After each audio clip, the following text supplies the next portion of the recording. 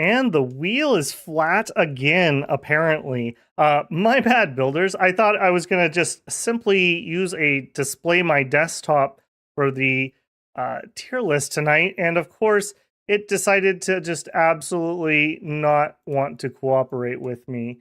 So you'll have to give me 1 second. I want to be able to have Dominions open and our tier list at the same time. And I'm just having problems with it. Will you show up? Okay, you'll show up. Okay, that looks okay.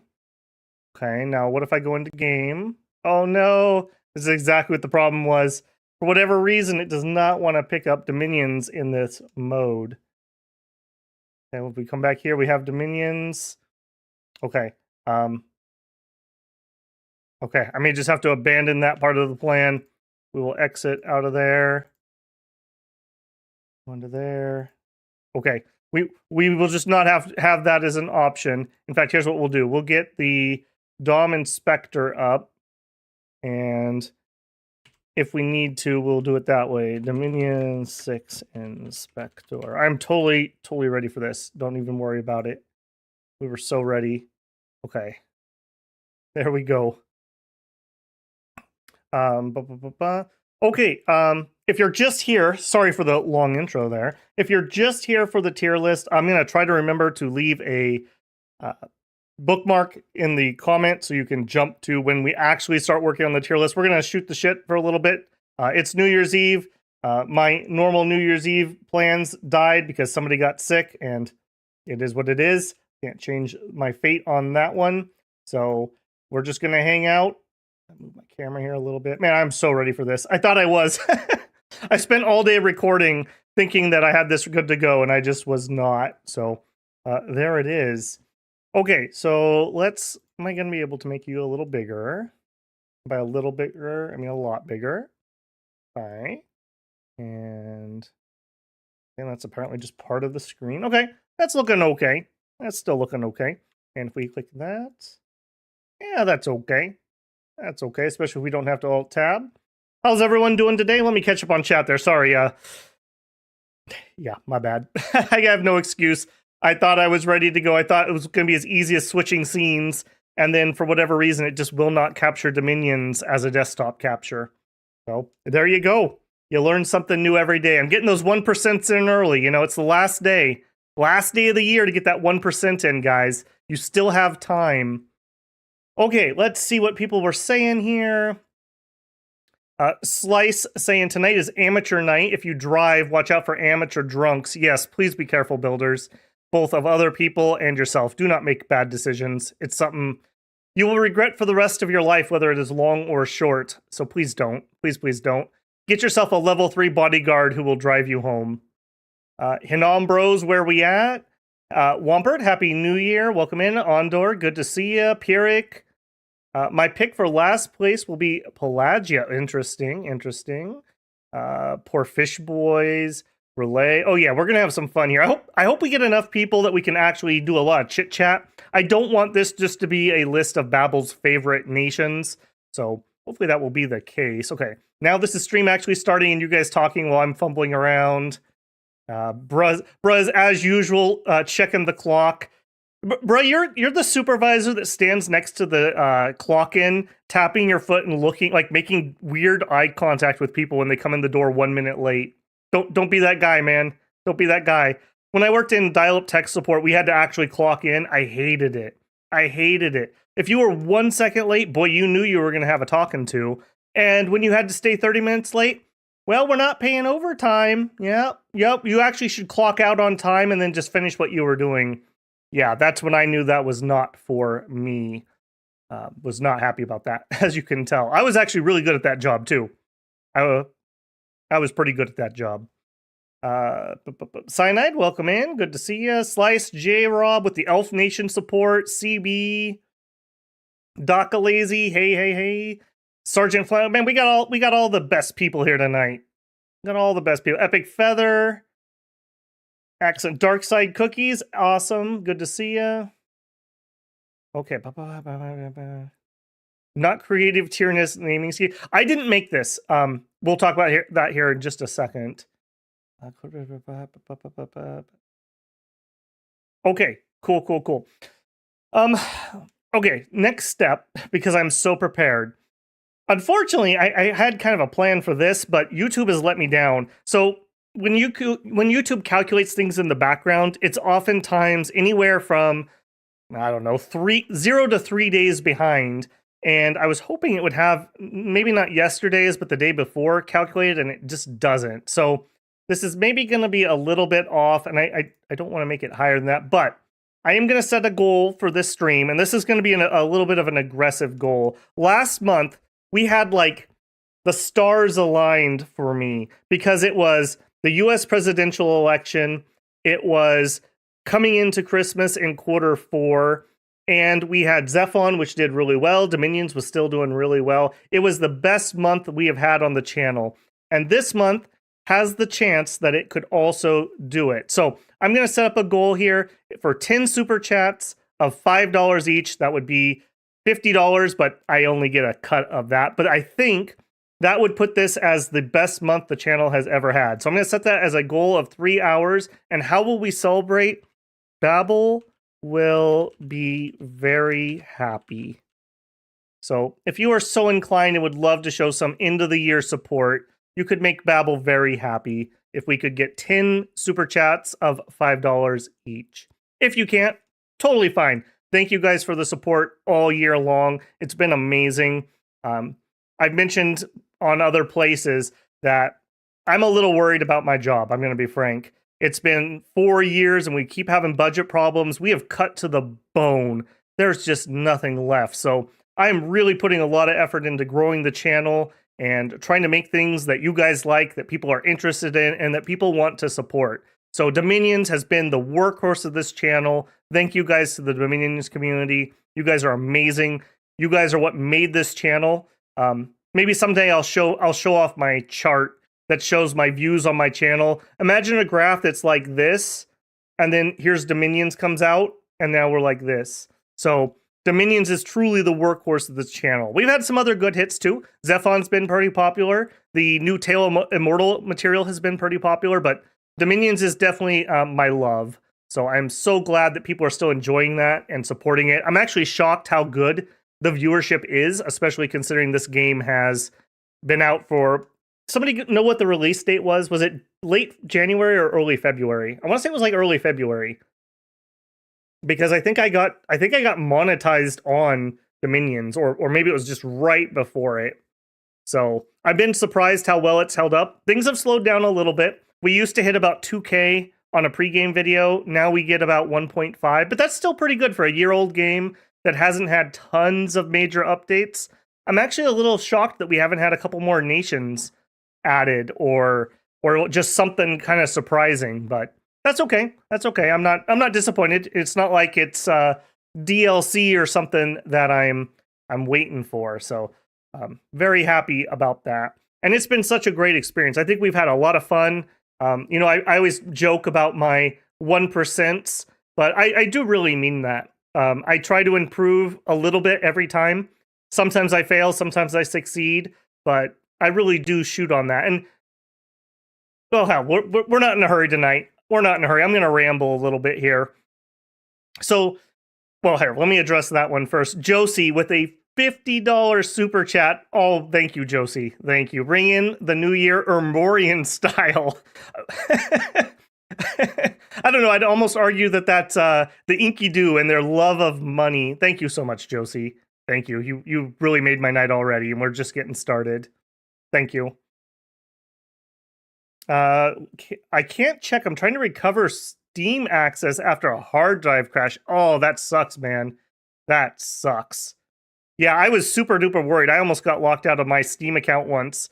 And yeah, that would have really sucked. Ironically enough, my Steam account is more secure than my bank account.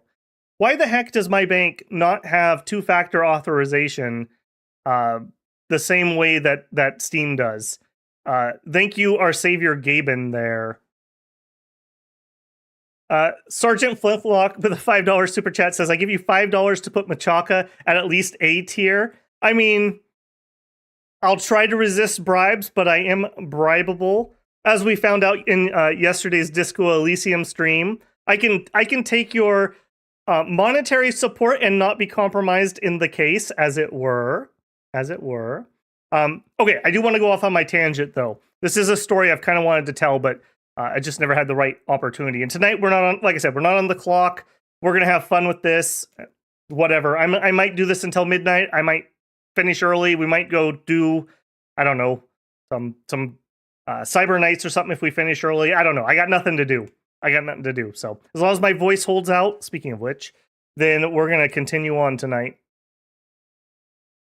So if you guys want to be a little off topic, I'm okay with that. We don't have to be 100% here. We will get started with the tier list in a minute. I'm not too worried about that either. Like I said, there'll be a bookmark for people who are impatient and want to jump to that. Okay, so I want to tell my story about the 1%er thing. So the concept of the 1% thing is something that I'm sure I got from somebody somewhere else. It's kind of a self-help kind of idea. And for me, like I said, I don't remember the exact place I first ran across it, but in my lifetime, I've had 2 major bouts of depression. Now, let's put it in relative to other things. I was not that bad. Like, there are people who have suffered far, far worse than me. One of them, and the first one that I ever had, was back when I was in college. I've mentioned this part before. I started playing Lineage 2, and that's the one time in my life that I let gaming get out of control. I was playing, like, legitimately 20 hours a day, and then going to my classes, and then coming home and sleeping for like an hour, and then playing more. It was not healthy. It was not good. And it did start to fall apart. I started skipping class and whatnot. Luckily, I got it together and I passed all my classes, but that was a big wake-up call to me. And I had some stuff going on in my personal life at the same time that was making it worse. My grandma had dementia. She had Alzheimer's. And that was the first... I had had other deaths in the family before, but I was too little to really know what was going on. But that one hit me really, really hard. I was very, very close to my grandmother. She kind of babysat me when I was little. She had retired when I was young, so I basically hung out with her all day when my parents worked. She was an amazing woman. She worked as a librarian, kind of got my love of reading and education. She got me into science fiction, weirdly enough. My dad read me The Hobbit when I was young. She read me... We had some, like, old Boys Life magazines she had gotten when they threw them away at the library. And they had serialized a series called The City of Golden Lead. It's the second book in the series. I think one of them's called like The White Mountain. One of them's City of Golden Lead, and then there's a third one. Maybe I got the order wrong there, but she really ignited that love of sci-fi in me. So I miss you, Grandma. You are an amazing person. So I was going through that, the transition of going into college as a young adult, and before that, I had felt, I just followed kind of through like the honors path of school and whatnot. So I was feeling kind of lost in the wind. I didn't really know what I wanted to study. So I just kind of went with what I had been doing, which turns out I wasn't into. It was math and science and chemistry and things like that. And I wasn't excited about that. So I was riding some depression there. And one of the things that started gnawing at me was, the things around that just annoy you. Like, I really need to clean up the bathroom sink. That's just a mess. I should do it. But you just never do it. And every time you see it, you're annoyed by it and you don't do it. Or your room's a mess and you haven't cleaned it up. And you're like, I really got to do that. What I did that time around to pull myself out of that depression was 1%. That's why I told myself every day you have to do one thing, 1%, and make it a little bit better. And you get to define what 1% is. So if you decide, I'm going to wipe down the counter today, that's what I'm going to do. That's 1% better. That's fine. If you think I'm going to put one sock in the hamper and that's 1% for you, that's 1%. And you'd be amazed, like legitimately, I think you would be amazed how much of a difference that makes. And oftentimes it's getting started is the hard part. And, you're like, well, I've already put all the clothes in there. I might as well just throw them in the washing machine. Or, I've already cleaned up the sink. I might as well finish, I've got the cleaning supplies out. I might as well just finish. And that really made a big difference for me. That completely pulled me out of it. And it really, really helped. And then I got to be a little careful about this second story, but somebody else I know was going through major, major, major depression. Like legitimately not good. Like really, really, really bad. And it started to affect me because I was worried about them. And they had like to the level of like can't get out of bed levels of depression. And so what I told them was I tried the 1% thing and they struggled with that. They couldn't do it. So then I told them what you have to do is you compact time, because their problem was anxiety. They were worrying about anything and everything, and it was crippling levels of anxiety. And so my advice to them was lower your time frame. Don't think about what's going to happen 1 year from now if you can't handle it. Think about 6 months. Okay, can't handle it? 1 month, 1 week, 1 day, 1 hour, 10 minutes, 1 minute. You cut down the amount of time until you can handle it. So you're like, okay, in the next 5 minutes, I'm going to get out of bed and I'm going to go get a drink of water. And that's it. That's it. And, okay, in the next 5 minutes, I'm going to get up and I'm going to change out of my pajamas. And it really helped that person. I'm so glad it did. I don't claim to be a doctor or anything, but I did want to kind of tell that story. When I say 1%, I do mean it kind of joking. Like, it is kind of a joke to me, but I do take that very seriously. And if you're somebody who struggles from those type of things, boy, I'm getting sappy, I guess, because it's New Year's. But if you're a person who struggles from those things, seek out help. You know, friends, family, professional help. Somebody in your life will definitely help you. So don't feel like you're alone, even if it's New Year's Eve and your plans got canceled. Come hang out on a stream.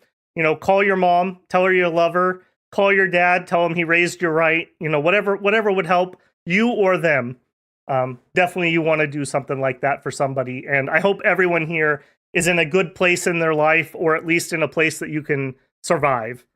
Because the world can be rather difficult. Okay, that was my side tangent. I don't know why I felt like getting that out today, but I did want to tell that story, and it felt like maybe tonight was the night we could do that. Hopefully that helps somebody out there somewhere. Let me catch up on some chat here. Okay, we're talking about Machaca. We'll start our actual content here in a second, builders. Yeah, we'll talk about that. John says, at my old job, I'd be early, and they probably asked me to make sure I hadn't clocked in early. Yeah, I hate stuff like that. You show up early, and they don't want you to give you credit. You have to stay late, and they tell you to go clock out first. That annoyed the bejeebus out of me. Daka Lazy says, Babel's story sounds startlingly, so it's not uncommon, you know, and that's the other thing. Like, it feels like you're the person in the entire world who's suffering, and that's part of the depression, right? Like, you just can't, you're in that, like, spiral, and you can't drag yourself out of it. But, I mean, oddly enough, have you ever seen the picture where it's like, you're one person out of 7 billion people, out of 100 billion stars, out of 100 billion thousand galaxies, you are nothing. I find that strangely comforting, actually. Rather than the existential dread, to me, it's like you're the same as everyone else. You're another grain of sand. You think whatever you're going through is unique and difficult, and there are some people who have unique difficulties. That very true. I'm not taking anything away from them. But generally speaking, most things in life, somebody else has gone through it. Somebody's going through it right now. Somebody in chat's probably going through it right now. So take comfort in the fact that you are not suffering uniquely, I suppose, and that you can get through it just like other people have. So I'm going to, thank you, Slice. I'm going to give myself my 1%. There's my inspirational speech for the night. Hopefully I won't be taken by the mood a second time here. John Gaines, there you are. Hey, I tried to summon you up the other night when we were playing Cyber Nights and you didn't show up. I made you CEO of Gaines Tech, just so you know. Unfortunately, you were taken over in a hostile corporate takeover, so you are no longer the CEO of Gaines Tech. Just to let you know. This is exactly where the new year is about, Babel, the old memories and advice for the future. Well, I'm glad you appreciate that. One of the things I'd like to do a little bit is maybe we'll have some off-topic streams every once in a while. I don't know, maybe we'll make them members only or something. Because I do generally like to keep the channel focused on the game. One of the things that kind of annoys me in modern gaming is no one will let us just enjoy our stupid games. Everyone wants to bring politics into it, or an agenda into it, or DLC into it, or some garbage. So I try to, generally speaking, just make the games about the games. I want to come here, I want to want to pretend that we're playing Cyber Knights for 3 hours, and that's what I want to do. Now I do get down in the mud. I don't know if I've ever mentioned on the channel, but I do follow U.S. politics. I follow UK politics, German politics, Chinese politics, and South Korean politics pretty closely, and I follow French and several other Euros kind of closely. Australian, Japanese. I'm actually into politics quite a bit. I almost decided to minor in politics in college, but I keep that separate because that is not part of the entertainment of the channel. So that is why, generally speaking, I don't engage in the political conversations. Now, like I said, unfortunately, you may ignore politics, but politics does not ignore you. So we have a bit of a gamer civil war thing going on, modern audience type thing. So that does bleed in a little bit here and there, but generally speaking, I try to keep my nose out of that stuff. And who knows, maybe I'll change my mind at some point. Maybe we'll start doing more industry commentary or something. And like I said, unfortunately, that is the bugbear in the room at the moment. I almost wish we could just go back to talking about stupid console wars and DLC pricing. Weren't those the good old days? Let me back up here a little bit.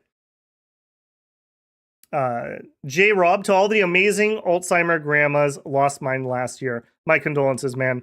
Yeah, that was one of the hardest things to go through in my entire life because they slip away so slowly, but then quickly. My grandma was born in the United States, but her family had immigrated here. They were German Russians, so they were Germans who had been granted land by Catherine the Great to settle in southwest Russia. But when the Bolsheviks took over, they found out that they were coming to kill my family. And so in the middle of the night, they literally got into boxcars and escaped. And when they went back to Germany, the Germans didn't like them there either. Because they weren't pure Germans. They were German Russian. They didn't belong or whatever. So most of that family ended up migrating to the United States. And by the time my grandma's Alzheimer had really, really progressed, despite speaking English her entire life, she could speak German all right. She had spoken it at home, but her parents had told her, "You're American now, you speak English." She reverted all the way back to she could only speak German. It was just whatever happened in her mind. So it was very, very, very difficult. She couldn't even understand me. So that was a very difficult time. That is a horrendous affliction. I hope we have a healer level 3 that finds a cure for Alzheimer's and dementia, because I don't wish that on people. That is horrific. Thank you, J. Rob. Again, sorry for your loss there, man. And Corvinus with the 50 SEKs. I really wish YouTube would write out the full name. Is it South Korean? I think it's South Korean. I might be wrong about that. My apologies if I am. Thanks for this. Thanks for the story. Depression is shitty. At a point in the night, and sobriety or eloquence is not something that's available to me. Yeah, I'm not going to drink on stream. A good way to get yourself in a lot of trouble. I'm not famous enough for that much trouble. Let's just go with that. Thank you very much for your support, Corvus. Okay, let me actually catch up on a few more of those. Slice says, lost my mother 3 years ago the same way. Yeah, it's horrible. It's horrible. Chinese politics, neat. Well, I don't want to get political here, but I think it's very good to have your pulse on the things that's going on in the world, especially some of the hot button things at the moment. Uniqueness doesn't fire in it, knowing okay. Andor says, uniqueness doesn't factor into it. Knowing depression statistics just makes one aware that there are multiple options, not all of which are a success. Very true. Very true. Could start a second channel to focus on politics. Very few people are able to do something like that and be successful. Unfortunately, once you enter the realm of politics, that crowd will not let you be. So, I don't know. I do have strong opinions about things, but like I said, I keep that separate from here. 3 subjects to avoid in public: sex, religion, and rock and roll. Oh, politics. 3 subjects that are bound to anger people. Yep. Yep. Cyanide, even in the Soviet Union, said, "Let childhood be for children. Politics don't belong everywhere." Yeah, sage advice. That's part of I think what's made things so nasty in the U.S. Everything has to be political right now. Everything. You literally can't go eat at a restaurant and it's not political. Like, yeah, it's too much, and it's burned people out, so they're not paying attention to the important things. So, yeah, that's horrible. The only gamer civil war I want to focus on is Ermor versus Solaria. True that. True that. Gunnar Gate. I I do play Holy games. I do know what that is. Australian politics is the kangaroo party versus the dingo party versus the emus. Dude, never bet against the emus. Pierrick says, I like video games. Me too. Me too. Payroon completely blew up from being a Dominion streamer to politics. Yep. Yep. Yeah, he's a cool guy. I really like his content. I think he's actually started doing some gaming content again. Maybe things have quieted down a little bit for him. I should definitely check that out. I think he was doing a Terra Invicta playthrough, I want to say. So if you want some Terra Invicta, he's got some. I have not managed to get around that. Payroon played Dominions? Yes, he did. And if you enjoy his other content, he has the same level of detail in his Dominions content. That'll tell you how good it is. Good old days. Oh my goodness. Good old days when the worst thing that could happen to was your favorite game wanting the COD audience. Yep. Yep. Or your favorite game series going console exclusive to the console you didn't have. That was horrible. Or it could just be like Fire Emblem and never be on a single system I've ever owned. Despite like that being the perfect game for me, I've never played one. Sag. The Swedish kroner, I should know that. I'm gonna have to make myself a cheat sheet and start practicing. I don't know the abbreviations of currencies that well. Thank you again, Corvinus. Thank you. Cyanide says, talk about Payroon. I caught him after the political channel. Yeah, he absolutely exploded. He absolutely exploded with that. Terra Invicta, yep. Kangaroos rule. I don't know about that. But Babel beginning his Payroon arc. Hey, I would take that. If that's my fate, all right. I need to try that one of the days. I don't have the... Yeah, it's a big one. It's a big one. How long since I last thought of Ermor? Before this stream last night, I was looking at what nation we're going to do for our next pregame video, and I was thinking about what if I have to fight Ermor? So I would say it was like 10 o'clock last night, whenever the stream ended for Disco Elysium, because I was working on Dominions. I just heard about Gunnar Gate.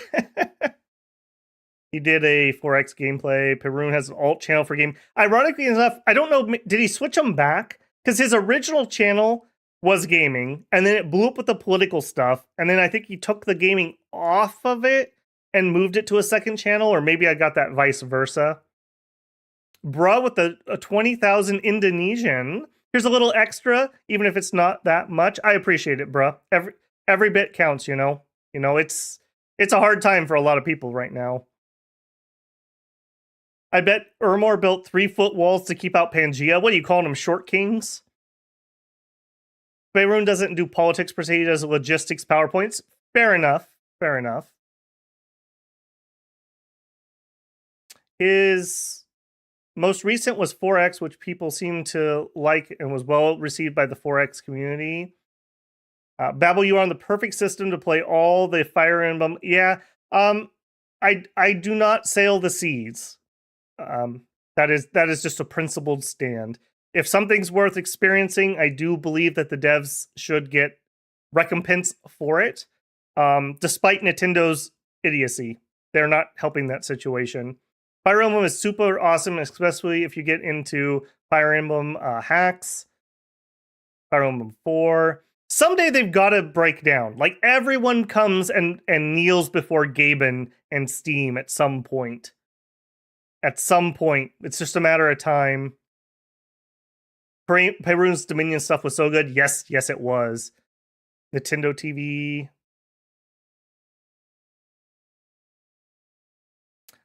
Yeah, I think, okay, Cyanide's comment here. I just so strongly disagree with a lot of what Payroon's political stuff. See, and that's funny because, like, some people call it political. Some people say it's just military logistics. That's the problem when you start touching that realm. And it's such a hot button issue that people have trouble separating content from it. So that's the danger of doing something like that. Original channel was Dominions, turned into PowerPoints. New channels for gaming.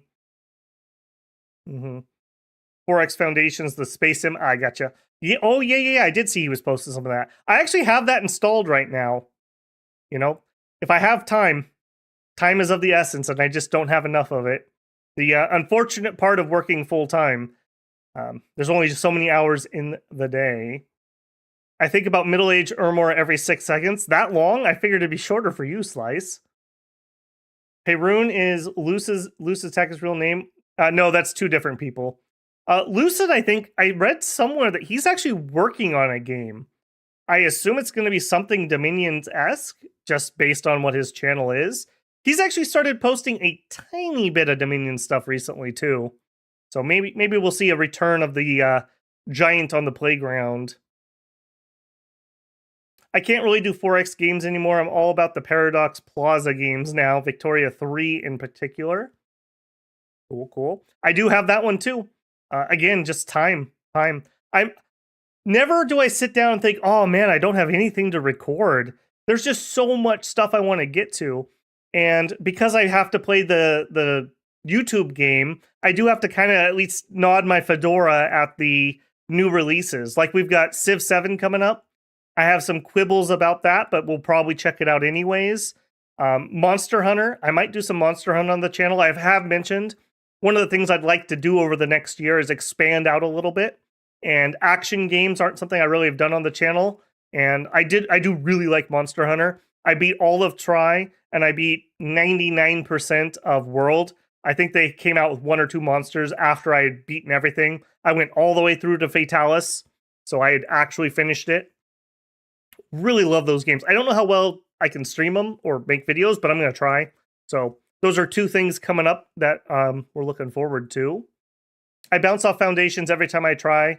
Yeah, I do too a little bit. Ironically enough, the thing that hits me is I wish there was a little bit more role play with the NPCs. I wish the NPCs were just a little bit more to them. Because the stories, I love the stories, like Rex, or Clutch Carlos, or all of those things.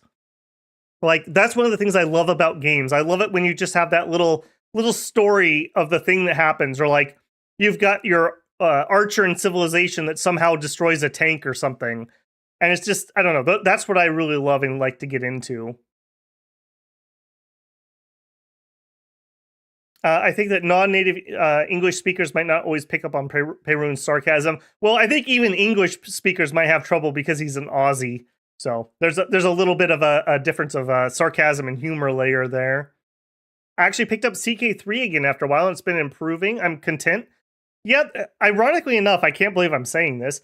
CK3's problem is that they've been coming out with content too slow, weirdly enough. Like, where's our trading DLC? Where's our Merchant Republic? Where's the Silk Road? Where's the culture content for other areas? Like, the Viking one is so good, I always want to play Vikings.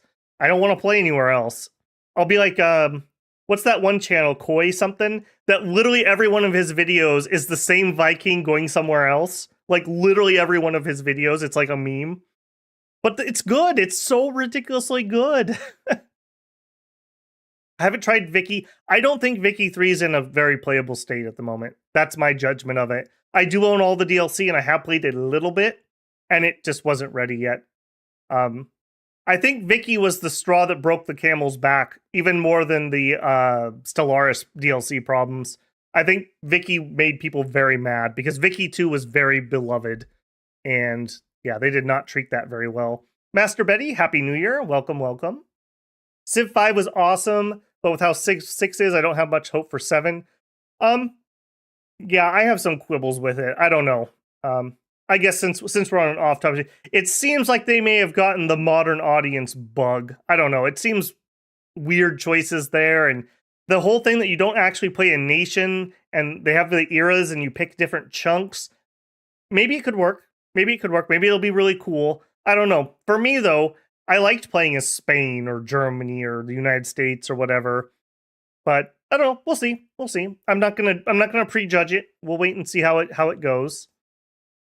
New emote idea, Clutch Carlos. The thing is, I'm trying to really, really resist taking graphics from games. So how would I make Clutch Carlos?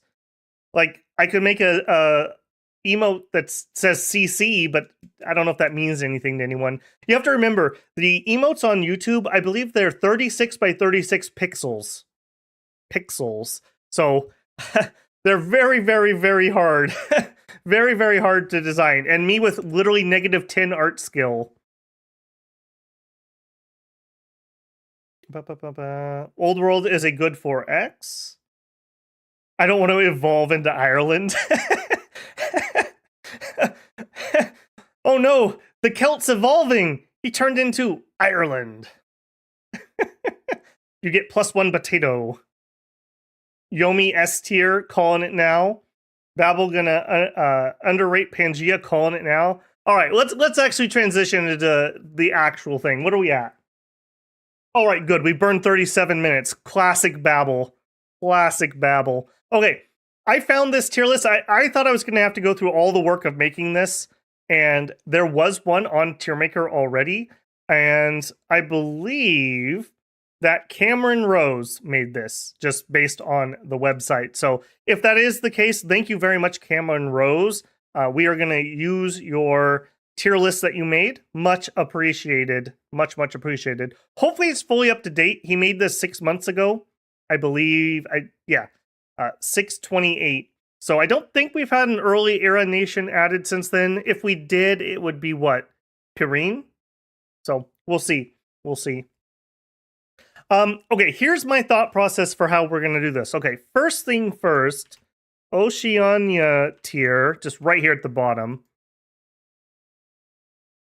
I'm just messing with you. What we're gonna do is we're just gonna go down the nations. I think we're just gonna go through in the order that they're in here. I'm guessing this is the same. No, this is not in game order. I don't know what the order is here. Maybe alphabetical.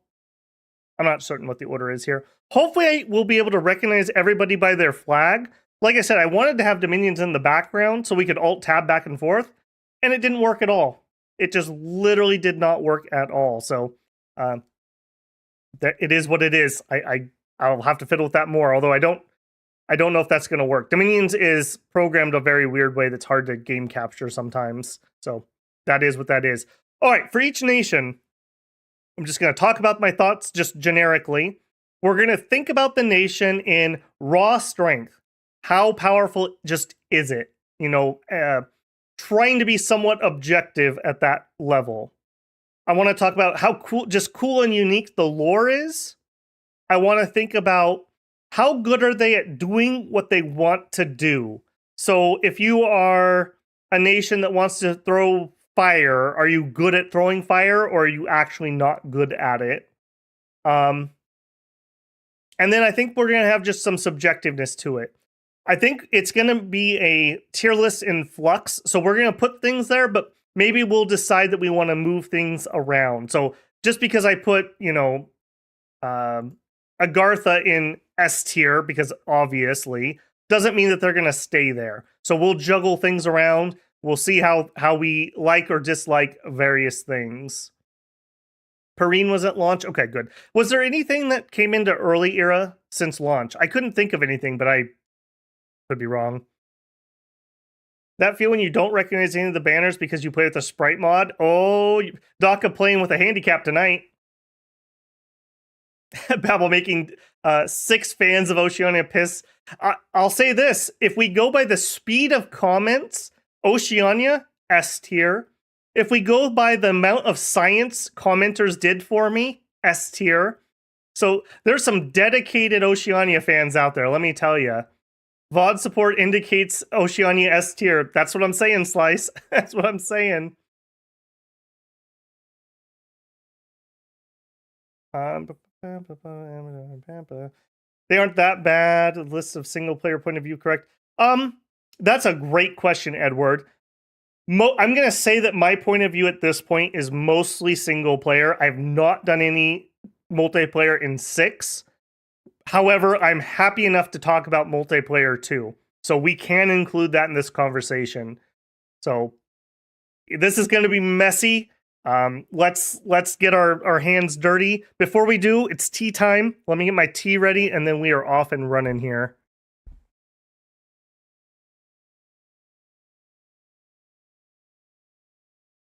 You know, another thing, I would really like it if I had a subscription to a music thing that we could play on stream. The channel has not consistently performed enough for me to justify that cost yet, but perhaps in the next year we will get there. Because it's going to be a fixed cost of a subscription, but perhaps we will finally get a subscription to some place that I can play music on stream. I don't understand. YouTube has a whole music library that I can use for videos. When you read the fine print, it specifically says you may not use it for live. I don't know why. It's very annoying though. Just like my streamer mode for Disco Elysium, not actually taking the music out. So both of the Disco Elysium ones have been claimed to hell and back by I think the artist is Sea Power. Great music, fits the game perfectly, and also takes my 9 pennies that I have earned from that stream. So there you go. Okay. Deep breath. Here we go for realsies this time. We're at about 43 minutes. Okay, I gotta find the bookmark for people later who actually care about the tier list more than our New Year's fun.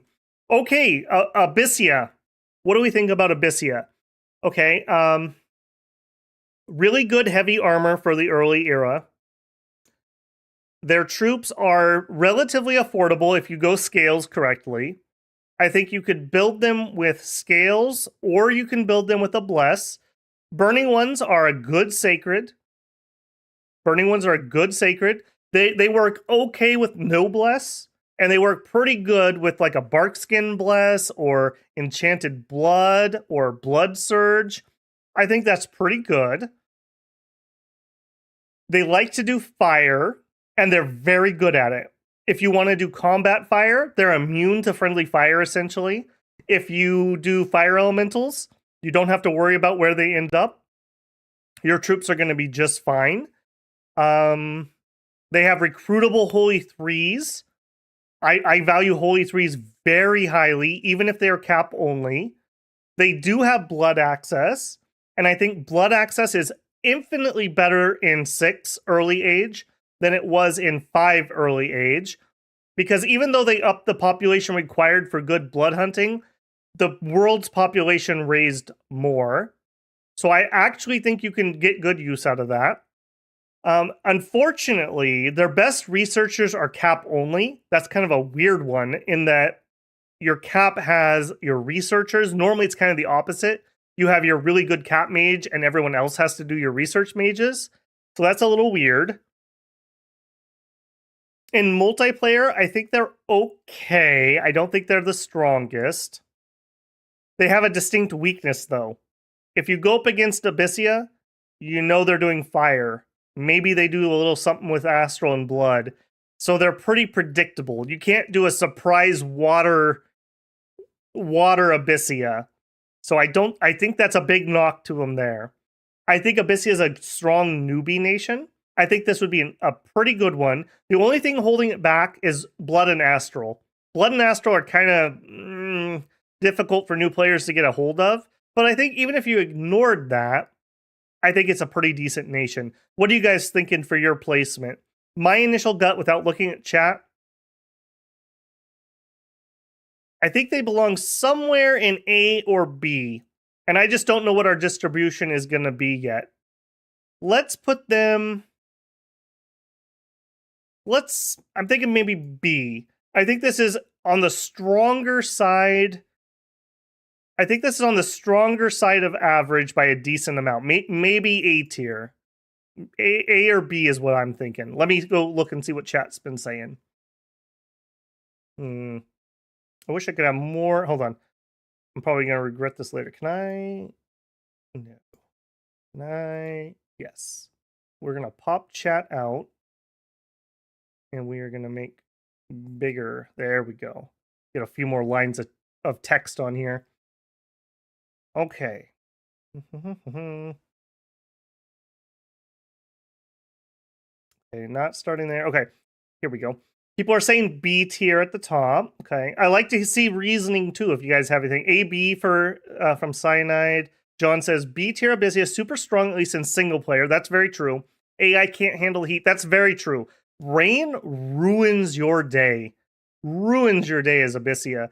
Well, it's not like okay, it's game over. It basically turns off your heat aura. If you manage to light anyone on fire, it puts them out.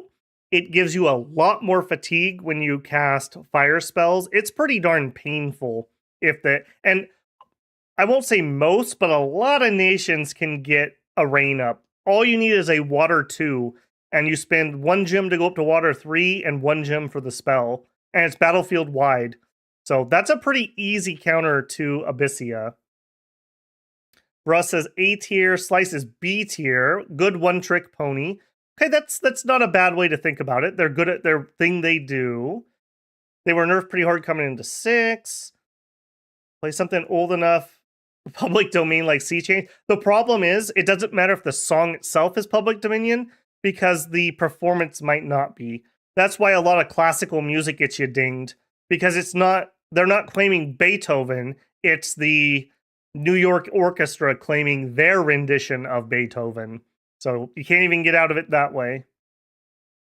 John says B tier, I'd put them at least A. Strong out of the gate, but weak as the game goes on. True, they have a good early game, and they fall off if you can't do Blood or Astral. Fire jellies in the ocean. Yeah, that's true. We did have one stream. Was it Relay that we got fire jellies? We really liked them. We really thought those were pretty good. Hey, Chris, welcome in. B or A. Okay, lots of B's and A's. We seem to be pretty much in agreement with that. Most of the time, I just see them Hellbless, kill player, and then stagnate. Yeah, they are pretty good on that bless. I think that's pretty decent.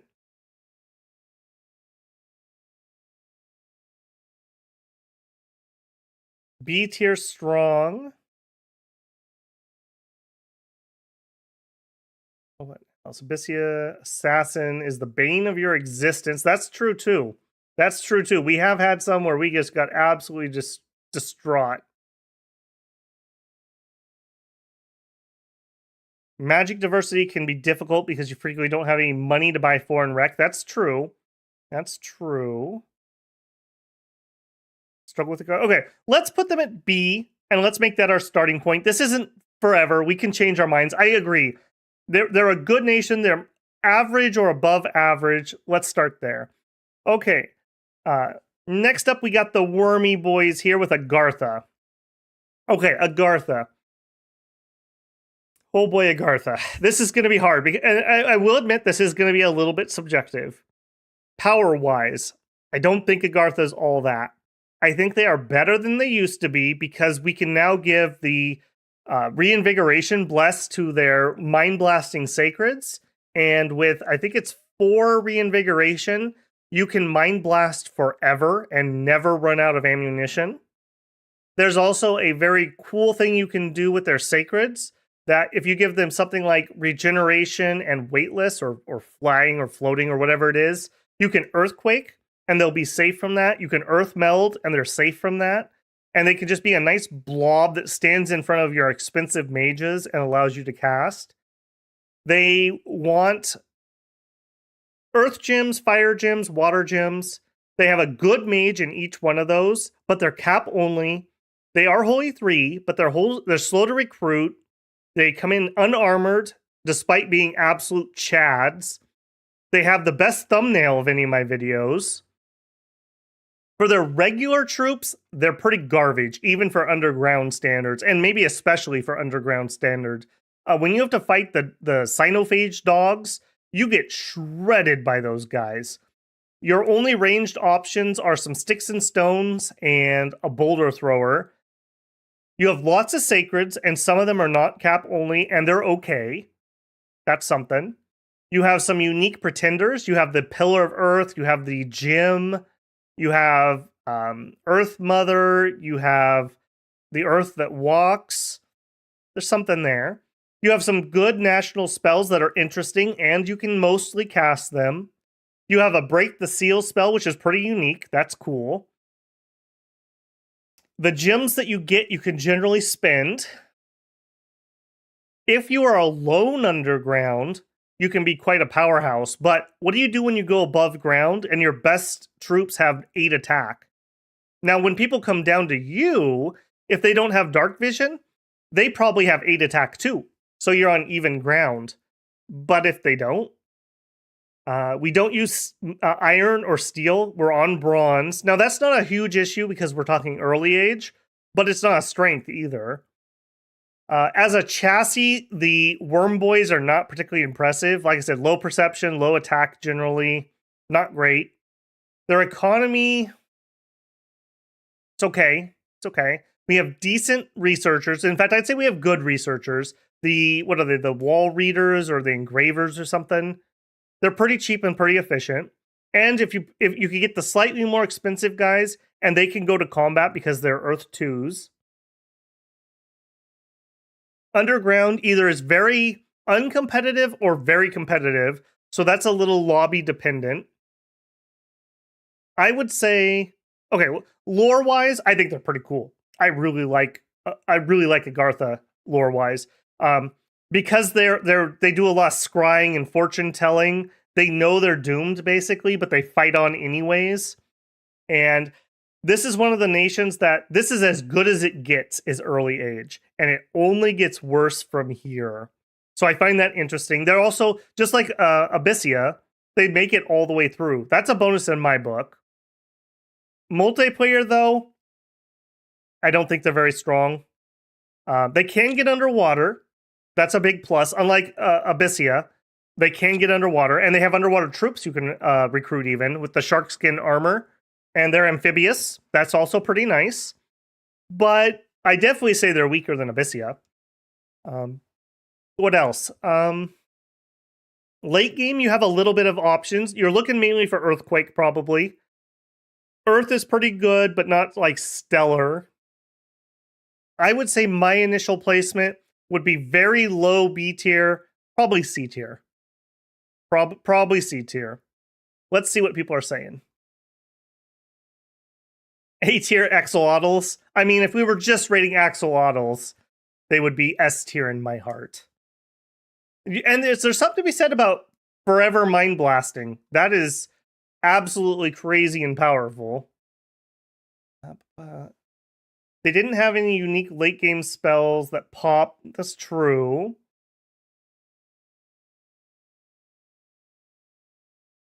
High B tier, low A tier axolotls, A tier from rugs. Okay, people are rating this a little higher than me.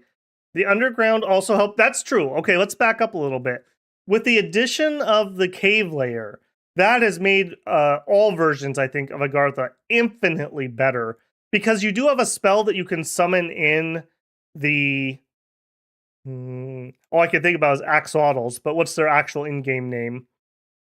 You could summon them in with like a water mage that we can do, and you get a leader who is a mage, and you get some sacreds from it. That's a very nice spell. You also get extra income if you're in the underground. Of course, I think...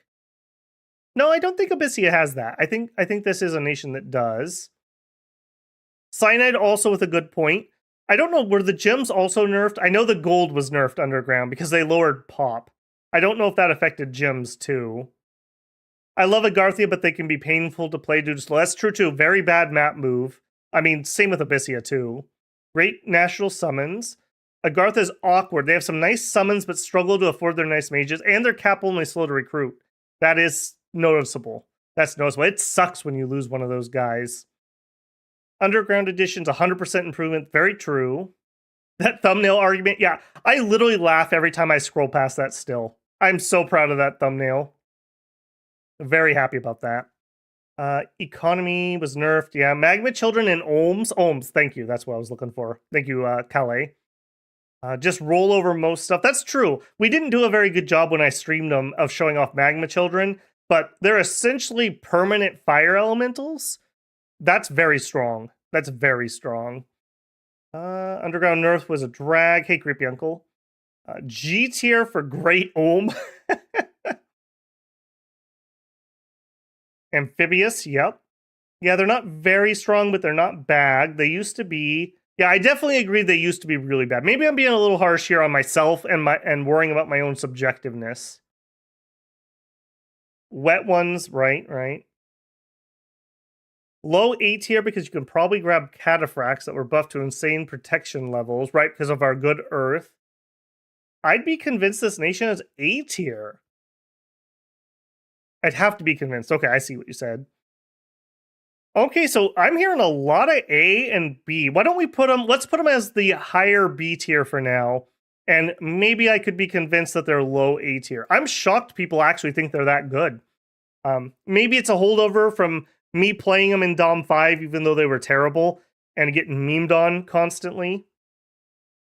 Some people say, yeah, with the gold nerf. That I haven't played them. Now, the nature of the beast with a game that gets updated, I haven't gone back and retested anything we've done unless there's been a very specific mechanical question. So maybe the gold nerf absolutely killed them. Because if you did go the strategy with like floating sacreds, you're going to want to recruit 5 sacreds in every single fort and a cap only mage every turn. That could add up pretty fast, and that would hurt them a lot because their cheap troops are garbage. Absolute garbage. Agartha's B for Blub Blub. 200 Mind Blasters. That's very true. That's very true, but that's kind of a one-trick pony. Once people get like anti-magic up or they summon in a golem that's mindless, you're kind of sunk there. I'd rate Agartha higher if not for their aesthetic. I don't like slimy Ohm people. Oh, who said that they're slimy? They have a beautiful mucus sheen. That's how I feel about people who put lotion on constantly. Ugh. What? So at one point for one of the jobs I had to get fingerprinted for a background check. And I went to the place, and the guy that's doing my fingerprinting could not get fingerprints off of me. Like, absolutely couldn't. Apparently, I should have been a master thief, because apparently I don't have fingerprints. So finally, he slathered baby oil all over my fingers to get a fingerprint to take. And he's like, your fingers are very dry. I'm like, no, dude, you're just greasy. Gross. Who likes oily hands? Lotion. Ugh. Everyone I work with does that constantly. They always have slime hands. Disgusting. 200 ohms, no mind blast. Spell check. Okay, I think I'm happy enough with that. Maybe we are convinced later on that we move them up. Okay, next up we have Arcacephali. Okay, Arcacephali early era. They're one of the more powerful communion nations in early age, but they're really awkward because they have very random pathing. It's very hard to make good communions that you don't have that one idiot kill all your communion slaves because he's casting water and none of them have water on them. They're pretty wide pathing, but they're generally low pathing. They have really good nature access. They have access to seduction, which is good. Access to good nature, which is powerful. I like that. They have usable chariots. Maybe. They have a good sacred. They correct me if I'm wrong, but they have a light lance on a flying mount. The mount doesn't have barding, so major suck, but they do fly and they have a lance. So when we played them, I believe we went Stygian Skin Blood Surge, and that worked excellent. They're very good at expanding. Very good. 5 to 10 of those guys on hold and attack rear with just a little bulk in front to keep things busy. You can clear almost any indie out. Plus, they have flying leaders, so you can get your sacred hit squads to fly between fights. That's very powerful. Being able to fly between fights and get your sacreds where you need them is really, really, really useful. They have, I believe he's a master architect or a mason, so they can actually build castles in the early era. That's pretty darn unique and very powerful. They don't have archers generically, though. They only have... I probably should get... hang on, let me... I want my Dom Inspector on my other screen. That would probably be a good idea rather than doing all of this from pure what's in my mind. Let me switch them over. Units, Arco, EA, national only. Give me recruitables. And then shrink this screen down a little bit. Okay, they've got slingers. Yeah. You know, I've been a little hard on slingers. I don't think slingers are quite as bad as I've made them out to be. I still don't think they're good though. But they're okay, especially if you use them to win archery duels. That's where I actually think that they kind of shine a little bit. Beyond that, air access, but not great. We definitely can't easily get up to Storm. And the guy with the good air access does not have Astral. The Melissas are kind of nice. They do have healer access. That is something to me of note. In stream, we use those to keep our army on the march. That was really nice. They do have a very heavily armored troop in the Myrmidon. I really like Myrmidons, actually. I think they're very cool, but they are susceptible to trample and AoE spells. Overall, I would probably rank them a little bit higher than these two. For aesthetics, they're very Greek. They're just Greek. Lore-wise, they actually touch on a lot of other nations. They have kind of the Alexander the Great phase they go through later on. They're involved with all the Mediterranean stuff, which means they're involved with kind of the African stuff, the Euro stuff. They do make it all the way through. They do go through decent changes throughout the ages. Overall, though, I would say the flavor and the lore is kind of vanilla. It's not like stupendous. The chariots are kind of meh. They do have communions, and they are okay, especially if you want to put in the time to make them work. I would say they're probably a smidgen better than either one of these. So maybe I do feel that they are better than Agartha, but I don't think they're stellar. Then again, castles, a good sacred that flies. Maybe I'm feeling like the low end of A. Maybe. Let's see what chat's saying. I need to start typing something in chat when we're done with a nation so I can easily find where we're at. I think A tier or S tier. Arco is so good. Tell me more, Dark Cookies. I work in healthcare. Sliming up your hands regularly helps due to all the disinfectant. That's very true. When I was at a different work site, I did have to use hand sanitizer all the time when I couldn't make it to a sink. And man, that just destroys your hands. Daka says, I'd rate Arco as A. They're good, but they're humans in the giant age. Fair point. Fair point. This is the age of mythical things. How do their sacreds hold up? I know they can be crazy, but they got hit with the light cavalry nerf. You have to do something to make them survive. So either you need to find a way to buff them, or in my case, I went Stygian skin, and it worked really well. It worked really well. They have okay defense, if I remember right. I guess I could Alt-Tab. What is your defense? Windrider. The Mount. He is technically an armored Pegasus. He has light scale barding for 10 protection. And he has a defense skill of 12. I still maintain you have to do something or you'll just die. But I actually think because they're flying with a lance, that's pretty darn good. That's pretty darn good. They still have nobility. Yep. And flying is flying. I mean, even a crappy crow keeps people busy. I think their sacreds do a lot of work here. Don't forget about the recruiting or flying unit. That's very true, bruh. You have the Icarids.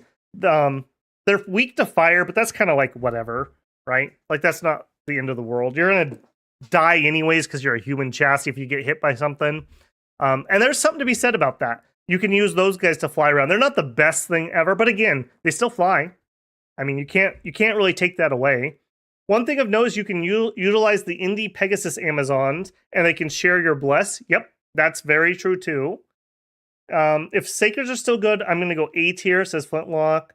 Myrmidon needs high production, while their research makes monkeys have lazy thing, though. Also very true, Jorgen, or Jorgen. They have philosophers, which get bonus research if you take sloth. I think that's a trap on this nation. I don't know what you would build if you went full sloth. Maybe your sacreds and like nothing else. I think EA Arco is definitely a production nation. So that's a fair point. I think that's a bit of a noob trap because the philosophers are so cool you want to use them, but I don't think they're good. Not for this nation. A tier, they're a step above those two. Yeah, I do agree with that. Just having okay wide pathing, better than either one of these, with some communion ability, better than them. Flyers, a line unit. I mean, the chariots in the right circumstance, like a surprise hold and attack rear with tramplers, is of some value. I think I'm okay with that. Hey, tut. I'm glad you could make it, man. Is Communion Nation being analyzed or a downside or confusing? It can be whatever you decide to define it to be, Rugs. Generally speaking, I think being a Communion Nation is good.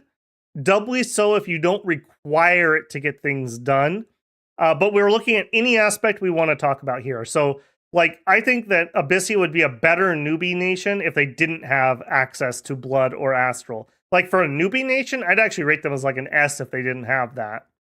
So you're free to define it however you would like, and we'll chat it out.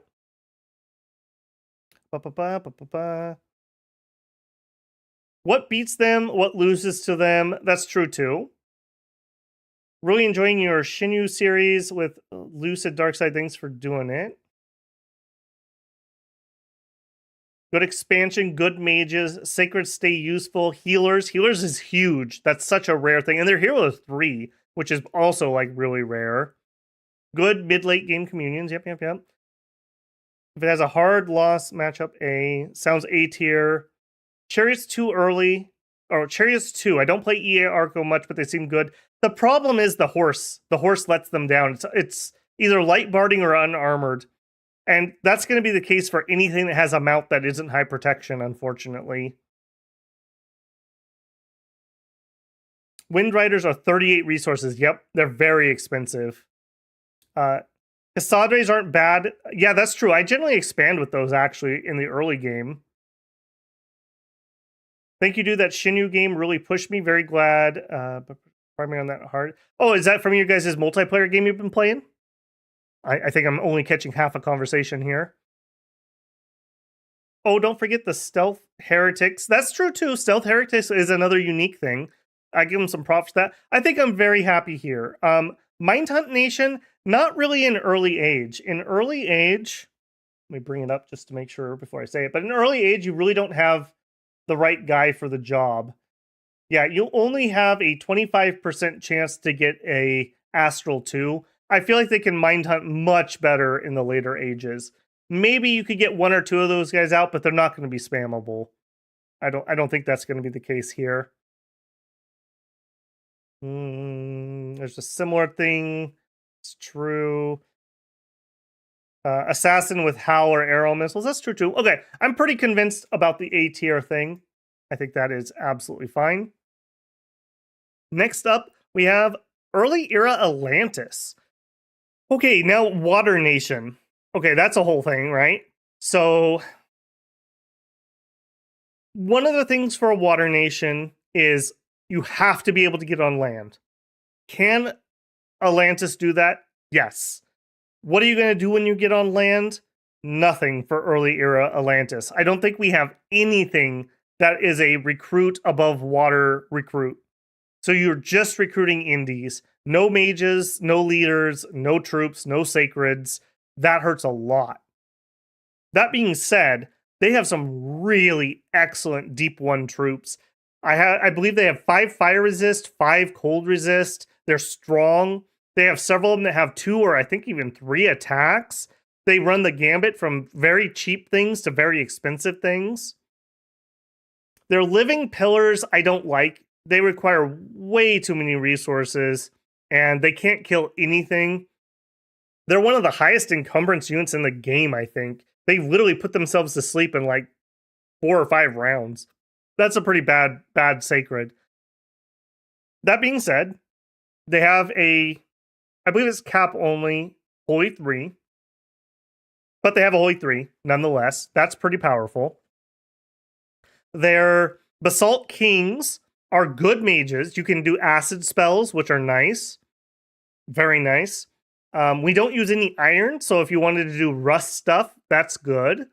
We have troops that have, what are they? Basalt weapons? They have magic weapons. I believe we have coral weapons too on some troops, which are really good. That's a nice poison weapon. For underwater in early age, I actually feel like they're one of the better ones. I mean, they're up against what? Pelagia, Relay, Oceania, Therados. We have magic weapons against Therados. I feel like we have better troops than most of those other guys. And we don't have any trouble getting on land. I don't believe we have anything that's aquatic only. I think we have a couple unique pretenders. We have like the Dark Crystal. I think we have a Ghost King that's special. A couple things there. Lore-wise, very cool. Very cool. They also make it all 3 ages, and they change pretty heavily. I think that's a pretty good bonus. Of the water nations, I think of them rather favorably because they can get on land. I think of them rather unfavorably because they can't do anything on land. So at least they can get there so they have a chance to win the game. You probably can't go heavy sloth, but you also don't necessarily need heavy production unless you're going for living pillars, which I don't think are good. We have researchers, but they're kind of expensive. We have decent recruit anywhere mages. Let me actually pull them up on my second screen here. I really wish I could get the game to show. I would have much preferred to do that, but it is what it is. Yeah, we have Mage of the Deep. Water 2 is actually way better than it was before. Water 2 used to kind of suck. Now it's fine. And they can get Fire, Water, Earth, and Astral. All those are pretty good. There's some cross-pathing for acid spells. I don't think we're going to see a communion here or anything, but maybe the Astral could do something. But Water 2 is exactly what you want underwater, because you can water power to 3, and you can do full-size water elementals. I think that's fine. Coral Guard are decent. Coral Guard are pretty good on land, because they actually have a shield. And on land, their glaives don't have any penalties, because it's a 50% slashing weapon. You actually have a penalty when you use those underwater. So that kind of sucks. Reef Dwellers are kind of whatever. Yeah, they're pretty limited, and they're pretty limited to their best stuff, the Holy 3 and their Basalt King to cap only. I think they're okay. Economy, I think we run out of money because of very expensive mages. It's 300 for a Mage of the Deep. We're going to want a lot of infrastructure underwater because we don't have a choice. We can't get any above land, or above water on land. I'm going to put them... This is going to be hard because they're kind of in a realm of their own under the sea. I would say Atlantis, and this is going to kind of tip my hand about how I feel about early era water nations. I think in the overall, despite I really like them, I think their lore is cool. I like their units. I really like those Deep One troops that have high strength and they have cold and fire resist. I'm going to say bottom of B. I'd almost put them in C, but I think there's other water nations that are far worse. I'm going to put them at bottom of B as my initial placement. Oh, and I didn't type something. Dang it. Okay. Let me find where we're at here.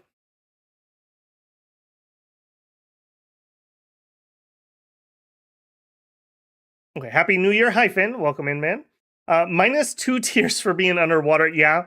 They at least can get out of the water. So that's a big thing to me. You can't win the game if you're playing, I mean, whether it's Thrones or not, but specific because I always play with Thrones.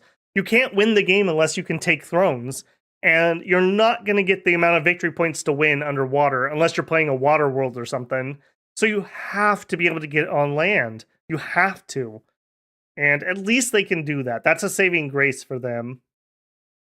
J-Rob says, favorite water nation? Yeah, I think they're high up there for me. I don't know if they're my favorite.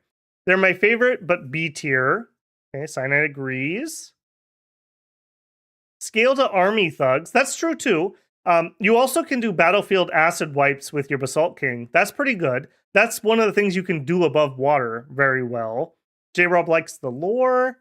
Never use living pillars. Yeah. Yeah, they're just way too overpriced. And they just literally fall asleep. They don't end up actually doing anything, unfortunately. 10 encumbrance, that's why they're so lazy. Yeah. Yeah, they're far too high encumbrance. Or give them that much encumbrance, but then give them a special reinvigoration ability to help counter it or something. Therados, Atlantis beats all the other water nations. I agree there too, actually. I do think they are the best of early era water nation. Maybe Relay could give them a run for their money, maybe. Atlantis is probably a good new player nation. I agree there. If you want to play a water nation as a new nation, this is your guy. The other ones are too confusing. Talk about Basalt Kings until they get sleepy and then they end up falling asleep. And 5 movement speed is also ridiculously slow. Pyrrhic says Atlantis is solid A tier. I'm going to agree to disagree on that one. They don't have any recruit above water, like you mentioned, which hurts them a lot. A lot. Because you can only build so many castles underwater before you're cannibalizing your own income anyways. And so depending on your game size, either it's a small game and there's not a lot of water, or it's a big game and there's even more land. So I'm gonna say that's a pretty nasty one. Living pillars are pretty good with the busted Fear Bless. That's true, but remember, Fear also got a nerf recently. Coral Guard's where it seems to be where they're at. Yeah, I agree with that too. I think Coral Guard's where it's at. I like Coral weapons and Coral armor quite a bit, actually. Slice says C tier, 2 map dependent. That's true too. I'm going to assume that you're playing in some sort of relatively balanced map, aka something akin to either a map generator or what I play with, Trolling Seas or the like, on just generic standard settings. I'm going to leave them at B, I think. Low B at worst. Really? Tut likes them, huh? Water 2 also gives you Quickening and Falling Frost. That's true. You also can take Cold Scales and not suffer for it. And you have cold resistant on troops, so when you go above water, you're not hurting. And that will help Falling Frost a little bit. That is a fair one. Although, unfortunately, you can't water power above water and then Falling Frost. Unlike Fire Mages who can Phoenix power above water and then Falling Fires. What does Atlantis do in the late game to win? They hope that they win before people have too much infrastructure. That's what they do. Because you're going to get outproduced. Also, because your main battle mage is a water 2, cold resistance is a big problem for you because that's most of your offensive power. Basalt spears are very good. I agree with that, Jorgen. I really like basalt spears. Just having generic magic weapons is very handy and basically kills Therados underwater. Okay, pretty contentious one. For now, I think I'm going to leave it here. We've had all the way up into A, and we've also had down into C. So again, I think we're here. I'm actually going to rate them better than Abyssia, I think. But this is so hard. This is kind of an apples and oranges situation. Because you can win the game as Abyssia. Well, no, I may have talked myself out of it. You can win the game as Abyssia without going underwater. You can't win the game as Atlantis without coming onto land. I think that's going to be my thought for the moment. Okay, next up. Oh, I'm going to remember this time. Put something in chat so I remember where we're at. Okay, next up we have Baratos. Where are you, Baratos? No, seriously, where are you, Baratos?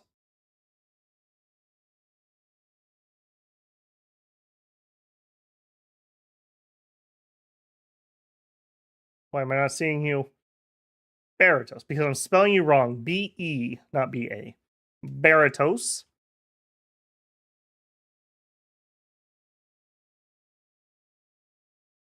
Okay, Baratos. Oh my goodness, it's been a long time since we played Baratos. What a fun stream that was. We almost lost that stream. It was literally like pulling blood summons out of our butt to save ourselves. That and elephants. We actually elephanted the elves that were destroying us that stream. We were getting absolutely wrecked, and the elephants came through for us. So, to wit, Baratos. I actually kind of like that type of troop. I think they're decent. They're kind of the Mediterranean troop. Generally speaking, they have spears or short swords and kind of light to light medium armor. They have archers. That's something. They're Bride in Waiting is a cap only, but I like Brides in Waitings. They're kind of a versatile mid-range mage. I think those are all right. Our Stormcallers have air and water, so a little bit of versatility there. We have Scouts. I haven't really mentioned that on the other ones, but that could be a pretty useful thing. Colossi Warriors, I don't think you're building your Bless for them. I think you're building your Bless for your Blood Summons, and your Colossi Warriors just happen to benefit from it too. If you have a Bless that's okay for them, I think they're okay. They're all right. They do like the larger Bless because they're size 4, and I really like large Bless. I think it's very efficient when you go from 4 to 5, especially. We do have some cavalry, and we do have a elephant rider. I don't love elephants, but I do think that they are useful. Like I mentioned, we literally would have lost this game if we didn't have elephants. We desperation threw elephants at elves, and it worked. I believe we have sailing. Sailing gives us a lot of mobility. That's very powerful. We do have a little bit of blood access with our priests, and we do have blood summons. That's very powerful. If I remember right, that game ended with me using Melkarts actually to win. And like I mentioned, we used blood summons to literally save our butts. We almost were dead before we got those out, and we saved ourselves with that. So a blood nation with blood spells, and they can do it. They have a good blood hunter. They have air, which I love for owl quills, as we know. And air, I do like air as a combat magic. They have water access, which is useful. Quickness, water items for going underwater, so you can get that water throne that you need. I would say, lore-wise, they're also pretty cool. They're survivors from the Telkines. They have a Facia, so they have a middle-aged one. They have the Traitor Queens here, and the Brides in Waiting lore with the Melkarts is really cool. So lore gets a big thumbs up. I think they're better played in human hands, although the AI does pretty good with them too. I would say these guys are solidly an A. Like a solid A, I would say. They're definitely better than these nations. We can get underwater, so that beats you. We're not a one-trick pony, that beats you. We have blood magic that's useful, and we're not cap only necessarily, so that beats you. Arcus of Folly versus Baratos. I don't want to get too caught up in tiers yet. Maybe we'll fiddle with those. I would say for me, I do think I like Baratos more, but I think the Sacreds from Arco shove us out. I think that's where I'm landing on that. Okay, let me see what people have been saying here. It guarantees you live and die. It limits scaling. A or S tier. Oh, interesting. C tier. First Glag, no. I'm not sure what that means. Kirk says, Baratos S tier, fight me. They're shit in the early game. Yeah, they take a little bit to get going. You have kind of light troops.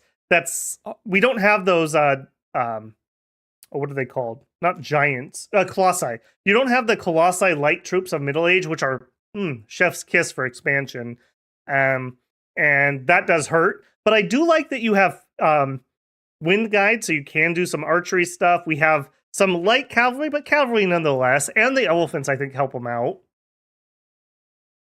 I would say A tier, says tut. If they can survive the early tier. Yeah, that's another hard one. Like, I think we do have to take into account early game, mid game, late game. We have a lot of late game potential with that blood stuff, but our early game keeps us kind of in check. So I'm pretty comfortable actually with the A, I think. they're not a primo blood nation either, but they're not miserable at it like Abyssia, let's say. I do feel we're better because our blood mages are not cap only. Mm, mm. That's an excellent point, Rugs. They do require wastelands, and I seem to remember we were okay in our stream, but we have had other streams with other nations that just absolutely could not find a wasteland to save their life. So I do give that a major ding to these guys, like low A tier for that, maybe. I still feel like we're better than this because you'll know towards the beginning of the game if you have wastelands or not. And even if you can't use your national spells, Blood's still okay. It's not bad. You can do something with it. They summon a lot of Call of the Wind and Distilled Gold. Yeah, we did use a lot of Call of Wind, which, being a Blood Nation, air access is actually very handy because you can Call of the Wind those birds in to patrol for you. So free patrol is excellent there. I'll say that. Baratos is C to me. I've never really worried that they're my neighbors, but like any other Blood nation, don't give them time. They're pretty difficult to play, but my favorite nation. Yeah, they're up there for me too. I really like them. You can't really rate a direct matchup. Yeah, that it's always so hard. And there's something to be said about the weaker nations in multiplayer because you should be playing the Diplo game. And when I'm making an alliance, I'm going to pick the weaker guy than the stronger guy. I want to team up against the guy playing something really powerful and get him killed. Generally, I find that's better than gobbling up a weak neighbor because then you look like the strong guy and everyone teams up against you. So that's very lobby dependent. Also, I'm going to say one of the things I was going to say about Oceania. That's Pelagia. Where are you?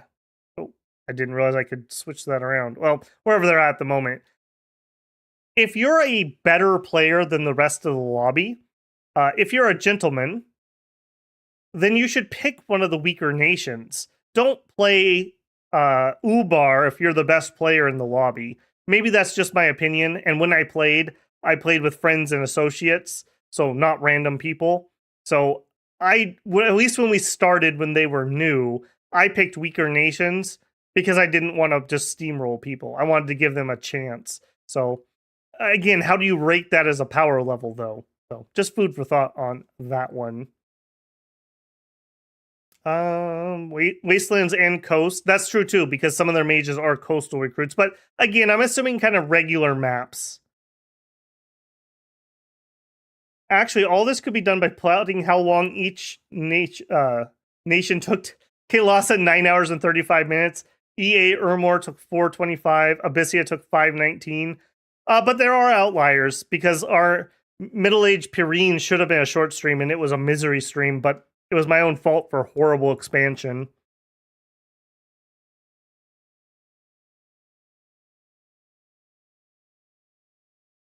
Hey, Galileo, welcome in. Sailing is awesome, but elephants and colossi can't sail. Well, not with that attitude, they can't.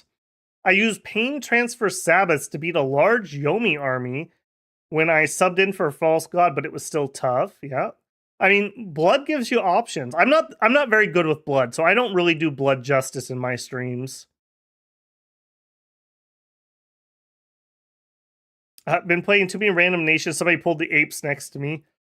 Yeah, yeah. Babel skill and Babel luck. Isn't that true? Colossi can sail now, says Darkside Cookies. Good to know. That's actually very helpful for them. Don't trust the wiki. It would be really cool if it was up to date, but it isn't necessarily. Good to know there. Okay, I think I'm happy with that one for now. Again, yeah, this is what makes a tier list like this so subjective. Like if you're super amazing at blood, maybe it's up here. If you're super amazing at people rushing you down, maybe it's down here. Okay, next up we have Calum, I believe. Let me switch over to Calum. Oh, no. Type in chat so I can find my place again. EA Calum. Man, how embarrassing is it going to be when I get one of these flags wrong?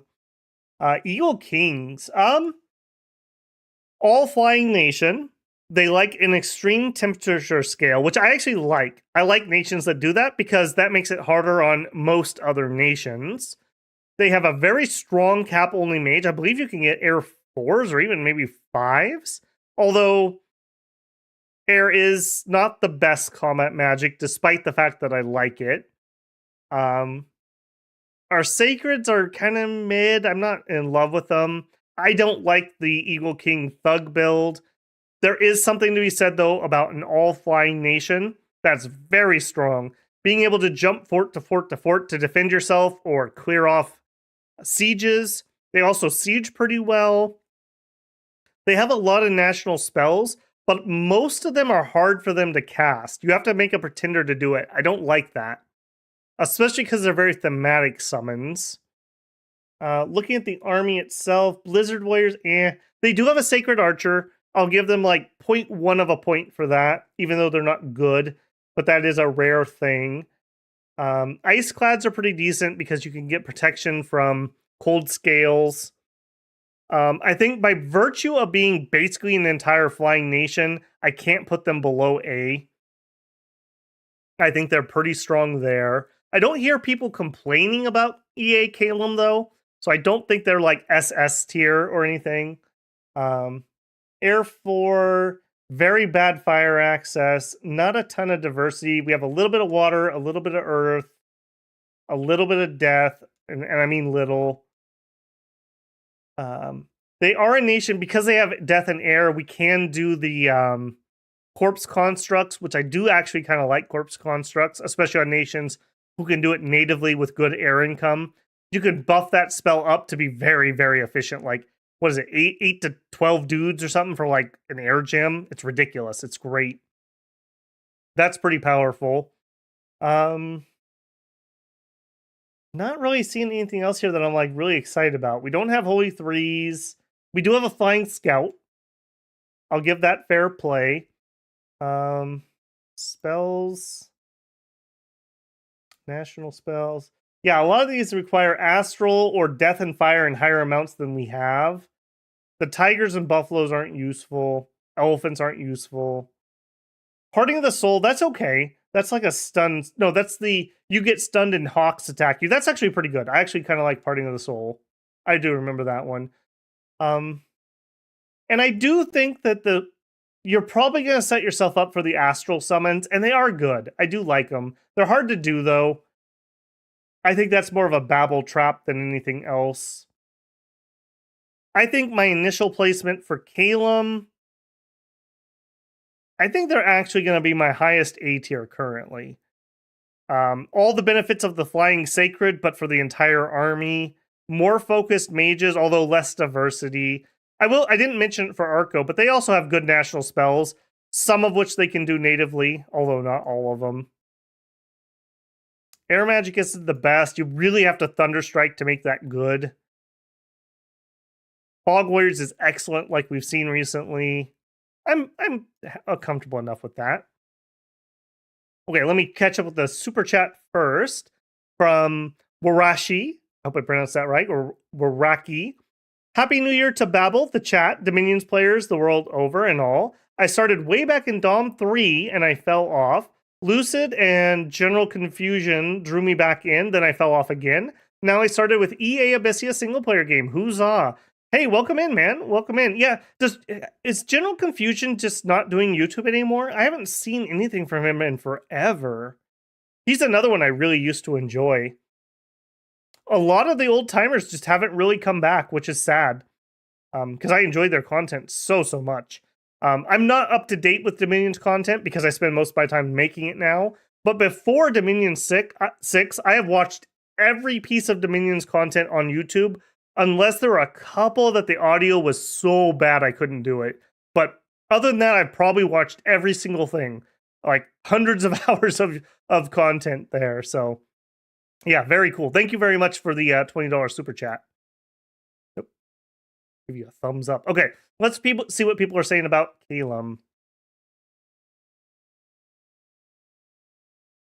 Okay, going back to our previous, John Galt said, I think different units can sail different sizes. Yes, it's generally dependent on the size of the leader, but not always. So you have to check, always if you're playing a nation with sailing, check the size of all your troops and check the sailing statistics for all of your leaders. Don't just assume. E8 Calum is C tier, says Docalazy. This is Calum. So if we rate them based on someone who can play them, it's probably A tier. The average player will find them C tier. I do agree they are very finessey. Being able to fly deep into enemy territory is also a good way to lose your entire army because you can't retreat.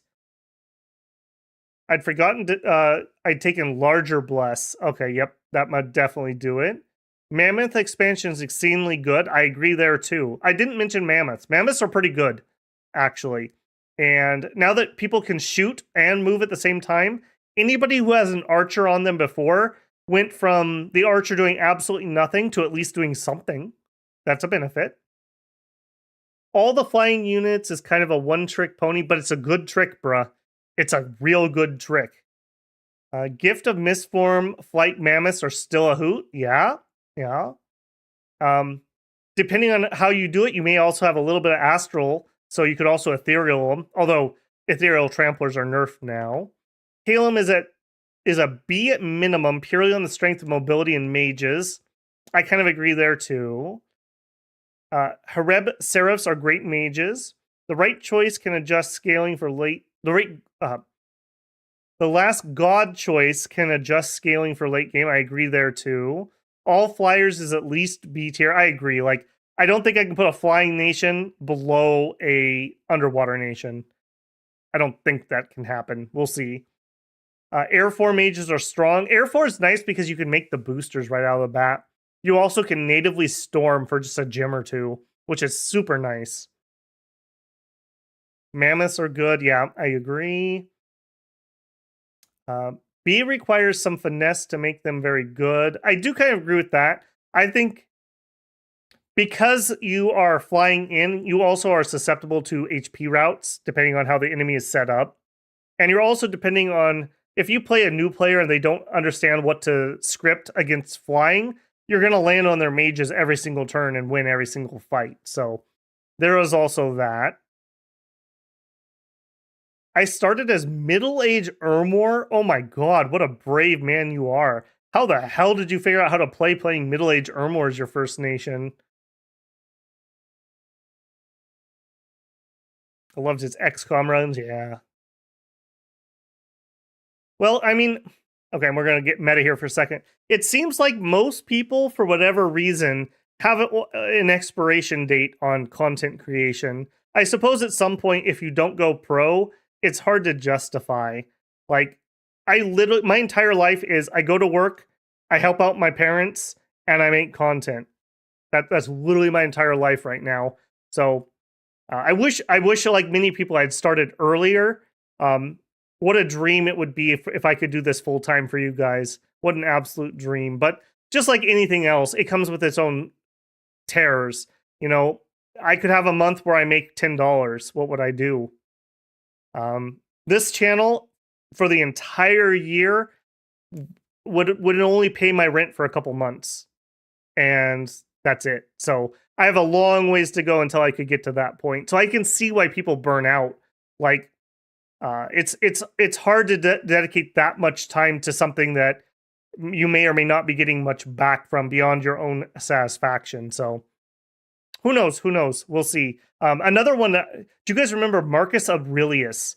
I think he's the guy that actually convinced me to buy Dominions 4. He did a run with and he had the naked flying chick that everyone uses. I think he called, was it Ursula or something? And he did a really good job of like mechanics and role play, and it was so good. And he retired years and years ago, but I really enjoyed his content too. His most recent video was 2 years ago. Yeah. A tier versus AI, D tier versus human. Fair enough. That is a consideration. Mammoths are like very angry. I'd argue that mammoths are like elephants wearing winter coats. And they probably were delicious because There's elephants around. There's no more mammoths around.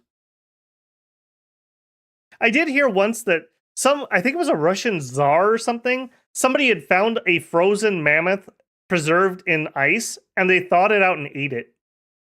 So there you go. Somebody within like living memory has eaten mammoth. Lucky bugger. I quite like Dominion's content from It's Mew. Yeah, he's pretty good. He got me back into it. I think everyone's good. So that's not me throwing shade. I just don't have time to watch other people's as much as I'd like to. I also go through waves. Yeah, if I wasn't doing Dom content, the way I generally play games is I generally have a gotcha or two at the time. So a few minutes a day to do my dailies or whatever. And then I have like my main game I'm playing and I play that super hard and then I finish it or I get bored of it and then I move on to a different game. So like I'll be really into Dominions and then I'm just done. And I go play XCOM for a few weeks and then I'm just done and I move on. So it's actually been really good for me on this channel because it's kind of forced me to finish things. Like I'm very proud that we have several finished playthroughs of games. Like I never would have beaten Cavalry Girls if I was just playing that single player. So very happy. I quite enjoyed that one. That's a little bit outside of what I normally would play. So if anyone watched the year in review Steam video, I couldn't figure out what the heck the game was, but it was the top-down shooter, and that's what it was. It was Cavalry Girls. So there you go. All right, you work on that, Slice. You work on that. Marcus Aurelius Let's Play. Yep. He was good. He was really good. It's been Calum versus Micklin in at least half my multiplayer matches. Really? Interesting. Mammoth jerky freeze-dried. Sounds like my buddy Mike. He looks at anything, he's like, I wonder what it tastes like. Another piece of YouTube content I enjoy is like people who do like camping and wilderness stuff. And a lot of those guys are all into like, we're going to eat a bear. We're going to eat a skunk. We're going to eat a beaver. We're going to eat a possum. So yeah, there's definitely people who are really into that. Yeah, Dead in Vinland too. That's another one, bruh. I had played that multiple times over the years and never beaten it. And that video series, despite nobody watching it, made me finish that game. I'm very proud I finished that. That's a hard game. And I finished it legitimately. Okay,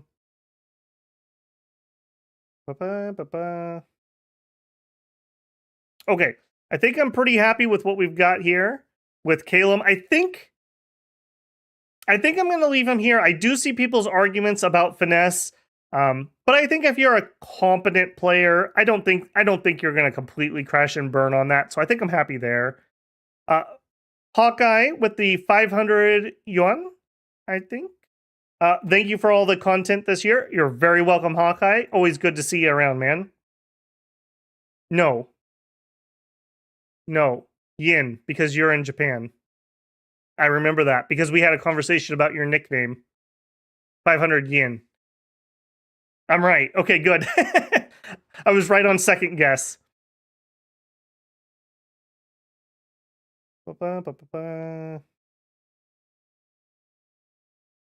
Okay, next up we have Satis.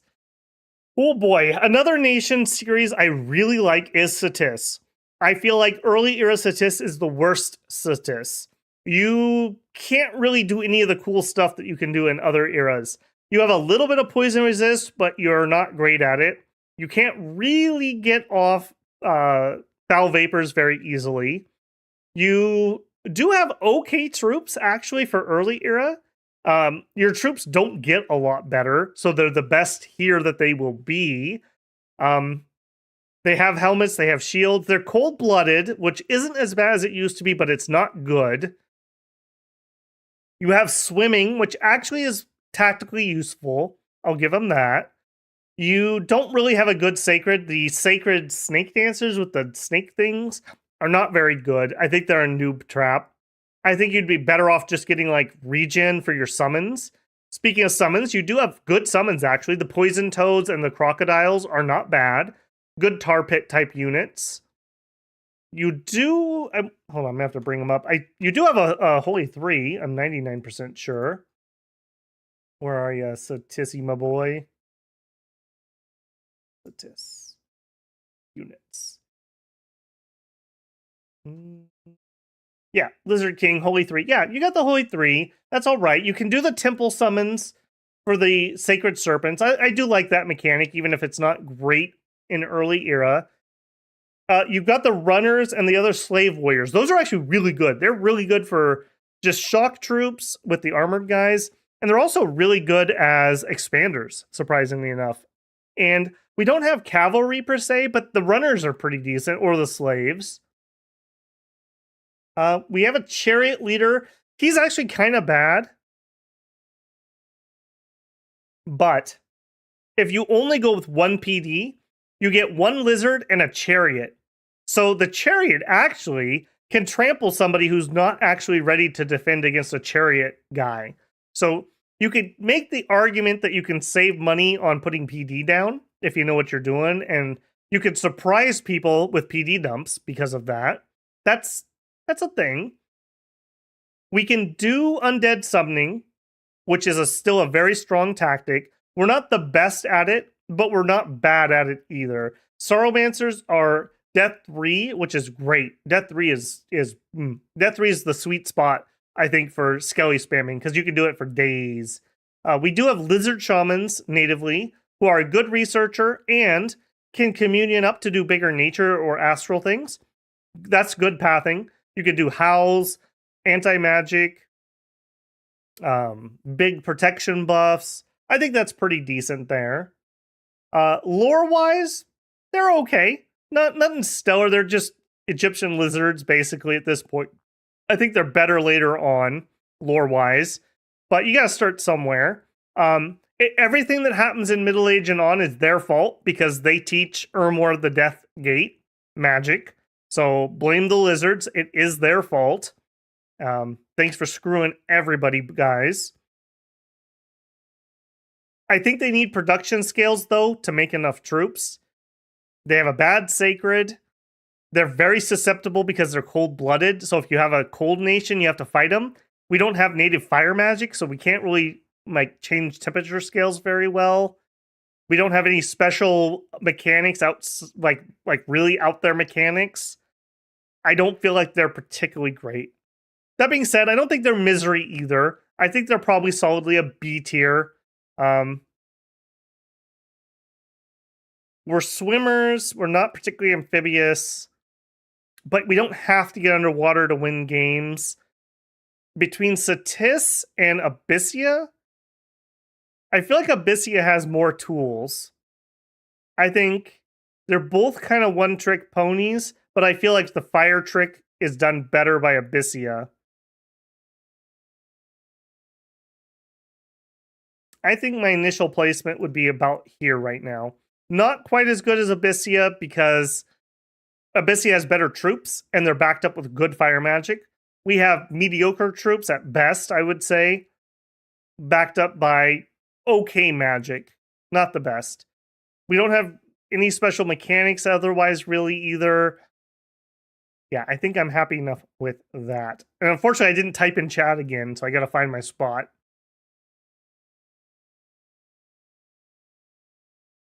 I watched every single episode of DIM. DIV. What's DIV? I'm missing something there. Putting in my vote for EA Satis. C tier.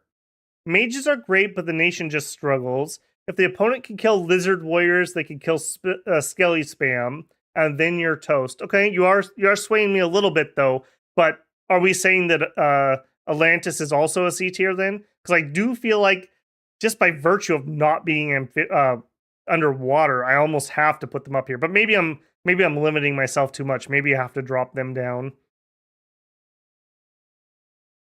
This is Satis Nation. Thank you, bruh. Lost even more foul vapors access. That's true. Yep. If they had that, that would be something. We could at least skelly spam and do that, but we can't. I don't think we can do that at all, really. Like, do we have any reasonable hope of it? Not really. You need a lot of boosters on a Sauromancer. We really can't get foul vapors out. That would hurt a lot. Great recruit anywhere mages, but kind of garbage troops, defense spelly spam. Them chariots, though, yeah. Sacred serpents, yeah, but in early era, they don't do a ton. They actually kind of cause you to morale route or HP route more than anything else, despite the fact that they're standards, because they tend to push their way to the front and get chopped up. I love EA statistics, but they're not great. C sounds right. You guys are swaying me a little bit. Do you guys think that Satis is better than Atlantis? I know that's a apple orange again. That's going to be our problem the whole way through. I prefer middle age. Oh yeah, totally. Middle age and late age are both infinitely better than early age Satis, but we're not comparing them to their future selves. Satis is cosmically affected with bad luck in the first year. Oh god, remember our Satis stream? With the Tokyo Drift. That's where that one comes from. That was also probably the first stream that I had that was pure misery that we went through. We did have to restart but that wasn't misery. That was just like, I lost. The Satis stream was pure misery. Slice votes low B tier, high C. I feel like EA Satis troops are a little stronger than this nation only because EA troops are so bad. Yeah, that's what's kind of their saving grace. We're mostly bronze troops, some of which have helmets, some don't.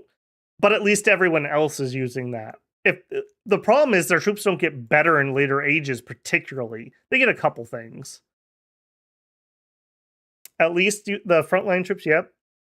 Dead and Vinland. Thank you, Slice. I think you and Bruh, and there was like one guy who said that was his favorite series. But yeah, I don't even know if I've cracked 100 views on some of those videos yet. And we've been done with that for months. That's true too, Ruggs. He says Atlantis and B tier is pigeonholing a lot of nations. Maybe that's true. Maybe we need to do this. Maybe that just needs to happen. Because I also agree. I'm not sure that they're here. I think I would rather fight Satis than Abyssia if I have to go up against somebody. So let's put them down at the top of C. Top of C. Thank you. Maybe that's a place. This isn't miserable. This is still fine. I think every nation is playable. This isn't horrific. But I think you're setting yourself up for a little bit of a challenge here.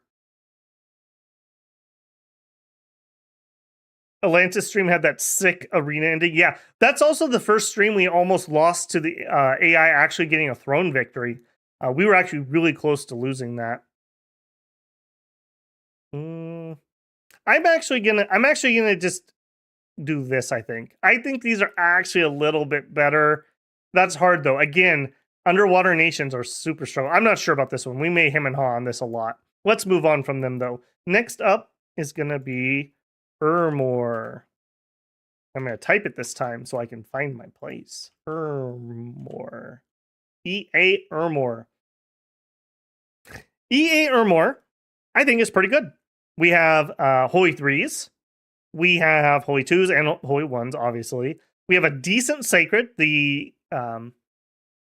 whatever of the Esques of the Sacred Shroud or whatever. They're decent. They're okay. They come in with recuperation, which I have a newfound respect for after finally realizing that can actually handle getting diseases. That's good. And any survivable unit would really like to have recuperation, which means we could take something like heroism for our sacreds, and they can benefit from it too. I think that's pretty decent. And as far as cavalry goes, they're good. They are more of a heavy, look at what they're, Equitate of the Sacred Shrouds, the actual name. They have a warhorse who has light scale barding, so he has a 10. Unfortunately, no head protection. 10's kind of not good enough for horses, frankly, but it's not terrible either. It's okay. And the riders are good, I would say. They're not bad. They're like a heavy infantry almost for the era. We have the generic Tower Shield troops, which I rate very highly. And they have Tower Shield plus Javelin, which I rate very highly. You have a good spread of costs. We have okay mages, and we have some interesting pathing. There's a lot of things that are Fire, Astral, and Death crosspath in various forms. Skeletal Archers, Lightless Lanterns, Solar Flare, or not Solar Flare, Solar Eclipse, if you want to do something sneaky. The Death stuff's interesting. We have some non-fort recruitables that are not terrible. I think that's all right. Triarii are kind of garbage, but we have for a human base infantry, I would say we're some of the best of the era. The Tower Shield really carries them. Tower Shields are really good. Tower Shields are really good. So I think that definitely helps them there. They have Assassins. That's another bright point. For spells, though, we have Summon Lars, right? Yeah. I like Lars, actually. I think they're a decent summon, and they actually climb you into Water, Earth, and Higher Nature, which we otherwise wouldn't have. And the Summon Lars spell only requires Nature 1, so you can get that off an Indie Mage just fine. You don't have to make your Pretender set up for that. And our Flawman can get Nature 1, so that's okay. That's fine. I wish we had another couple of national spells. That does hold them back a little bit. We have one special chassis for the god, which I like that chassis. That's kind of cool and flavorful. Lore-wise, big bonus points. I mean, it's Rome, let's be honest. It's Death Rome. But for the World of Dominions, all roads lead to Ermor, basically. So a huge piece of the lore. And I enjoy it. It's very good. Power level-wise, though. Again, here's another nation. Nobody ever complains about Ermor, right? We have Death, but not Great Death. We have Astral, but not Great Astral. Our Astral is good for communions because we can go Fire or Death. Both of those are pathing that likes communions. We have good troops. We don't have Elephant access or anything. We don't have archers. We have slingers. We have the lizard troops who are garbage. We have good leadership, actually. We have pretty good leaders. I like that we have healers too. Healers and keeping our old mages alive is pretty handy. I think they're definitely better than these guys, although yeah, we're not as much of a one-trick pony here. We don't have blood access though. We are not as wide pathing though. We don't have super mobility though. I think we're A tier somewhere.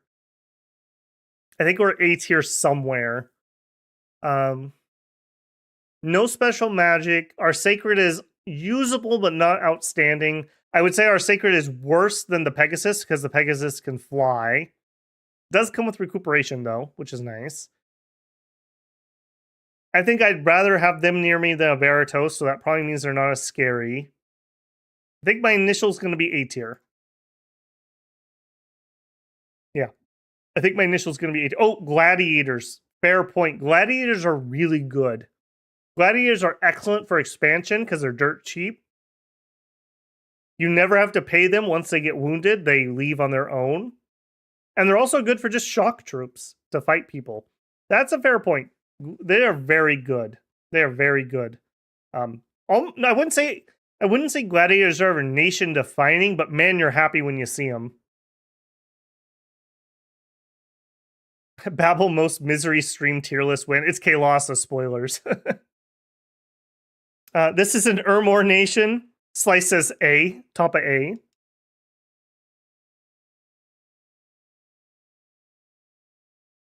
Hawkeye says A tier or maybe even S tier. You'd have to give me an argument for S tier. Sacred Cav and Javelin, solid nation. Yeah, and it's Sacred Cav that don't suck. We have to definitely put a asterisk on there because we're going to talk about nations who have sucky Sacred Cav. A tier because they are the finest human non-sacreds. A solid Sacred Cavalry. Yep. Good cross-pathing. Yep. Holy 2s and 3s with healers and cheap Sacred Shrouds. That's true too. Cheap Sacred Shrouds are not to be underestimated. I like EA Ermor a lot. High A. Very good troops for the era. Reasonable mages with communion. Banefire.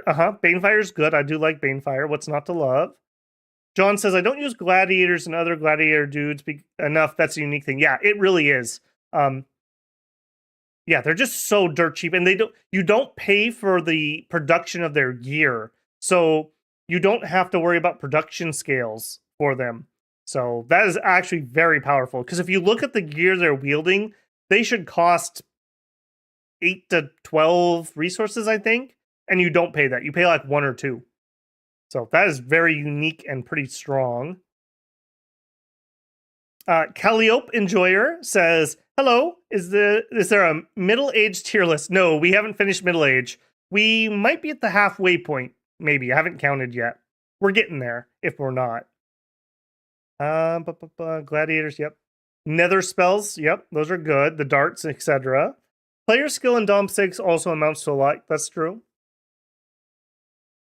That's true. One of the best parts about Dominions is it's just such a complex game that there's room for skill expression and gameplay style. Like, I think you guys can tell what I like is a nice, strong, straight line in the middle, some archer support, some mage support, maybe some cavalry flanks, you know, the good old traditional military. And some people get really mad when I do that for certain nations, but that is definitely my play style. So when I'm not doing that, I'm outside of my comfort zone because that's how I like to make armies. Astral and Death, which you need for late game. Banefire, yep. People really like Banefire. I think Dr. Lazy makes a good point. For a new player, Urmor is a solid option. I think that's a perfect nation that is easy to learn, hard to master. I think that gets big points for that too. That a new player can play them and be happy, and a good player can play them and be happy. I think that's big points there. Good spells for Darkness and Holy 3. A minimum, I agree with that. Astral Death Grand Communions are A+. I'd rather fight Calum than Urmor, really. Pretty strong at all stages of the game. Gladiators, okay, you guys are kind of convincing me. What if we did top at A tier? A little less finesse required. I think, again, player skill is just gonna throw everything we decide out the window, so that is whatever that is. Pretty strong all ages. Gladiator, Urmor, reliable, dirt cheap. After this video, I need to watch another. It'll probably be completely different. I'm going to be honest with you, bruh. Their sacred horses also have really bad MR. Yeah, that's pretty much almost every cavalry's problem, though. I think I'm happy with that for now. Still not convinced me anything's S tier yet. Okay, next.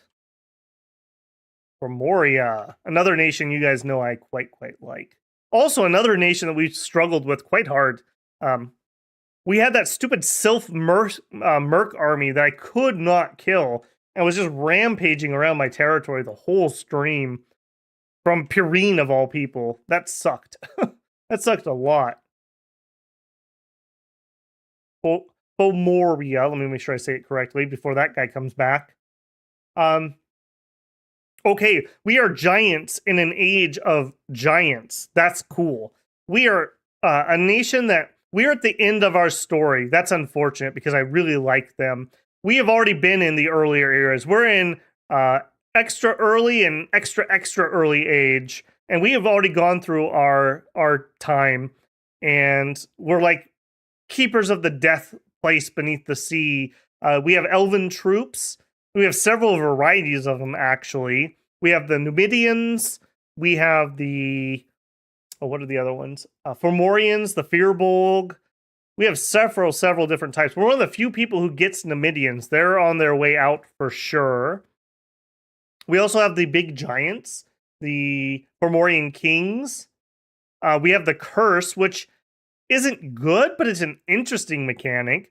And I think that's very cool. Like, if you get yourself Gift of Health, the global blessing, and you can cure off those afflictions, they make your generic giant troops a lot better, because otherwise, if you don't get the unmarked, they come in with horrible afflictions, and we don't have a native healer, unfortunately.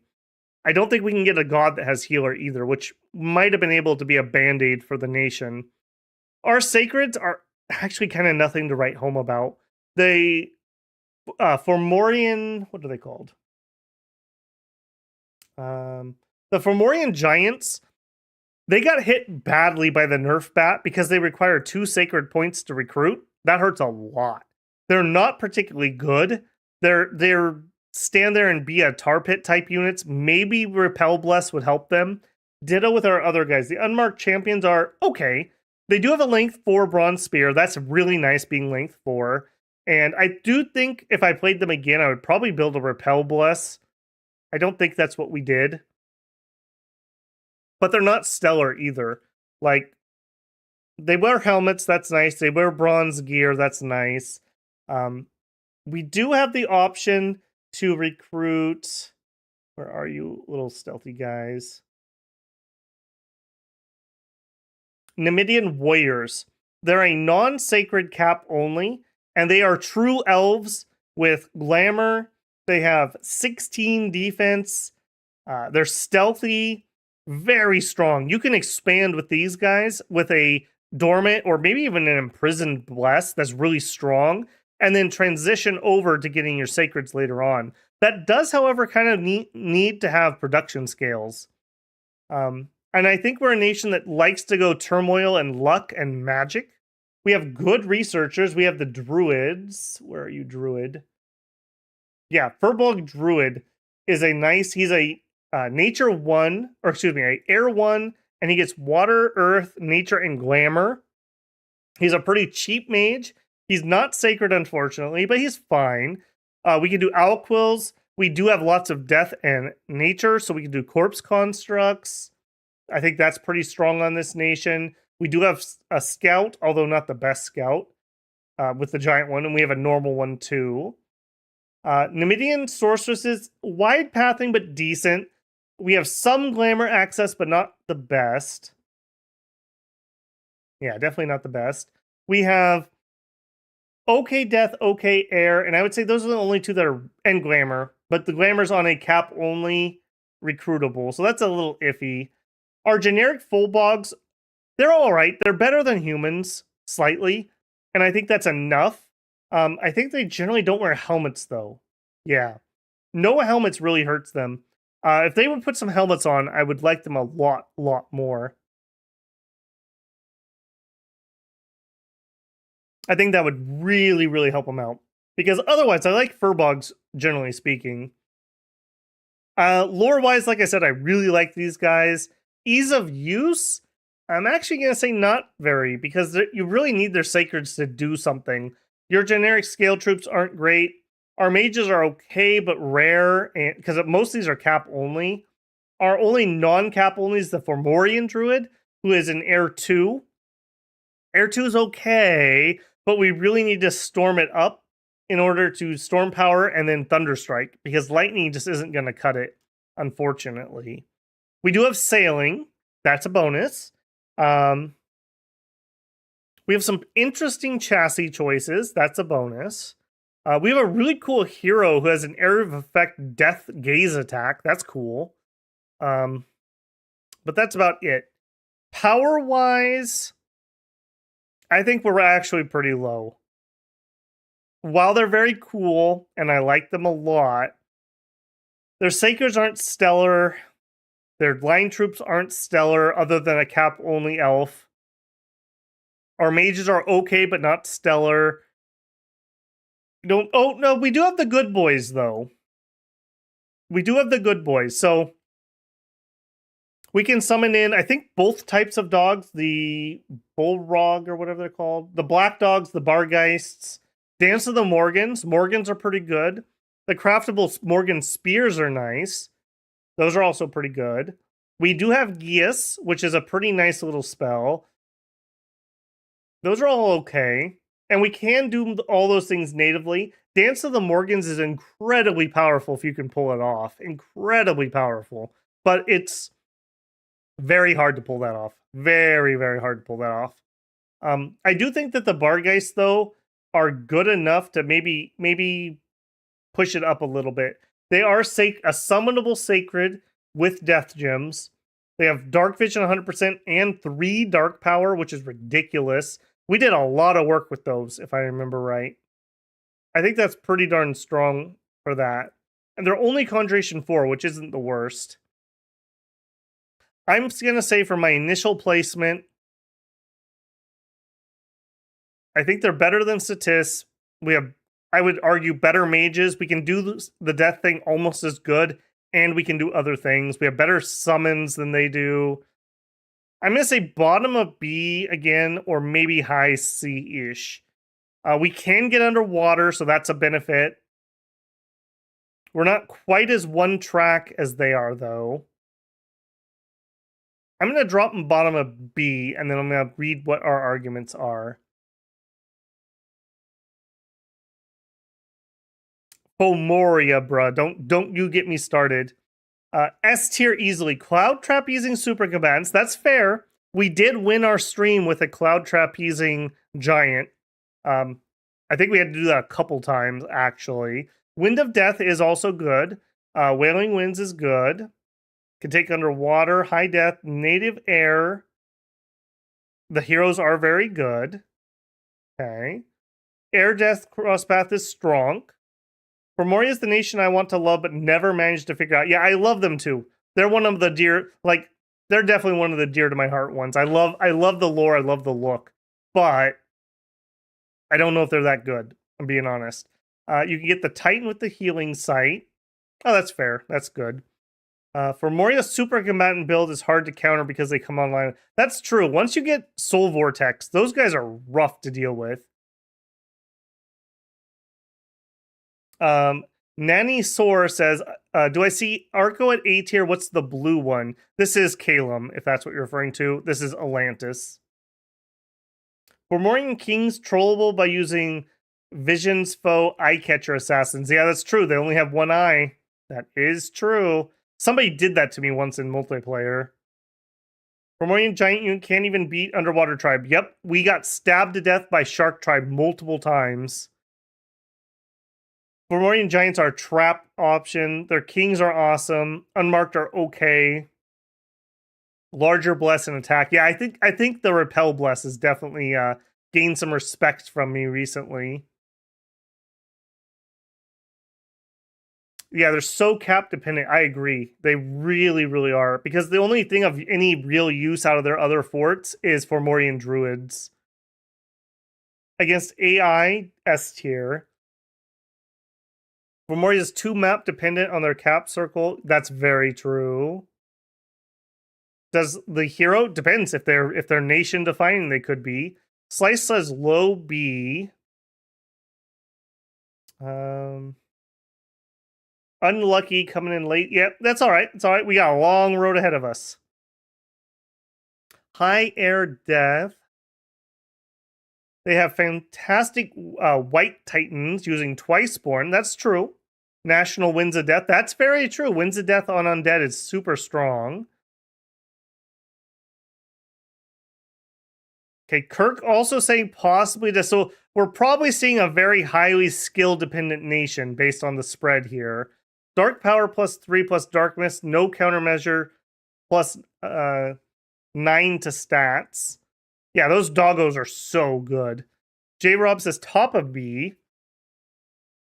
The casual trapeze soul vortex access and underwater over river is cake. Very unlucky. I love Tierna Noggin 5.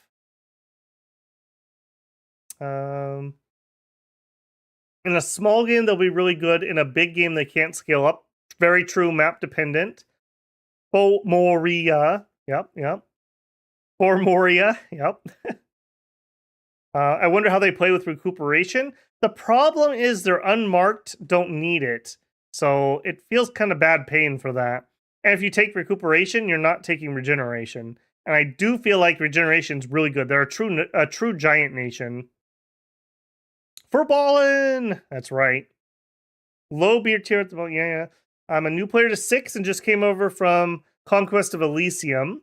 I really love Pangea, but I'm awful at the game, even against easy AI. You'll get better, Andrew. It takes time. You just have to learn how the AI plays, because unfortunately, it's kind of predictable. Bruh says D tier because I started the Prophet. That's right. That's when Bruh became a werewolf. I was so proud of making that guy my Prophet, and we spent so much effort doing it, and then we immediately got killed by a stupid werewolf talisman. They aren't really that cap dependent with the recruit anywhere A2s. Just bring one king to cast. Yeah. Okay, people seem to like them. Let's put them at the bottom of A as kind of a between S and B for now, and maybe we come back and revisit this one. I don't know. That's been the biggest spread we've had so far of most nations. I do agree, map dependent, skill dependent, cap circle dependent. That's a lot of ifs. If they come true, if they don't come true.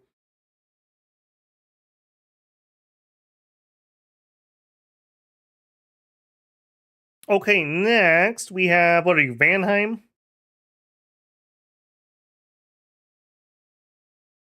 Let me get old Vanheim up here.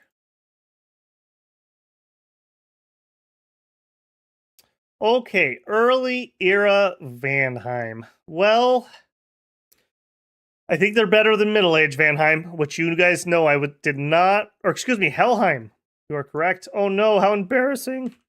Okay, Helheim, actually a little bit better than Vanheim. Helheim hurt a lot by losing their blood access. That is for sure.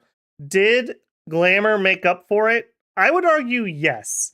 I think we became not the air nation we used to be with Storm, but I think the Glamour made up for it. We did some really good thugging here.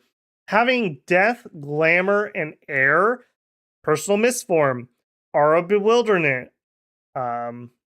We could Soul Vortex. I don't think we got that far. But all kinds of great buffs there. All kinds of great buffs there. Yeah, you're right. There's Vanheim down there. Now I'm getting self aware of that. Good pathing. I do think the blood loss hurt. I really do. Yeah, that hurt a lot. We have our choice between two sacreds. We have the Hildering and the Valkyr, and I think they're okay.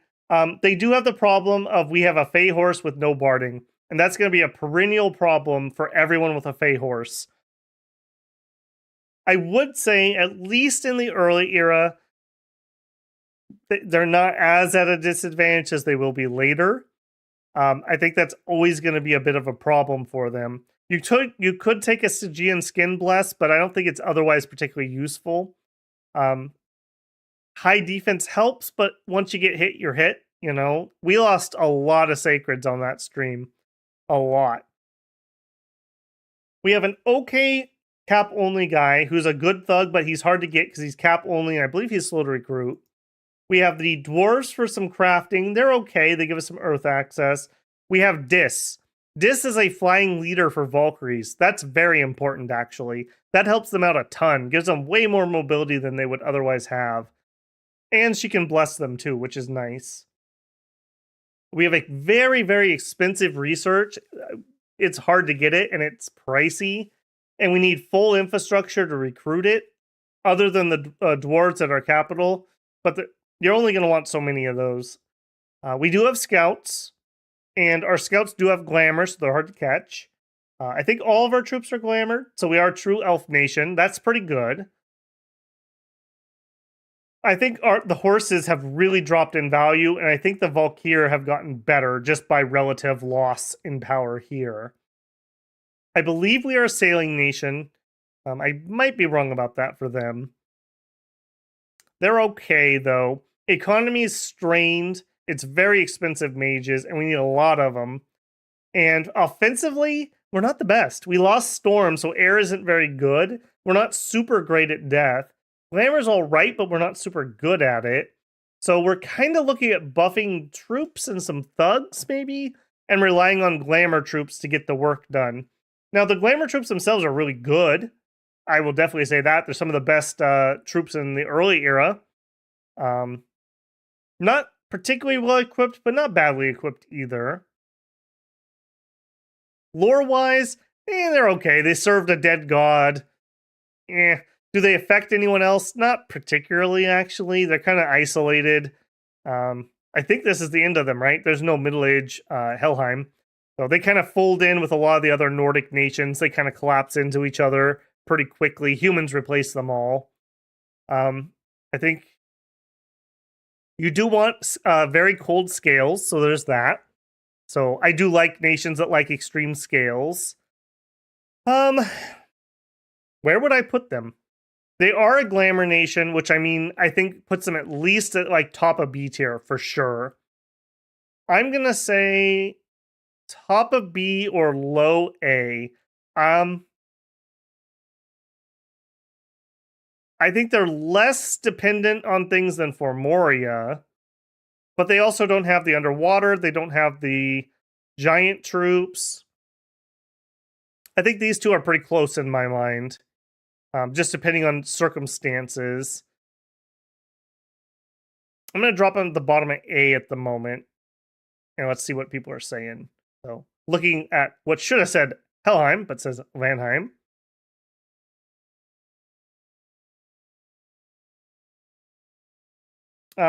Ragatalk says, when nation rating always assume very high skill players. I'm going to take that into account, but this is just our subjective list. Just kind of a catch-all one. I definitely am not claiming that this is definitive at all. They're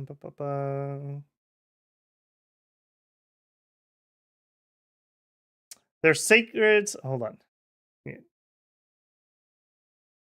Andrew says, I hear they're good, but I often struggle to win fights against independents and capture the starting circle. Okay, talking about learning the game. Yeah. There's a wealth of knowledge to learn for sure. Their sacreds got nerfed by not having any army. Yeah, that hurt a ton.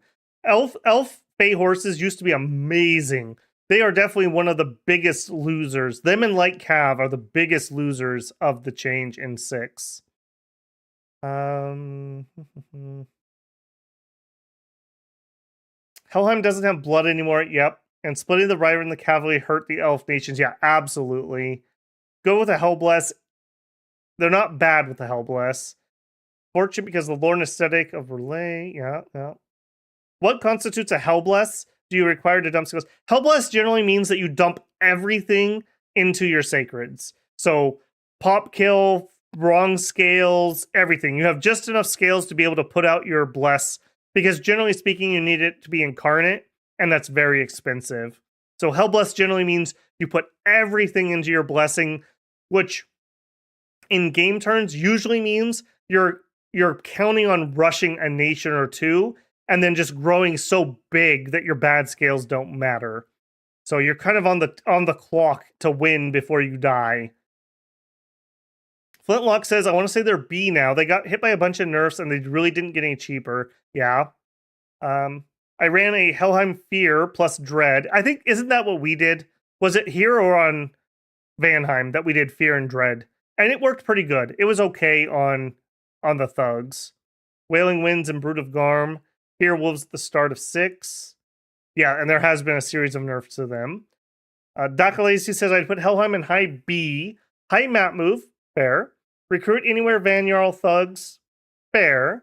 Glamour troops, solid death and glamour. Their frontline troops are also kind of mediocre. Their frontline troops are pretty good unless they're getting trampled or AoE'd. Glamour is very powerful. Glamour is really good on troops in line formation. Helheim could probably, but no real benefits from cold scales. Just hope you don't spawn near Niflheim. Yeah, that is another worry for them, because I think Niflheim wins that fight. Okay, I think I've seen more people interested in a high B. I'm affable to that. I do think the super combatant ability here is probably better than that, although definitely less map dependent for sure. Okay, next.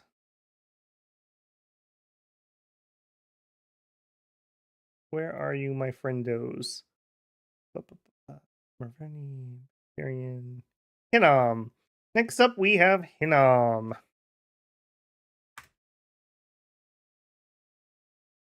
Hey, Hinnom. We had a fun stream with that, didn't we? I would argue probably the best giant nation of early age. They have some strengths, they have some weaknesses. Speaking of Hellblessed, they are a nation that some people consider Hellblessing them on. Milk hearts that are just recruitable. Milk hearts are like high-end blood summons for other nations, and we can just recruit them. That's powerful. We have very expensive giant mages, so that hurts a bit. We have very expensive but good blood access. We do have healer access. We have a just recruitable nature too. That's handy. They also have one of my favorite types of mages, people who get 2 linked paths when you recruit them. So you're guaranteed that they're going to be able to do something. And in this case, fire, air, earth, and astral 2, all of those are great. You can do great things. Phoenix power, earth power, storm power, power of the spheres. All those are good, so you can get up to level 3 for combat magic if you want to. Very, very nice. Very usable. Yeah, like I mentioned, we have healer. We have the shamans, who aren't bad. They give us some death access. That's not terrible. Can be nice to get some death crafting in. We have an okay commander who's not super cheap, but he's not bad. He has good equipment. We have a scout, but they're overpriced.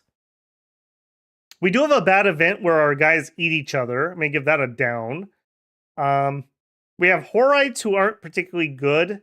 We have pretty good Avite troops. I like their lightmen, their light guys for expanding. Spear and shield and a javelin on a giant troop size 4 is very nice for expansion. And then you can transfer over into swordsman. Or, where's their, don't they have that Dawn Guard? Yeah, Dawn Guard. We have recruitable, non-cap only guys that have a magic weapon. That's huge. There's been a few streams where we have suffered because we did not have magic weapons. That takes a little bit of the pressure off of us to have to take magic weapons on our bless. For our sacred, we have the Raphite Warrior. Very good, but very hard to use. They increase unrest by 2 per month each. And they eat 20 pop each per month.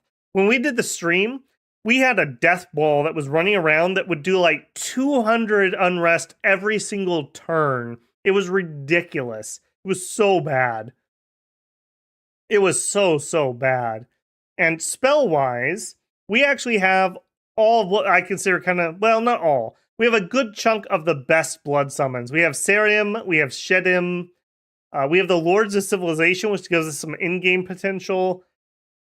We can do a nature summon for a Succubi equivalent.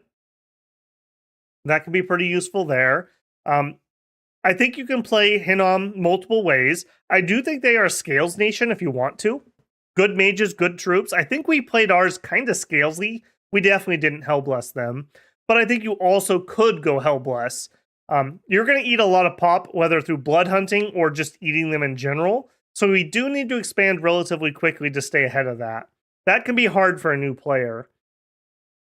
We also have very expensive infrastructure. Very expensive.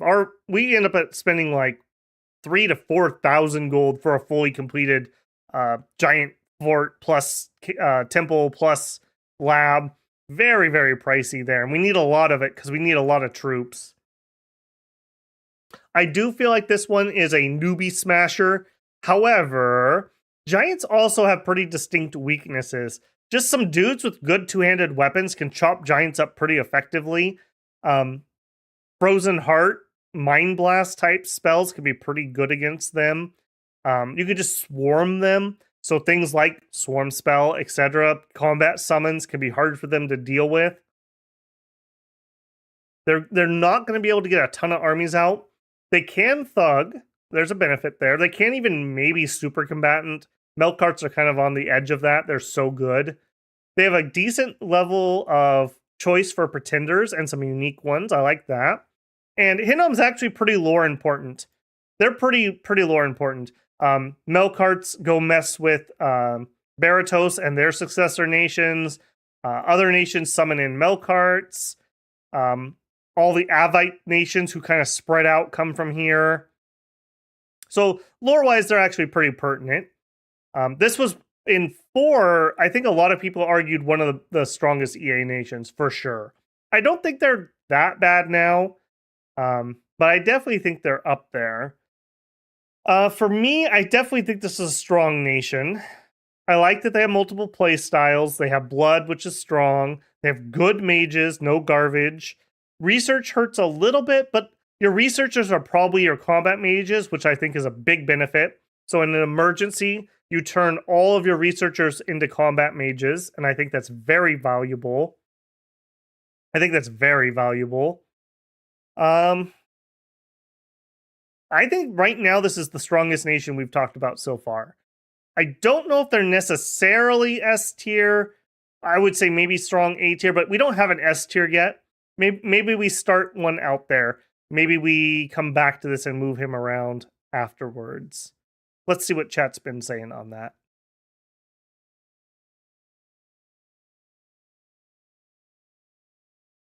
Peric says, Hinnom. Okay. Gotta give me more than that. Okay, Dark Side Cookie says, I'm gonna have Hinnom and S tier, but I'm very biased. There's nothing Hinnom can't do. Well, they can't stop eating people. That's what they can't do. Hinnom nom nom nom. Yep. Hinnom gets S from me because of their lore and aesthetics. Grigori are my beloved. Yeah, that's a very cool thing. And Grigori give them a solid end game. Like, if nothing else, you could summon in the Lords of Civilization and have a good time. They also have Knights Undead. Yeah, they do have Undead Giants, which is a benefit. Kermode Bear, welcome in. I saved your nation, don't worry. They can bully a neighbor with their chariots. That's true. They have those Ovite chariots, which I kind of like, actually. The problem with them are the ponies are not armored enough. They need to put some dang armor on those things, and they would be so good. Their leaders are bad at names. They think their humans are named Dorito. S tier, but needs an aggressive player with finesse to make them supreme. I'll give a catch the beginning tomorrow while I drive to Cincinnati at 4 a.m. Oh, yuck. Hinnom will be my first S tier of the night. It has good troops, including some of the best archers in the game. That's true, too. I didn't mention that. I really like Avite archers. Great bows are excellent. They're armored. And especially in this early era, most things don't have good archers, so you'll win archery duels based on that. Great bows with fire access, and air access, and nature access, and earth access.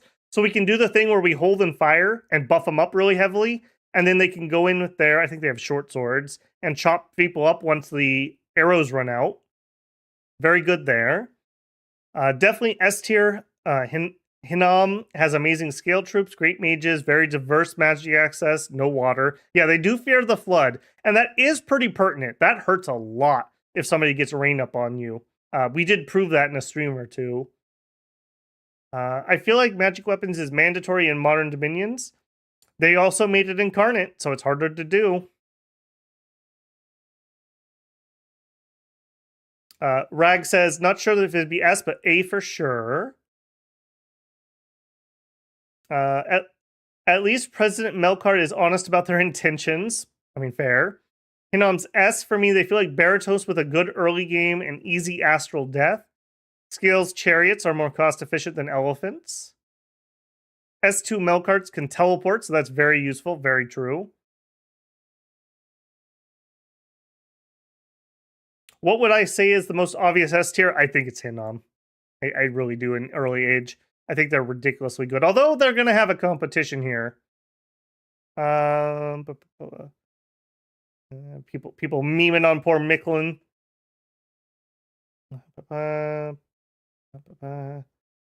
Okay, I think we're pretty in agreement up here on this one. Okay, next we got my monkey boys. I love them, but where are you? Oh my goodness. Whenever you have to do something on stream in front of people, it becomes a million times harder. There you are, Kaylasa. All right, there you are. I think I just misspelled you, Kaylasa. No, I didn't. Kaylasa. Oh boy. Mythic Talon, thank you for becoming a builder. Welcome to the membership. Don't forget, you have early access to the pre-game videos for Dominions. I believe there are 2 up currently, and other early access videos if you've been enjoying the Tale of Immortal. I've got a couple members' videos up at the moment, and I actually have one done processing, but I ran out of time before stream, so another one will go up again tonight. So Lots of members-only content at the moment. Thank you again, friend. Okay, without peeking, people are already memeing on my poor monkey boys. Kilasa. They're a nation that does have good recruit anywhere sacreds. They have better sacreds they can recruit in their capital. Of sacred mages or sacred archers, they're some of the best. They have good mages and they can summon in their mages that are good. That's pretty nice. They have pretty good access to their national spells, which they have a billion of, some of which are like plate mail wearing angels in the early age. They saved our butt on our stream. Also, they have buffalo, which I do like. They're one of my favorite animal summons, actually, is the buffalo, at least as far as non-sacred summons go. Yeah, a smattering of usable sacred summons. That's nice to see. I like some of the monkeys, mainly the Bandar type troops are all right. I don't generally like the other ones, although Mercata have just got a price decrease. They're 4 gold each now. A 4 gold short bow, it's vaguely interesting. We have good earth, good water, good astral, a little bit of glamour. So okay on the magic spread. We have efficient researchers. We can communion up for Holy 3 blesses, which hurts a lot. It's very hard to bless these sacreds. That's one of their big downfalls. In addition, we have a wide range of sacreds. So the plate guys don't want the same bless that the naked dude with spear wants. In our stream, I took a very greedy bless and we paid for it. When we finally got Marble Army online is when we won the game. But I think we should have taken a better early game bless. I think we should have gone Stygian Skin or Air Shield, plus probably like Blood Surge, and focus maybe in on a Repel Bless or something. They do have multiple attacks, which, especially with the new vampiric weapons, is interesting. I like vampiric weapons, even if it's not the best thing ever. And these guys actually have the HP to survive and use them a little bit. So that could be a little bit of a thing. The other monkeys have a perennial problem of very bad morale and very bad magic resistance. And it's bad enough you can't really fix either one of those. You would have to spend your entire bless to do it. And it wouldn't really matter because your other troops are not sacred. So you could put a bunch of inspirational leader and that will help, but it's not going to solve the problem. Let me jump up here. 14 Pat with the 69 check. Thank you very much. Thank you for your generosity again the other day. Please donate responsibly. Much appreciated though. Okay. Anything else about them? They don't have any particular special mechanics. They have like a rebirth thing that gives you like a candle or something. It's whatever. Yeah, unfortunately, very flavorful. And they do make it all the way through in some form. So bonus point there. I think this is a great nation for a good player to take into a newbie game. I think you'd have fun with that. In a game of experts, I think Kalasa gets stomped on. Bad. No one's going to let you get high enough to do like Mass Enslave or something. With the good astral access, we can teleport. And we're one of the premier magic duel nations. If somebody's dumb enough to take a low magic on their pretender, you can bet 10 monkeys are going to show up with 1 pearl each and magic duel it to death. So I do give them bonus points for that. Despite my love for the nation, and like even my love for Agartha, I do think these guys are probably at least a C tier and probably bottom of. I'm gonna put them maybe like here. I actually think they're more interesting than early age Satis, and I do think that they're a little bit more of a threat, although they're a lot more finesse, so maybe not.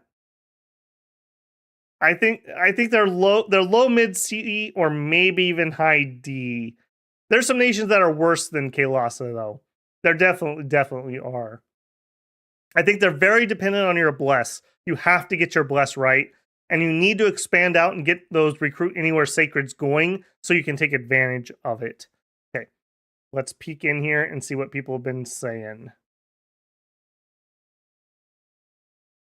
The lore for this faction intrigues me, though I'm yet to try them out. How are people feeling about the pricing buff? I don't think 1 gold on Marcadas changes too much. I mean, I would recruit them anyways sometimes, but they're not good. They're gonna HP route use the problem. Late game, nothing to live to. That expansion is more expensive than it's worth. Rush target number 1.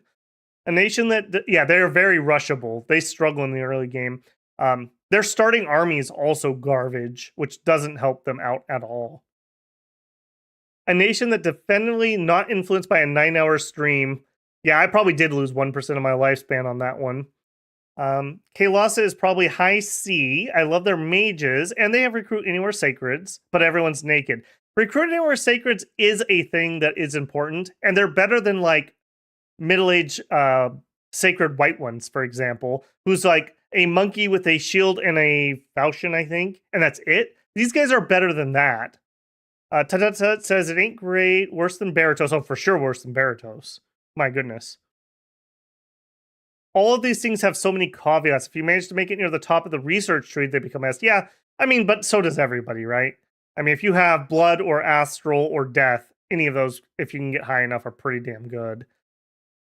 Mythic Talent says, just tuned in, earned my membership with a pre-rant.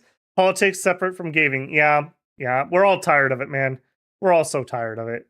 We just want a game, man. I want to get out of my boring life and my problems, and I just want to pretend for a few hours and have some fun. And have fun with the builders, more so even. Kaelasa gets celestial music. Yes, they do. And we did use that to effect in my stream. For anyone who doesn't know, celestial music it makes all of your celestial units, aka our sacred and a lot of our summons, have quickness. Battlefield-wide quickness. And if you go up high enough in conjuration, you have a celestial dancer that automatically casts it. Turn 0, everyone has quickness in your army. If you want to see Kaelasa at, I won't say their best play ever, but watch some of the fights at the end of my Kaelasa stream when we had celestial music and we had Army of Marble. I think that's what we were using. Plus the Bless I had. We started doing really well. And that was in a game we were almost losing to Abyssia, actually. They almost conquered the world.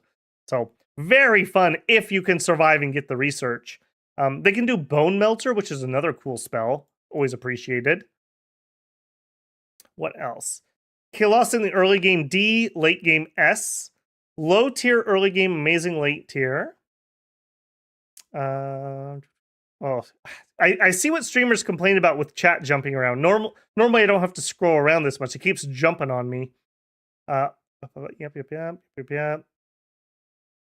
We shall run free with the buffalo. I do really like buffalo. The problem with most summons is they don't do anything. The buffalo are tramplers that go berserk with high morale.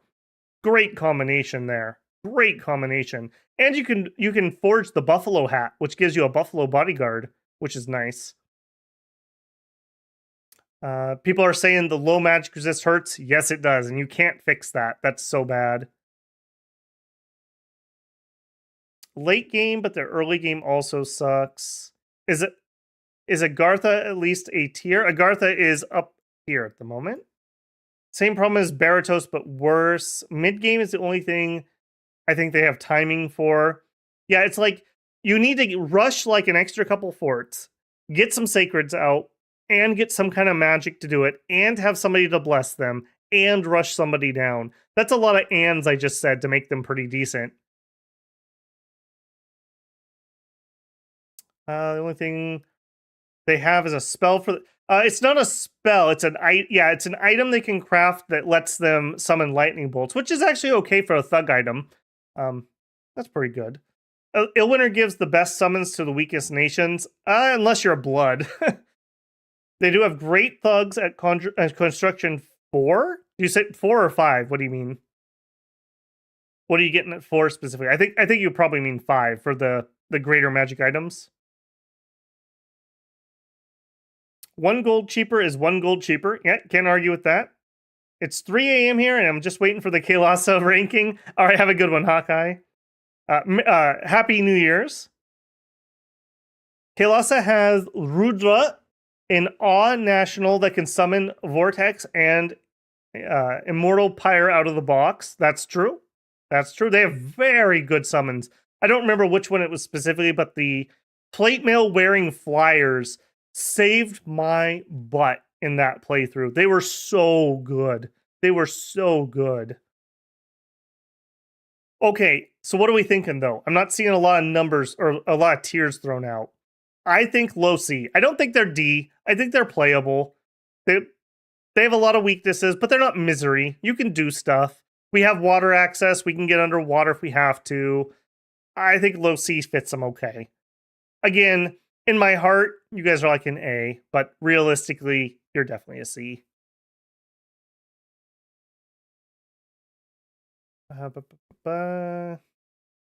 Carrick says low C. Rag says F. I don't even have an F tier. You think they deserve their own tier?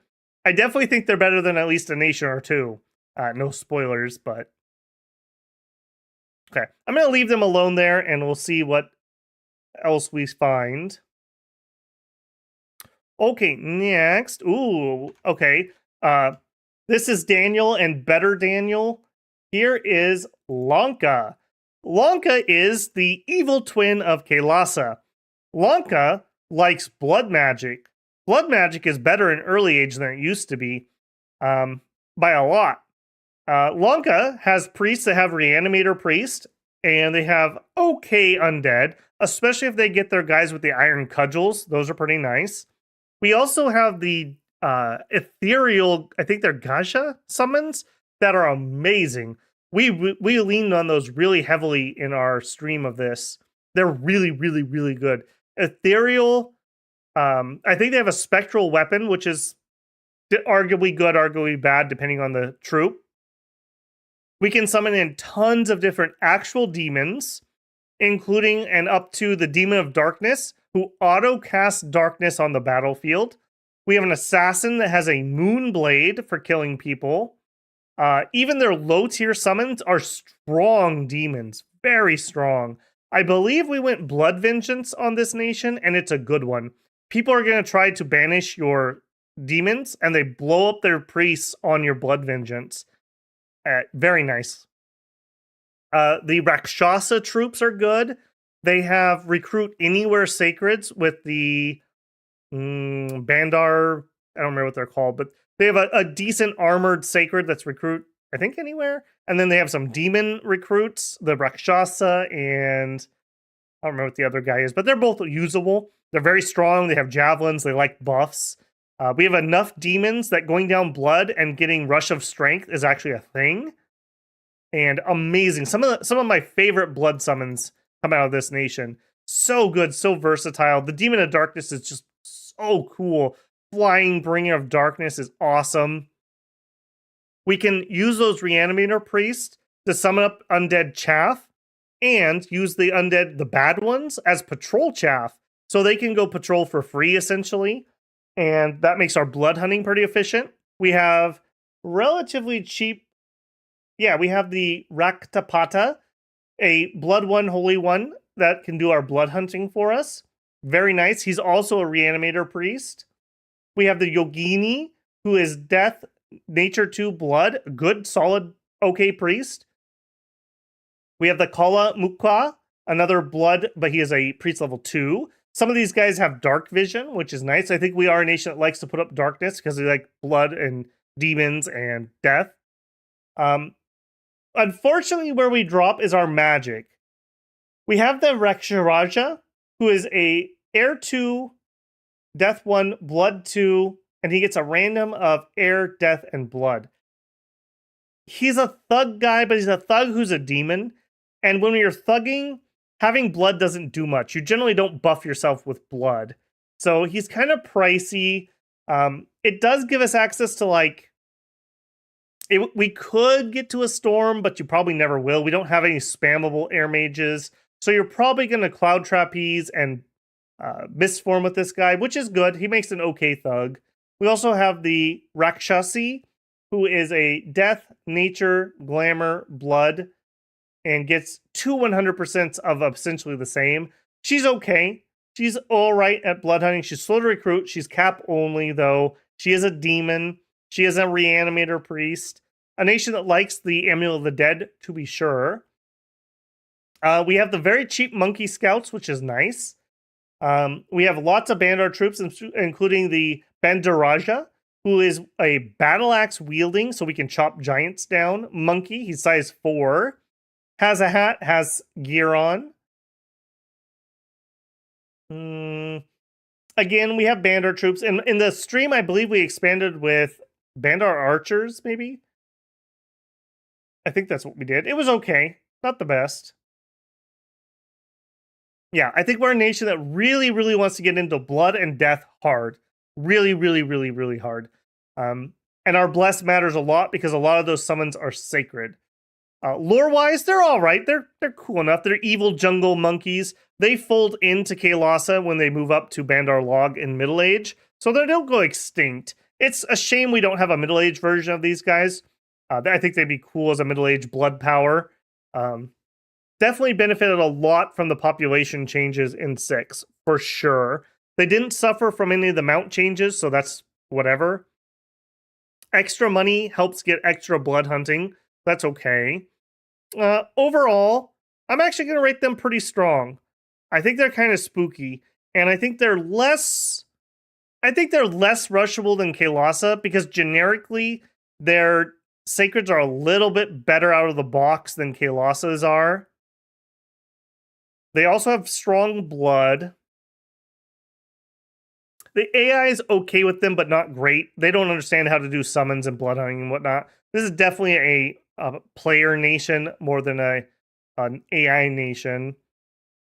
They are still monkeys, though, but you can move over to death or blood stuff, so that's a little less of a problem, maybe. I'm also more inclined to take blood vengeance on them, so that helps out some of their other weaknesses. It's kind of a hard one.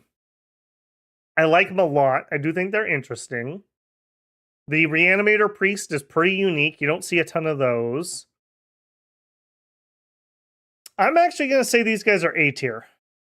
Maybe that's a little bit of a wild one. I'm going to say they're like here, and only because he can recruit his super combatants, we have to summon our super combatants. Yeah, I think I'm okay with that. Let's see how wrong I am. Did I type Lanka? Of course I didn't. Okay.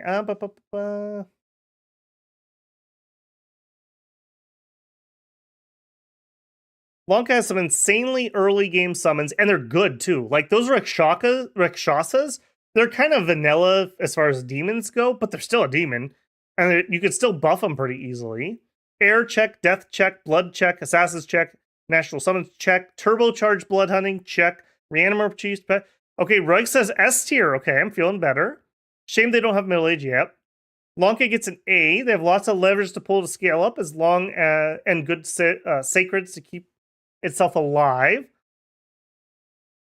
Thank you, Slice. Lanka start. Another strong all stages nation that's easy to play in many ways. Yep, they rock. I hope things start going better for you at 14. Rock and stone. Yeah, we do throw rocks. That's true. Rakshasa is a direct translation for giant. Interesting. I mean, in colloquial fantasy, Rakshasa is generally thought of as like a Indian, like tiger woman demon, I think. I don't know exactly how to say that. Kailasa and cooler Kailasa definitely there. They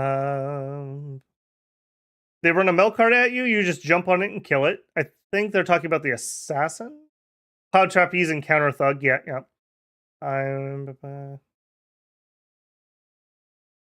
Divine Name, Gift of Reasons, Divanus is very strong if you get there.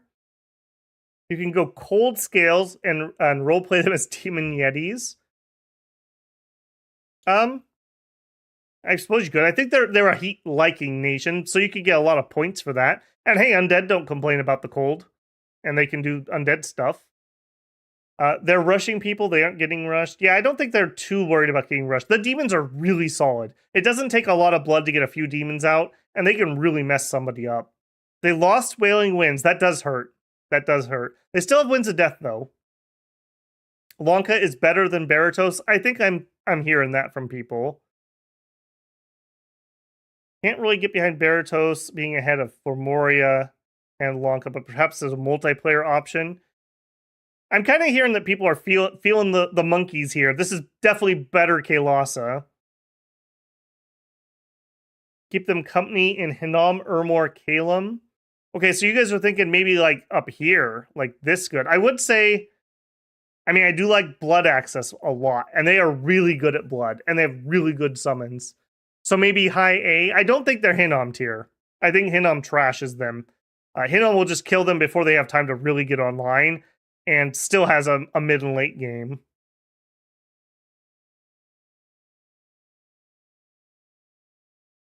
Mm-hmm. They're not monkeys, they're demons. That's true. You don't know, man. You weren't there. The trees spoke infernal. All right, I'm okay with that. Let's leave that there for the moment. Okay, next up, Machaka, which is maybe one of the most fun nations to say the name of, if nothing else. Okay, Machaka, another nation I have a real big soft spot in my heart for. I really like them. They have a pretty mid sacred. They have big clubs that put you to sleep when they hit you very gently. But the problem is, that's it.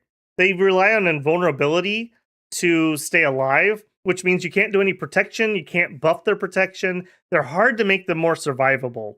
As a bonus, though, they're size 4, and your mage line is generally sacred for your combat mages. So you could go larger bless, which helps them out a lot. It's a lot of stats for free on a chassis that was just like generic stats, because we can't make them any better at surviving other than giving them some more HP, really. For line troops, they do at least have a heavy, but it's kind of whatever. It's hard to produce even if you do go scales, which you probably will because your sacred's so mediocre. Lore-wise, I wish they got more. They're just generically African. The animal thing's kind of cool. I wish they did more with it. I wish there was like sacred summons. Like we had a sacred lion, we had a sacred rhino, we had a sacred spider, etc., etc. That'd be really cool. I don't think we have access to... Yeah, herd of elephants and pride of lions is garbage. We do have decent access to magic. We have fire, earth, death, nature, glamour. Those are all good things, and we're okay at them. We have good crafting access. We do have the Buddha, who is a good crafter. And we have heretics, which can be good or bad, depending. J-Rob with the $5 super chat. He says, lions. We ain't lying about that. Well, thank you, guys. We reached the 10 super chat goal for 10 super chats of $5 or more. I'm not going to start another goal. Thank you guys very much. Hopefully, generosity will continue until stream ends.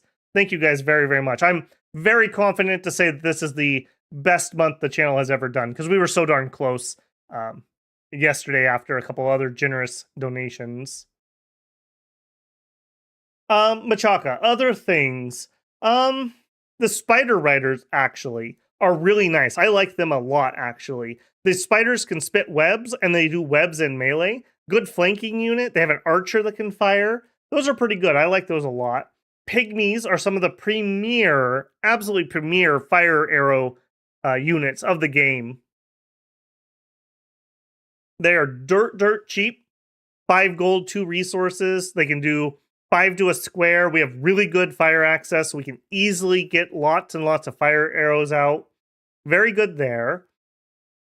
We actually have our leaders of Voice of Lion actually has tight rein. Tight rein makes your animals not undisciplined. That's huge. I wish more nations had that, and then animals would be vaguely useful. If you could just tell animals to hold still long enough to buff them, they're way better. And having them be like hold and attack rear, they could do a lot more work there than running to die into the middle of the line, unfortunately. We do have some poison access with Spider Clan, Archers, and Warriors. That's interesting. And Hyena Warriors are actually pretty good at expanding with their Javelin and otherwise light troop. But overall, our troops just ain't doing it. And they're too expensive for the ones that maybe could compete. Fire's okay. It's not the best path. It's not the worst path. We're okay on that. We are a nation, I think, that likes to summon things in. And if you summon animals in, because of Voice of Lion, that's way more interesting than it is for other people. I think this is a totally playable nation.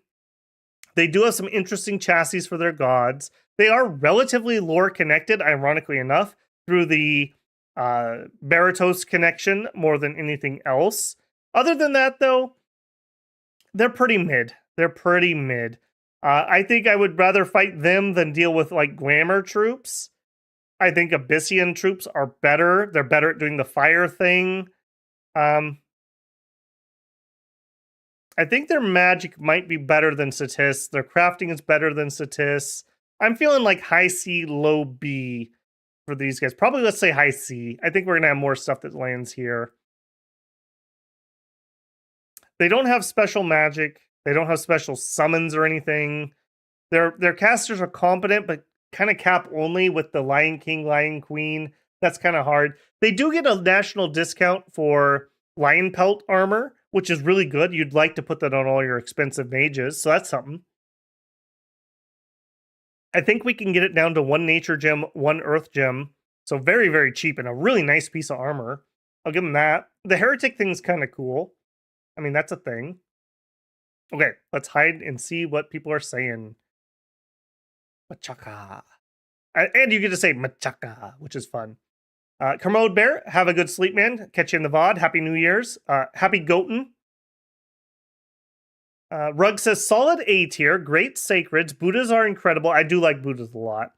They get shapeshift too. I didn't mention that. That's pretty handy on mages and heretics. Flaming arrow buff in 6 made Pygmy Spam even more dangerous. Agree. EA Machaka. Yeah. CB says A. Okay, people are rating them way higher so far. Have a good one, 14. They got nerf. What was the nerf that they got, J-Rob? Did I miss one? Daka says B. I don't see Machaka being better than Formoria or Baratos. I don't either. No blood, no astral, no good death. Machaka got soft nerfed with a price increase. Buddhas are... What was the price increase? I obviously missed it. Top end of B. Okay, people are feeling more of like the B neighborhood. I'm not against that. J-Rob says I need to learn how to use Buddhas better. Ander the Gronod says, "Oh, have a good night and a happy New Year to 14. Have a good one. Hope it goes better." Saint Flintlock, S tier in my heart, but realistically probably low A tier, B tier. Wow, you guys are rating these guys high. Good utility, sacred. I do agree it's a utility sacred. I wish they were just a little bit better. I wish we could buff their invincibility. Invincibility is great until it's not. That's the problem with invincibility. F Nation, no Lion Riders. Yeah, where's the Lion Riders? Come on, this stuff writes itself. Rhino Tribe Warriors are a very good troop. They're hard to mass, though. They're really hard to mass. I have PTSD all the times the Rhino Clan let me down. Yeah, they're a little cowardly, if I remember right. They don't have any scaling mechanics, I agree. Started stacking Inspirational Leader. I do think Inspirational Leader helps them quite a bit. Buddhas are the real strength. Buddhas are stealthy horde of skeletons. A in my heart. Proper multi-tool kit. People seem to be pretty happy with Machaka, but higher than I thought. Price increase on sacreds. Okay, gotcha. I will heartily disagree with not having special magic. Very, very few nations have fire, death, and glamour all at once. That's fair. That's fair. I guess I was specifically saying like, nah, that's fair. I was specifically talking about national spells, but yeah, that's true. Glamour and death and fire are good spells and they have good buffs. Fear and awe is nice buffs. Having awe and fear on hoplites is incredible. Good unit for them. Lion warriors are expensive. They are. Okay, that's the nerf. Gotcha. Also, magic weapons being incarnate in 6 makes invulnerability more useful. I agree. I do think that these guys are better than they were in 5 by that fact alone. Because, I don't know, for me, I don't feel like magic weapons are auto-include anymore because they're incarnate. I think in 5 it was everyone took it. And because you could rainbow easier, I think it made it easier to splash the astral. If you cast Firestorm and have strong magic weapon, you really put Machaka out of their comfort zone. Yeah, that's true. Okay, people seem to like these guys a little bit more. What are we thinking? High B, low A? Is that where it's landing? People seem really high on these. I was thinking maybe I was being a little too kind to them. Maybe high B. Maybe that's a good place for them. They don't have super combatants. They don't have sailing. They don't have blood, death, or astral in good numbers. They do have death. Darkside agrees maybe B. Again, we can move things around. And like I said, this is going to be subjective. Bro, I was thinking maybe mid B. Like maybe like that. I do think glamour troops is a thing. And they can thug better. Maybe something like that. I do think they are probably better here. We just have such problems on Agartha. Okay, I'm pretty happy with that. Merverni next. Let me get them up. Oh, we had so much fun in the Merverni stream. Bacon and Gifts from Heaven. I know I just said the same thing twice, but this nation has both. I absolutely love Merverni. In my head, for some reason, whenever I thought about Merverni, I think lightly armored barbarians, but that's wrong. They actually have chainmail. They are actually really, really well armored early era troops. They would be okay in Middle Age even. Doubly so, because you get magic tattoos. Magic tattoos are incredibly powerful, but also incredibly annoying. I really wish Illwinter would give us a second step up in an Awakened Tattoo size. Come on, Illwinter. Give us a second step and at like tier 7 or 8 or something. Give us a battlefield-wide Awakened Tattoo. And make it castable, not something I can't cast. I really feel like that needs to have multiple levels. Since so many other buffs got, Air Effect 1, and then 20, and then Battlefield. I think this needs to be bigger. And because you only have one mage who can do it, the Grunter or whatever, and he's not very good at anything else, that kind of sucks. Or you can recruit Amazons. Some of them can do it, because you need to be Priest level 1 and Nature to cast it. That's relatively rare and hard to do. Their Boar Warrior Sacreds are okay. They've got Berserk on a armored-ish chassis that's, I think, is a little better than a human stat, if I remember right. They have some cavalry that's okay. They have pretty decent troops, like I said, surprisingly good. And I think they actually use iron gear for the most part, which is ahead of the curve. They have astral access. They can do blood sacrificing, but they don't do blood, so that's kind of whatever. Gifts from Heaven is very powerful. That will almost kill anything in the game in a single hit. And they can cast it pretty well. They can communion up into it. The Sacred Summon Pigs, you can either get them by themselves, or you can summon the Big Pig Mama, and she will have little sows for you. I think that's the route we took in our stream. So you can get a pig generation factory going, where you can have just world of bacon. Absolute drown the world in bacon with those guys. Very, very nice there. What else about them? Let me actually turn my head over here and look. Otherwise, for magic, they don't have a ton. That's really it. Earth, astral, a little bit of nature. I guess they have a little bit of water, not much. I do like the sacreds. They're okay. Again, it's a human cap only. It's whatever. But you're probably going to get a blessing for your sacred bacon, and these guys can just use it too. The pigs would really like Berserk, but the problem is you do have sacred mages, so that's a little bit on the iffy side, unfortunately. Monster Boar, Awakened Tattoos, Borakartnu, Sloth of Bears. Yeah, not much else to say about that. Yeah, their cavalry's okay, actually. It's all right. It's good to have some. Use my package opening. Research is okay. It's not the best. The stargazers are efficient enough. They also can spam out stargazers for magic duels, so that's a thing. Could be pretty good there. The noble warriors are pretty elite troops. This is a nation that folds into other people. Lore-wise, they don't have the biggest effect. I think they turn into Marignon, and I think some of the more naturey side of them goes into like Eru or something. They're not a huge impact, unfortunately, because they're kind of cool. They got that Horn of Cartanu as their flag. That's pretty cool. Gifts from Heaven, okay research, good line troops, ahead of the curve technologically. If you're willing to do the annoyance, which you should if you're going to play them, Tattoos makes their troops very good. Very good. I think these guys are high B, probably high B, maybe low A. They're kind of two trick ponies. They do the pigs, they do Gifts from Heaven. That's about it. Other than that, I don't think they really have much else special going on either, unfortunately. Oh boy, chat hasn't moved much. Nobody's excited about the bacon, apparently. Oink Oink, Gift from Heavens, the nation, cover the world in bacon. This nation needs hog riders. That'd be cool. That'd be cool. I want more sacred animals. I don't understand how nations are like, yes, we follow the sacred hyena. No, our hyenas aren't sacred. Why would we do that? If your nation has an animal in the lore and it is sacred, you should have a sacred animal summon. Period. Clip it and ship it. Every nation that does that should have that. That annoys me. So I'm very glad these guys have sacred pigs. I would be super annoyed if they didn't.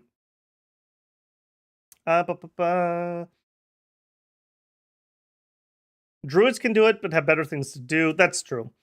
Some not so calm guy.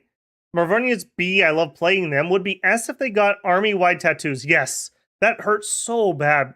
And yes, it would be strong, but make it like research 8 or 7, or like give us a mid-range one and then a battlefield-wide one, or and make it hard enough. Maybe we have to commune up to do it. That'd be fine. We're a communion nation. That'd be a fair. I would do a communion to do a battlefield-wide awakened tattoo. And Awakened Tattoo is still, it's just invincibility plus some stats. So you can still counter it with magic weapons and magic. So it's not like it's an I win button. I never liked Marverni, but I forced myself to play them a couple games. I'd rate them as A tier even if I don't like playing them. Marverni's a B tier nation. They're a one-trick pony with a good trick. The nobles are a surprisingly good troop, and they get even better with Awakened Tattoos. I'd agree. Yeast. Yeah, that's some of them. B, because Gifts of Heavens is still the biggest bonk after nerfs. Better than Machaca. I agree with that. Because Astral Magic goes hard. Blood buffed the hell out of... Blood bluffed hell blessed bacon. Boy, try saying that 5 times fast. They even have Sacred Iron Boars. That's true. They do have a second one. Okay, I'm kind of hearing we're liking this nation. I do agree that they're definitely either low A or maybe high B. I'm going to put them in B for simple. We need to have a better Awakened Bless. And I would argue they're a two-trick pony, and their tricks can actually kill each other because those sacred pigs would love Blood Vengeance. You know what Gift of Heaven likes to do? Kill your own troops. You know what Blood Vengeance does when you hit it with Gift of Heaven? It kills your mage. So, just for that interaction, I think I would put them high B. But I think they're a very solid nation. This is not disparaging on them. But super combatants, major blood, as good or better communions, plus tons of other advantages. I agree. A little one trick here. All right, next up we have Mercone, a very cool nation. Very cool nation. I like them a lot. Okay, Mercone. You know what? Gods suck. We should declare war on the gods. This will definitely end well. It doesn't. But they try. They try. Good giant troops, although a little bit limited in their recruitment. Excellent gear. They have some of the like golden spears, golden hoplons. Hoplon gear is really good if a bit heavy. Formation fighting giants. Um, very strong crafters. They have Cyclops crafter access. Those are all really good. They have okay combat mages who can do stuff, although a little on the pricey side. Their human troops pretty much suck. I'm not in love with them here. The Disco Bolus are a total meme. They do have some decent national magic. You do have to set your god up to do a lot of it, but the ones you do are all right. You can bless the God Slayer, which is kind of cool, but useful as, I don't know. Gigantomachia is excellent. That is like the Giant's Reign Supreme spell. Ups our recruitment levels, ups our Dominion conflict, which is important because we don't have good priests. We have a priest level 1. That's as high as we go. So we really need to have that conflict bonus. Getting Dom killed is a distinct possibility for this nation. Be a little bit worried about that. Pole marks are excellent heavy thugs, I would argue. Coming in with Fire 2 and Earth 2. And they come in with a full suite of magic gear. Give this man a bracer of defense, and he's good to go. You could just do that. Fire shield, temper flesh, iron skin. We could do temper armor. We could do strength of giants. Whatever you're feeling in there. I definitely would say fire shield, but anything else, and they're good to go. And you could have them also buff a couple bodyguards and go in as a team, or they could solo. And they are cap only, but they're not slow to recruit, I don't think. So that's pretty handy. They're a very, very good giant nation. Although, are they Hinnom levels? No, I don't think so. While Hinnom have some giants who are better and some giants who are worse, they can get a lot more of all of them, whereas we're pretty limited here. We also have an event where it causes unrest and we get a giant assassin. They're whatever. They're great for memes. I'm not sure how good they actually are. Mine didn't do much, if I remember right, on stream. They do have access to Sow Dragon Teeth, a very powerful. Arco does too. All the super Greek nations do, and it's very good. Summons in, they're not actually skeletons, but like non-alive battlefield summon magic weapon wielding hoplites. They're pretty good. They're pretty dang good. I don't know what else to really say about this one. They're just a solid nation. They have a good theme. They're different. They don't have a sacred. No sacred troops because we've declared war on the gods. We have a few sacred casters, and that's about it. Again, they're combat magic. The Archons are all right, but they're Fire 1, Earth 1, and they can get Fire, Air, or Earth, so they're not going to get super high, although those are paths that are easy to self-buff 1 higher, so they're competent.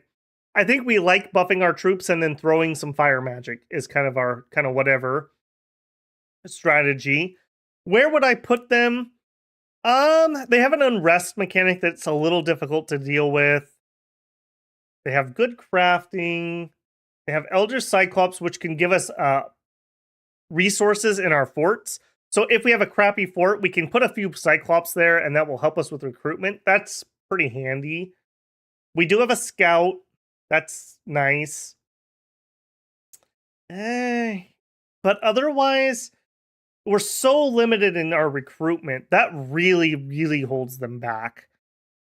If we could get more giants easier, I think that would help them a ton. I think... I'm thinking somewhere in the high end of B, low end of A again.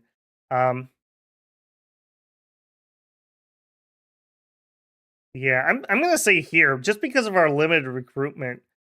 Then again, this has the same problem, but Soul Vortex super combatants, Cloud Trap easing in. We're not doing any of that here. We have generically easier, cheaper thugs, though. So that's a thing. I do like that. Yeah, I don't know. Just a solid nation. Not a ton to say about that one, actually. Let's peek and see what people are saying. Makone, cool guys. Couldn't disagree. CB says S. Okay, tell me more, CB. Probably the definition of one trick. I want to like Makoni, but I keep seeing them lose. I think people are very scared of them. Maybe not justifiably so they just kill them. And they don't have a sacred to protect themselves. And their chassis are pretty limited too, ironically enough. I like the theme, but I've never gotten them to work. C at best from Sergeant. Disco bullets on the walls. Same with boulder throwers. Marconi is great, but they fall prey to fatigue plays. Very true. Isn't there a national event that makes your leader even better? I don't know about leader, but you do get that assassin guy. Giant Spartans, good expansion. I agree there. Their expansion is pretty good. Best giant scales troops? They're so limited, though. That's the thing. If they weren't limited, I'd agree. Because you can have 10 times as many guys here. Yeah, they're not quite as good, but 10 times will still win. Daka says top of B tier. He agrees. Makuni has some of the best giant troops, but having no sacred and no late game magic just means they suffer when the counters come out. Yeah, I do think you're a nation that needs to get your work done early. I'm also worried about getting Dom killed, because we can't preach worth a dang. And we probably didn't go high Dominion because we don't get anything else out of it. 2 giants in a tile is a lot of fun. Very true. Always fun to see human troops get promoted. I actually argue I don't like their promotion because you have to pay them. The slave troops are like free, basically. So I don't know about that. There's a reason why Makoni, just like real life Sparta, doesn't have any influence on the world, but Athens has a lot. Welcome back, Pat. Makoni can cloud trapeze the Cyclops and Archons easily. The problem is they have no glamour, death, nature, astral, or blood. Yeah, we don't get the Cyclops shamans or anything, which helps out some of the later incarnations. You did pretty much make a... you pretty much have to make a pretender to compensate for their weaknesses. I agree. Just had some success communion mind blasting the giants down. Yep. Once the giants are great until you can counter them, and then they're not. They're just expensive humans at that point. And Mind Blast, the big fire spells that really kill you, save or die spells, Frozen Heart. There's so many things. I mean, just dudes with big 2-handers and a strength buff. Like, Omish dudes with great swords will hack you apart sooner or later. So, I don't hate them. I think they're solid. I think they're playable. I think high B is a good place for them. This has just more potential going on. Giants cost a ton of resources. And it's not even the resources, because I'll deal with that. The problem is the limited recruitment, and there's not a ton you can do about that. Okay, I think we're relatively in agreement here. Okay, Mikland next. Oh, poor Mikland. I haven't had to say that too much recently because middle-aged one doesn't have the same problem, even if they're not great. They at least have Dominion that expands that the AI can understand. Mikland. Okay. Recruit anywhere sacreds. Ironically, some of the best. In this age, recruit anywhere jaguars, recruit in your capital only eagle warriors. Both are very good. I think they kind of want different blesses, though. And while the Eagle Warriors are incredibly good, I think you have to bless the Jaguar Warriors. Enchanted Blood or Regen, Blood Surge, or just straight attack and strength. Very, very, very strong. I believe they wield 2-handed clubs in human form, and then they have like 2 or 3 attacks in Jaguar form. Very, very strong. Very strong. Good magic access with good casters, but only from your capital. Outside of your capital, you recruit garbage. What is their non-cap guy? Well, okay, these guys are all right. I forgot. The Nahulia. Nature 2, Astral 1. That's okay. They're expensive, but they're okay. I was thinking Mikland Priest with Blood 1 and nothing else. They can use a commander to round up slave troops who are absolute garbage, but are basically free patrollers for your blood hunting. So that's handy. That's usable. And from your capital, you have a Holy 3. So we have a recruitable Holy 3. Big points there. You get priest level 2s that are good mages. They're all blood. They have 2 water or 2 astral or 2 fire. Good enough to do things in all those. That gives you rain access, anti-magic access, fire stuff magic access. Very nice there. The tribal kings are all right, and the priest kings are even better leaders at 150 leadership. We have various warriors who are pretty garbage. The slings are actually kind of dangerous in early age. We have moon warriors who are interesting because they have dark vision, so that can help you get underground. And their obsidian club swords are very dangerous and deadly, actually. For magic, we have the other set that are not Melkart based. These are like the South American blood stuff, and they are like the Quaddle. No, that's not a blood one. The Onakai, the Jaguars, which are the why am I not seeing you? The kitty cats. Where are my kitty cats at? The Ozotls.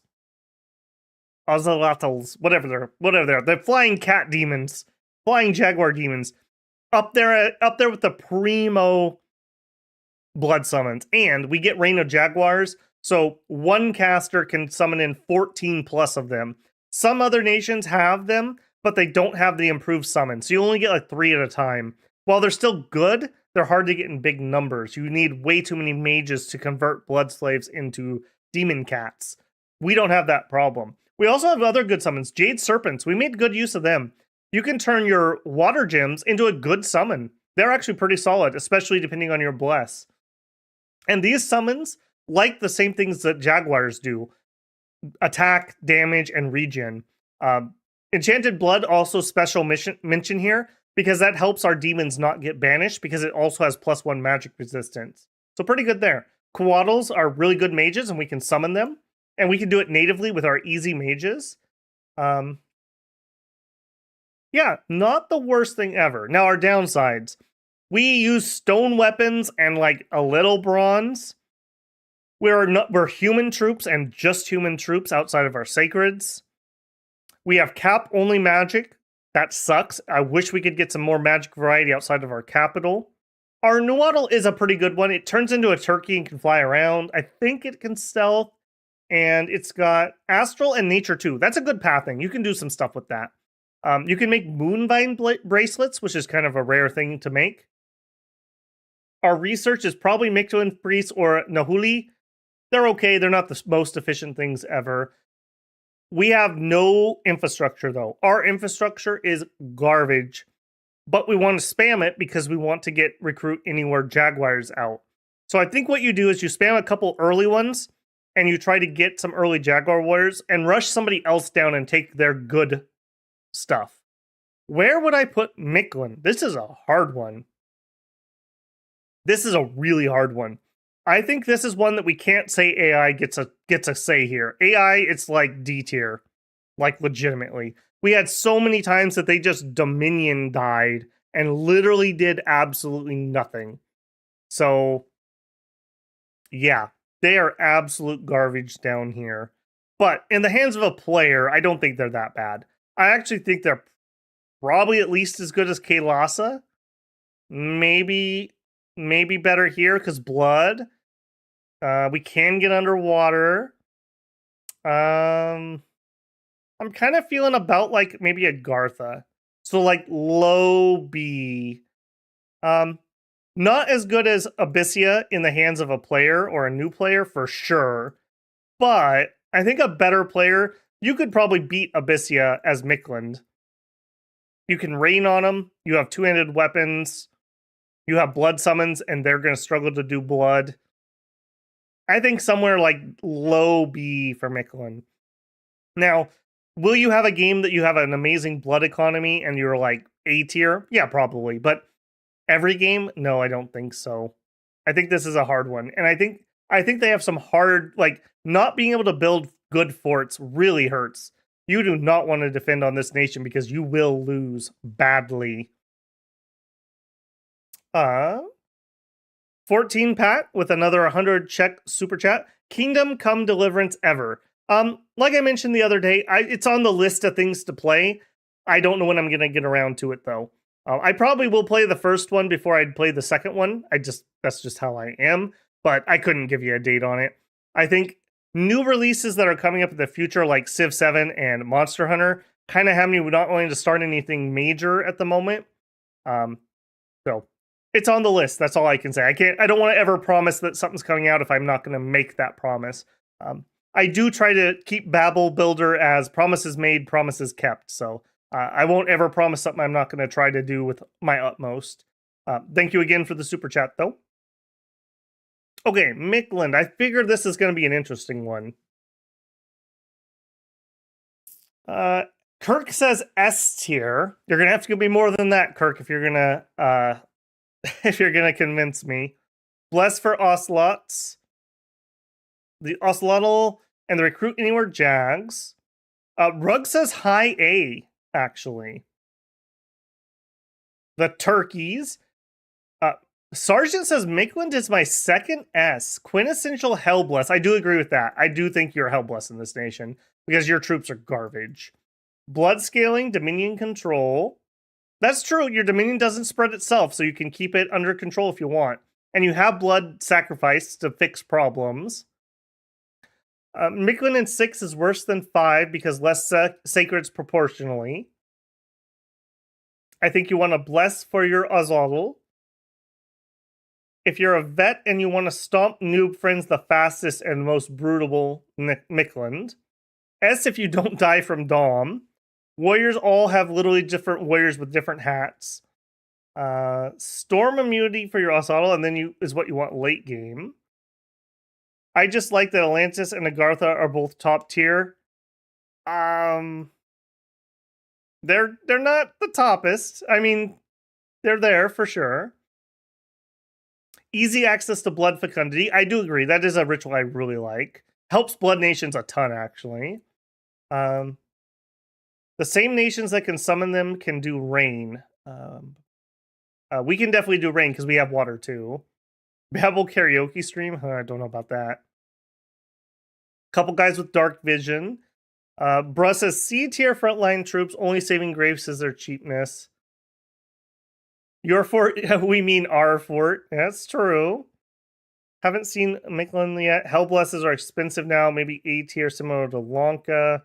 I feel like this one is such a finesse nation. You have to know what you're doing on Miquelin. Ease of use, Miquelin's the Hellbless nation. Put pressure on it. Keep blood sack. Haven't seen a lobby where they're not doing well, at least in expansion. They're often gobbling someone else. Okay, people are saying A or S. So you guys are thinking like way up here, huh? You're giving them that much credit on the blood and the hell blessing. Okay, definitely an area where play styles definitely have an effect there. I'm not against that though.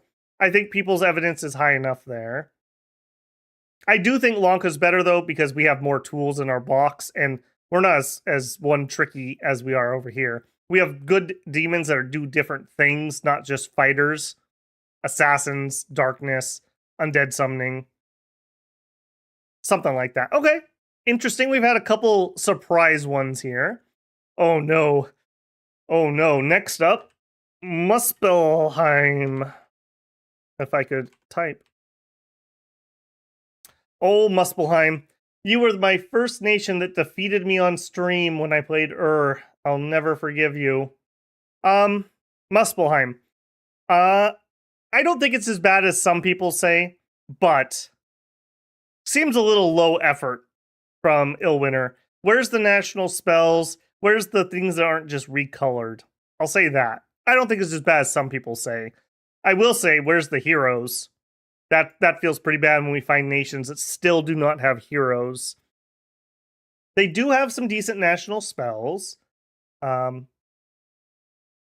Dwarf of the Four Directions, Brood of Garm, Awakened Dwellgar, Glossos. Those are those fireboards with fear. Those are pretty decent.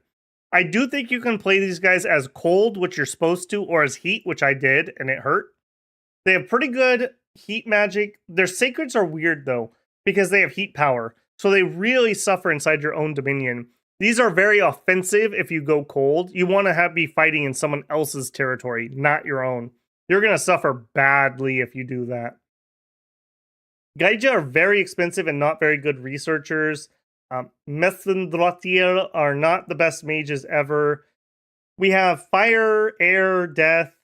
What else we have up here? Fire, air, death. A little bit of astral, a little bit of glamour, a little bit of nature, a little bit of blood. I don't think they have the best magic. Other people do fire better. Other people do everything else they can do better. We're probably going to be pop killing ourselves because of the way temperature scales work. Yeah, that's going to be rough. We're going to maybe be doing a little blood hunting. That's going to be rough. We have okay leadership. We are giants, and the Niflheim type giants are pretty good. And the Muspelheim ones are the same, but slightly better because I think they have better defense, a little better protection than the others. A lot of our really good mages are cap only. That hurts a lot. The Sacreds and the Sacred Leader are 2 sacred points to recruit. I think that hurts. I think this is less cool Niflheim, if I'm being honest. Lore-wise, they're fire giants who live in a glacier. They fight with the cold giants. They could have done more with that. We don't have any heroes. They die out in this age. Kind of lame, if I'm being honest. The fire giants are very good sacreds in the right circumstances, though. They do come in with a fire sword, which is very nice. It's a magic weapon. It's got attack, defense. It's a good weapon. I will give them that for sure. Getting a free magic weapon is always nice, so we don't need magic weapon. Giant troops are good in general. Just throw a regen bless on them, if nothing else, and they'll do okay. Very expensive, and again, 2 sacred points to recruit. So if you're Dominion 8, you're getting 3 of these guys and a leader every turn. That's a bit iffy and very expensive. They're very, very, very expensive. Now, their Jarl version, the Muspel Jarl, Fire 3, Air 1, Death 1, Random, Fire, Air, Death. So you're not guaranteed to Cloud Trapeze, but some of them can.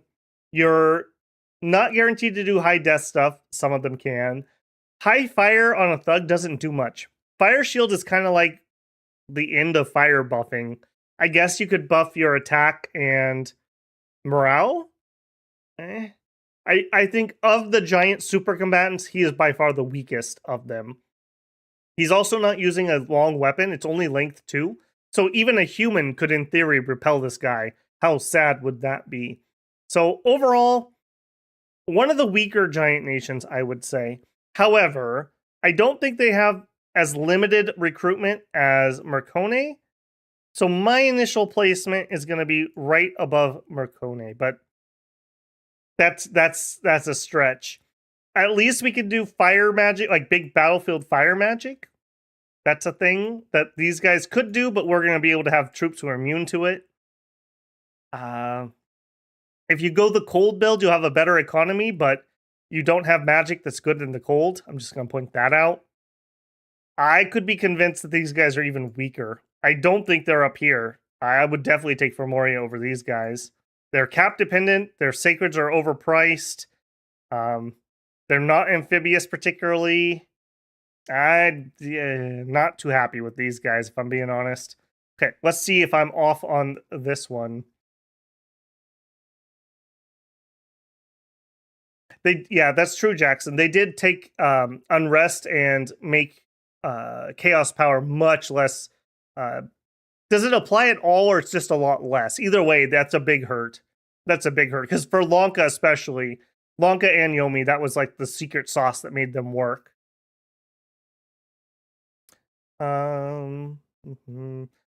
Flintlock says, I think Muspelheim is C at best. Heroes are always a problem with Illwinter. It's too confused to really be strong. I'll give you that. That is a problem. We do have that dichotomy problem. I tried to do fire and our economy was garbage. If you do cold, your mages don't do anything. That's kind of a yikes. Chaos. Okay, we're talking about things that are not this nation, so I'm skipping those for now. Come back to those when we get to those nations. S tier AI can beat a player playing an okay, realistically probably a B. The Sacred Breakdown. Commit them, and they are very much a one-trick pony too. That kind of makes me feel lower than this. Actually, they're more one-tricky, and they're a one-trick that has like schizophrenia. Heat Muspelheim is the way to go. That's what I did on stream. Higher than Abyssia because of magical diversity they get from Gaijas. I would argue burning ones are better sacred. So you're thinking somewhere like down here. Maybe I'd say here if that's our reasoning. I think the burning ones are better sacreds, frankly. They can actually get some more kills than the big dudes will get because they're dual wielding flails. Ragatalk says hot take Worthy Heroes is bad and unbalanced. I don't run it, so I can't really comment on it. I only do the nation info mod, nothing else. Nothing changes gameplay at the moment. Am I against shifting nations down a tier? No, I'm not. I'm not. Like I said, this is totally subjective, and we're just having fun. This is very much subjective, so we could definitely see people moving around more. So far, we have kind of a bell curve forming, so that's a good sign. It's not true that in late game your power is coming from a huge amount of hard to kill free. You guys are talking about Yomi. You're confusing me. We're not there yet. Phoenix power super combatant. That's true, Phoenix power, but other people can do that too. That doesn't make you special. Muspel can Phoenix power. That's true. Muspel hurts themselves in their confusion. That's a good summation of that, actually. 30 unrest per point, and it's capped at +3. Okay, that's good to know. That hurts. Yeah, that hurts. Because it's such a weird mechanic to start with. Phoenix Pyre, not power. Yes, correct. Phoenix Pyre, you die, you explode, you come back to life with a bunch of fatigue. Phoenix Power is raising your fire scale, or your fire pathing. People are kind of arguing on this one a little bit. I'm kind of feeling it's somewhere down here, though. A little bit better here because extra magic. A little bit down here because of schizophrenia. We'll have Daniel and Cooler Daniel maybe next to each other. Illwinter comes back and gives them a polish pass. Maybe they could move up a little bit. The wanting cold scales but needing heat for your units to work really sucks. I'll say that. It doesn't feel fun to play to me. All right. Next up, we have Niflheim. Speaking of Cooler Daniel, man, Muspelheim's just getting beaten up here.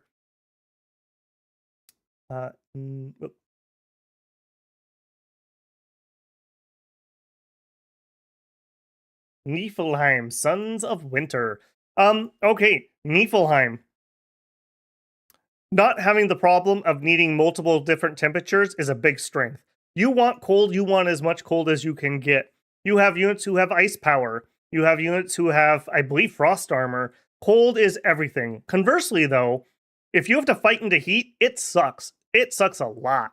We have the same giant units essentially as Muspelheim, although only the cold version, but the cold version's fine.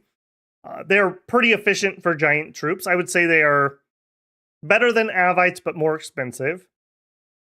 Niflheim has not very good magic diversity. We have water, we have death, we have a little bit of blood, we have a tiny amount of glamour. So we're a bit of a one-trick pony, although we do that trick the best of any pony.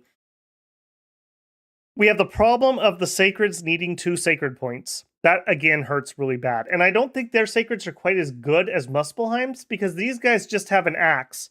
They don't even get an ice axe. Why does Muspelheim get fire swords and we don't get ice axes? What's up with that? That sucks. I think they're Jarl. I think that having...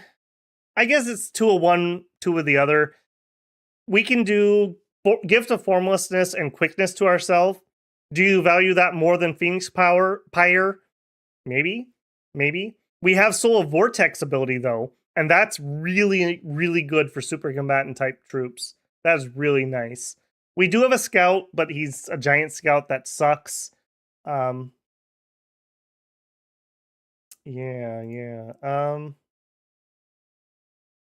Yeah, the nerf to needing 2 sacred points for some of these giants probably needed, but man, it hurts. It hurts real bad for how good they are.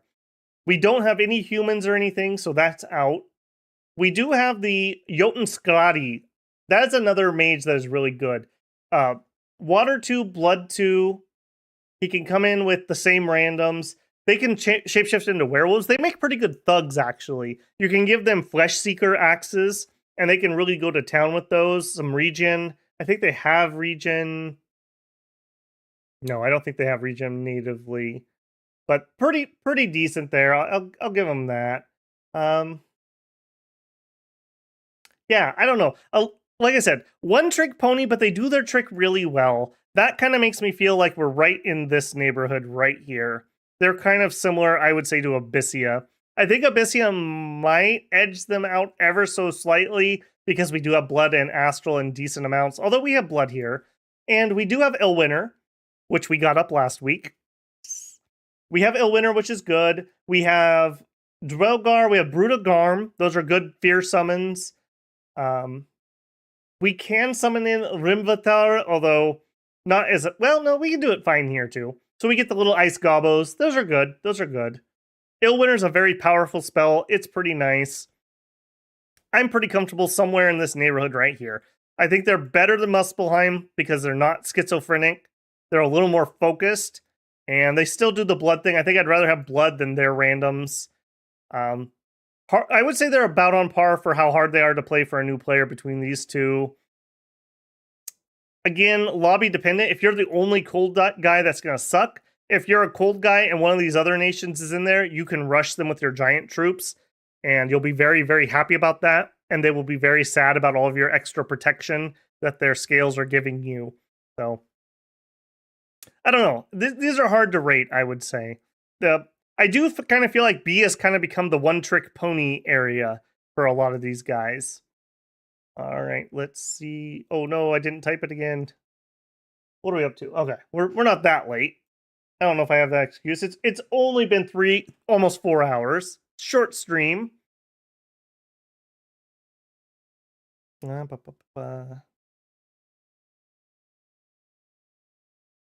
Makoni. I would put Abyssia above Muspelheim for sure. Okay, I think that's old. Cold Aura nerf. That's a good point there, too. We struggled with that last week. I tried to use frost weapons just to show it off. Heat Aura above Cold Aura any day.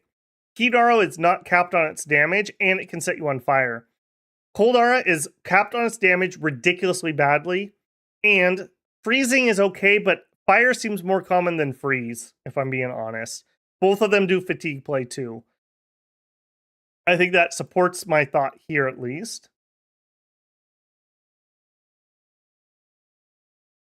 Niflheim, probably low A from Sergeant. Air magic isn't as common as it used to be. Jotuns are perfectly fine troops, and you have very strong defensive capabilities with your frost armor.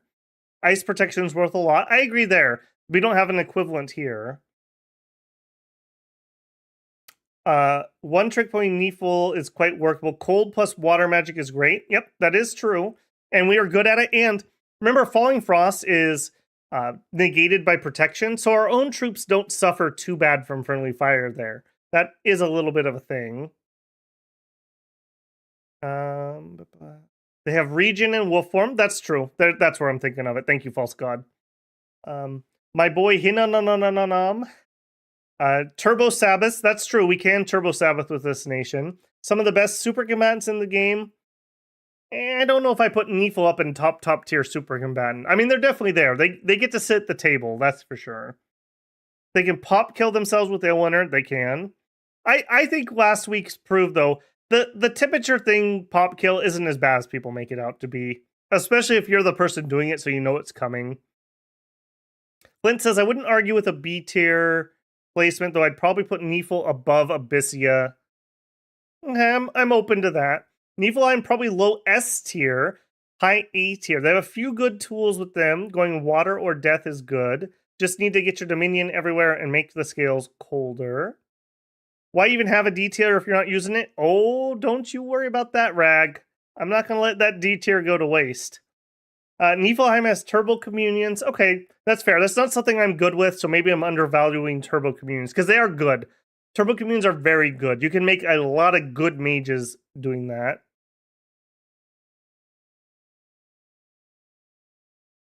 Okay, so people seem to say that they're thinking that the Nifl is higher than this.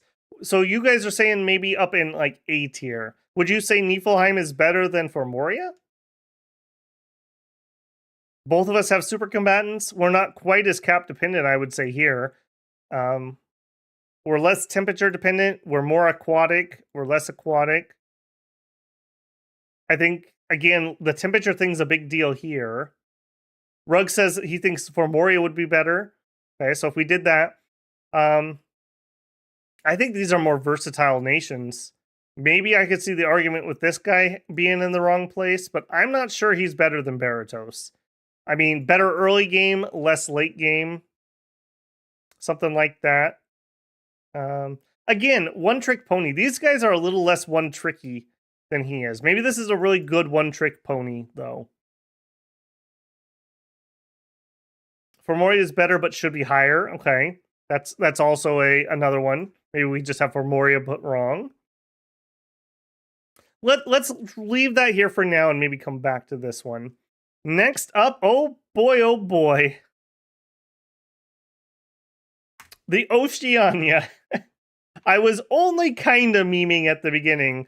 I think Oceania, I'm going to spoil it here, is probably going to be our lowest rated early era nation. Oceania. Fresh in my mind. Oceania has the benefit of they are amphibious, so they can get out of the water. However, once they get on land, they can't build any of their good troops. They can only build sirens for their mages and Capricorns, who are decent but require very, very high turmoil to be affordable. You can't get your cavalry on any of your shore forts, and you really want shore forts. And not only do you want shore forts, you can't build good shore forts. The forts you build do not give you a commander point. So you need to use grow forest. So you need a forest on a shore to have a decent spot to recruit your mages. If you don't go high turmoil, sirens and Capricorn are very expensive.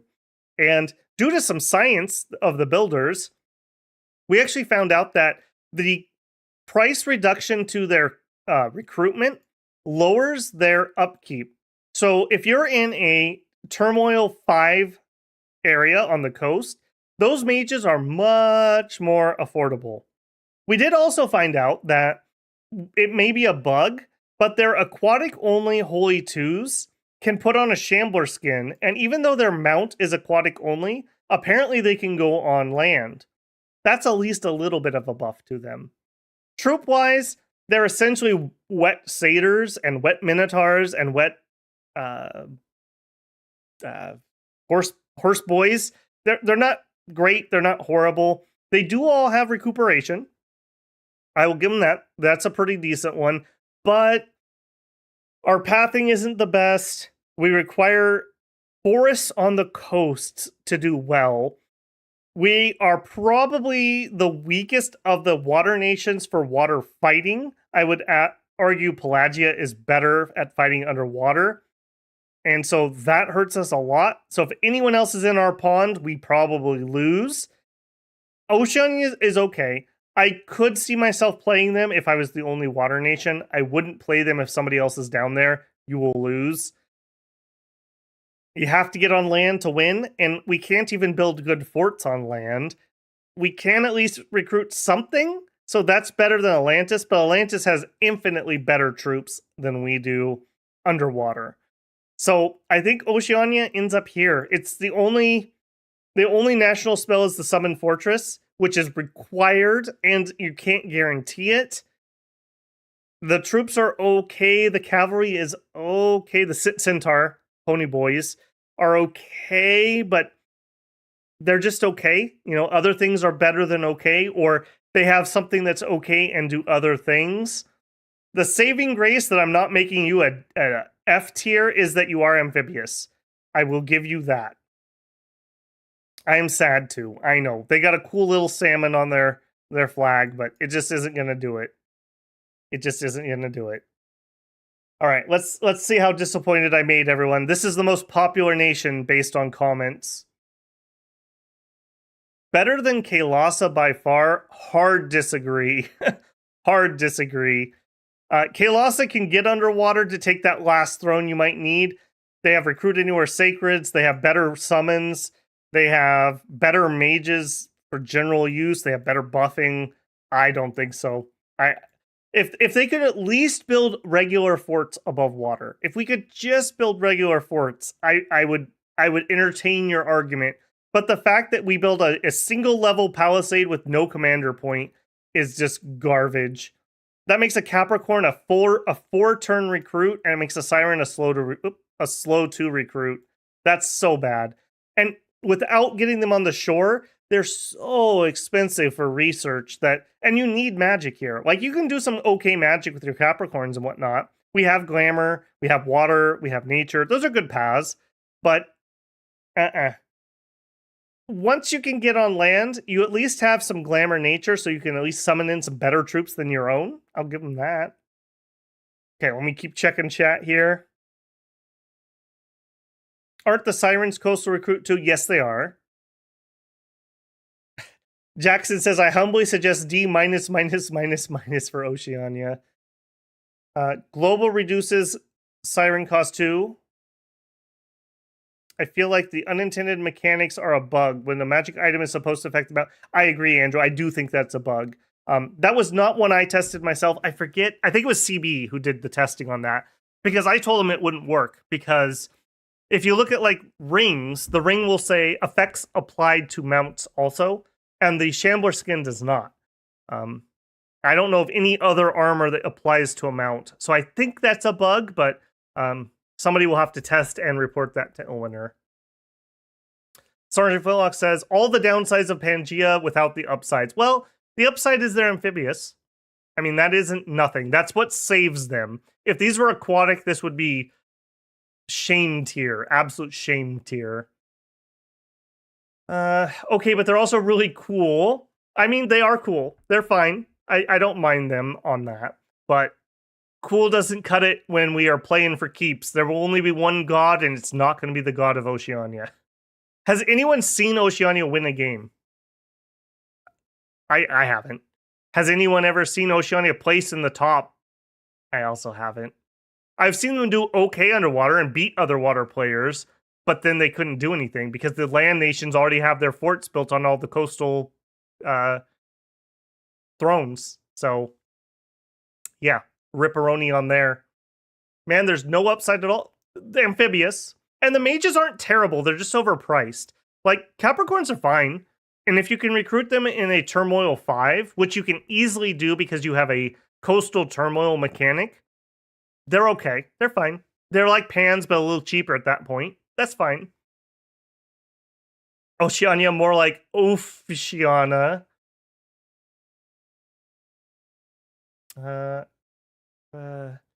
How are they not D tier? Well, my personal suck does not necessarily apply. I don't think they're that bad. I mean, they are the lowest in C currently. CB says, I agree with D. Their econ is so bad anyways, and with the crappy forts, it just doesn't count for that. Yeah, I don't understand. Give them normal forts. Come on, guys. Just give them normal forts. Then we could at least talk. We could spam the entire coast with forts, and that would give us something. Their Sirens are okay. The Pans are okay. Or the Capricorns are okay. But the fact that you require a forest is just, oh, that's misery. Leave my horsey ladies out of it. There's still Pelagia. Riley would be there too if you give them the Brain Graft spell. I have never seen Oceania in the top 3 tragic. I've never seen him place in anything. To kill them, you need to be a water nation yourself. I assume you're talking about Oceania. You don't need to kill people to win, though. You need to sit on the right number of thrones. So if Oceania wants to own the entire underwater ocean and I don't need their thrones to win, I don't give a shit. They can stay down there all they want, sing their little songs, and I will win the game because they are not going to take land thrones that have been fortified. Okay, I think I'm moving on from them. Sorry, I know everyone's favorite nation is Oceania, but that just ain't it, champion. And next up is going to be Pangea.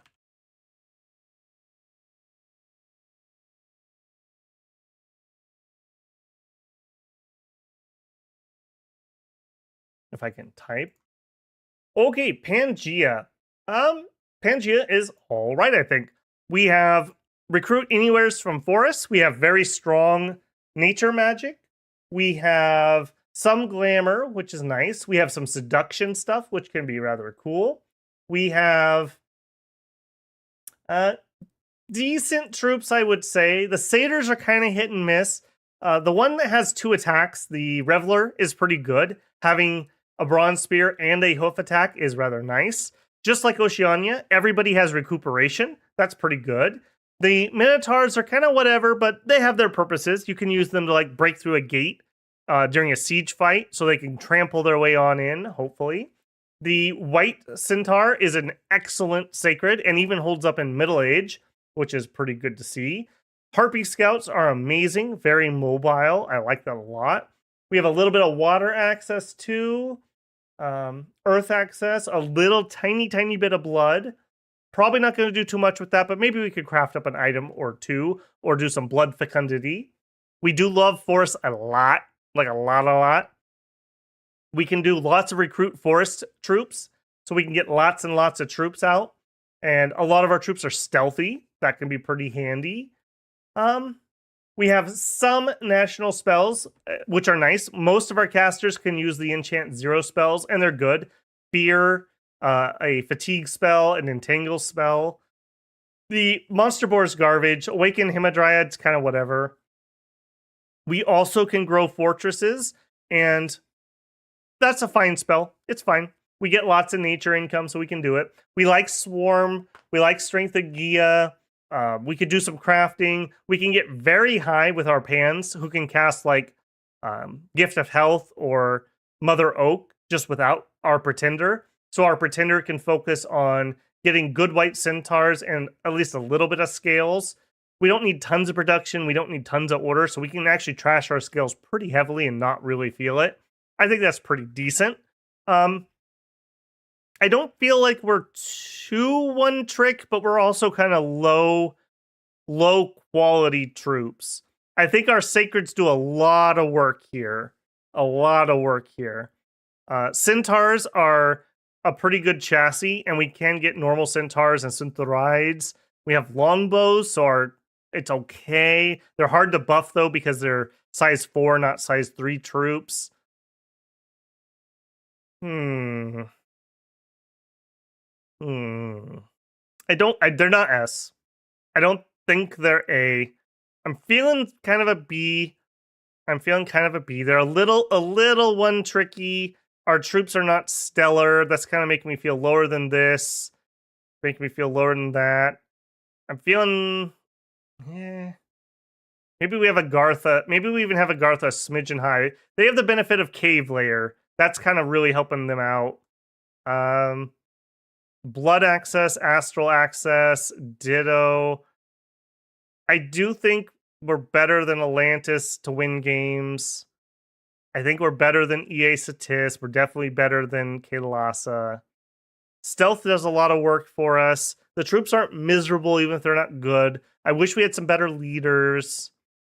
I think Pangea gets a B. I think low B from me. If you're really good with stealth rating, I do think maybe that bumps us up to like here. If you're really good with stealth rating. We're kind of predictable though. I mean, it's obvious we're going to do that. We don't really have anything else to do. We're not going to win long, grindy fights. We don't have like a surprise magic path to pull out. Our sacred is cap only. I'm feeling pretty B. I'm feeling pretty B on that, and low B to be said. Let's see what other people have. Oceania on land. There you go. Pangea is all right. I think they're probably a B nation. Elfing people with White Centaur alone is spectacular. White Centaurs do a lot of work for this nation. A lot. The drier Oceania. Probably in the Abyssia area. Okay, people are feeling it. Pangea is probably a mid-A nowadays. There's a strong sacred, best scouts in the game, reasonable enough troops, and their seduction shenanigans have fallen from grace with nerfs to Swarm. Okay, so he's feeling maybe a little higher. Pangea is a cool nation. Forest folks unite. I'd put Pangea in the Lonkin-Micklin area. I don't think they're S. Long, I hard disagree with that. No major blood access, no astral access, no death access. All you have is nature, and that's okay. Nature's fine, but nature's not really the game-winning path usually. And once you don't have enough white centaurs, or you have a horrible battle and you lose your stack, what are you gonna do? I don't know. I don't know. That's the problem. Uh, might still give it to Tir Nog. Pan is still good. SA from False God. Amazing Sacred, really good magic. Low B, you must be high. Nope, no substances here, Rag. I think the Dryads are pretty decent. They're a bad chassis for assassins. My lowest placement would be A. It's predictable but strong. Predictable leads to significant gains in the early game. That's true. Being able to expand consistently is a very nice power. I am definitely not the best at expansion in 6. I used to be better in 5. I don't have that gut instinct built up enough yet. So people are feeling that this is a little higher. Dryads are still pretty decent. My lowest placement would be A. All right, let's put them as high B for now. I'll throw them there, and again, maybe we'll come back and revisit. I'm not seeing that though. Maybe I'm undervaluing the stealth because I haven't been multiplayer. That is very strong against humans, and against the AI, it's whatever, because the AI doesn't know what you're doing anyways. Very interesting. Another nation that's a lot of highs and lows that people are rating that. And some of that's going to come from the multiplayer versus single player divide. I do recognize that. Okay, Pyrene. Very fun nation. I've only played early age and middle age, but man, did we have fun on both of them. Tons and tons of fun. Way more. I was actually kind of dreading them. Originally, I thought they looked kind of lame, but I was very wrong. The Bekthrides, that's right. Representing our Basque mythology here. Okay, we have finally our second underground. Well, no, I guess Abyssia is also underground. Underground, Bekthrides are a decent chassis. They're probably better than humans. We've got dark vision. We've got some resists. We've got okay stats. Ironically enough, a few of our units actually use iron. We're not all cavemen. Our cavemen are actually pretty cost-effective units. Our magic diversity is okay. We have Cyclops for crafting. We got earth, water, air, and air's pretty high. We've got some nature. I think, don't we have just a smidgen of glamour on somebody? Or am I imagining something there?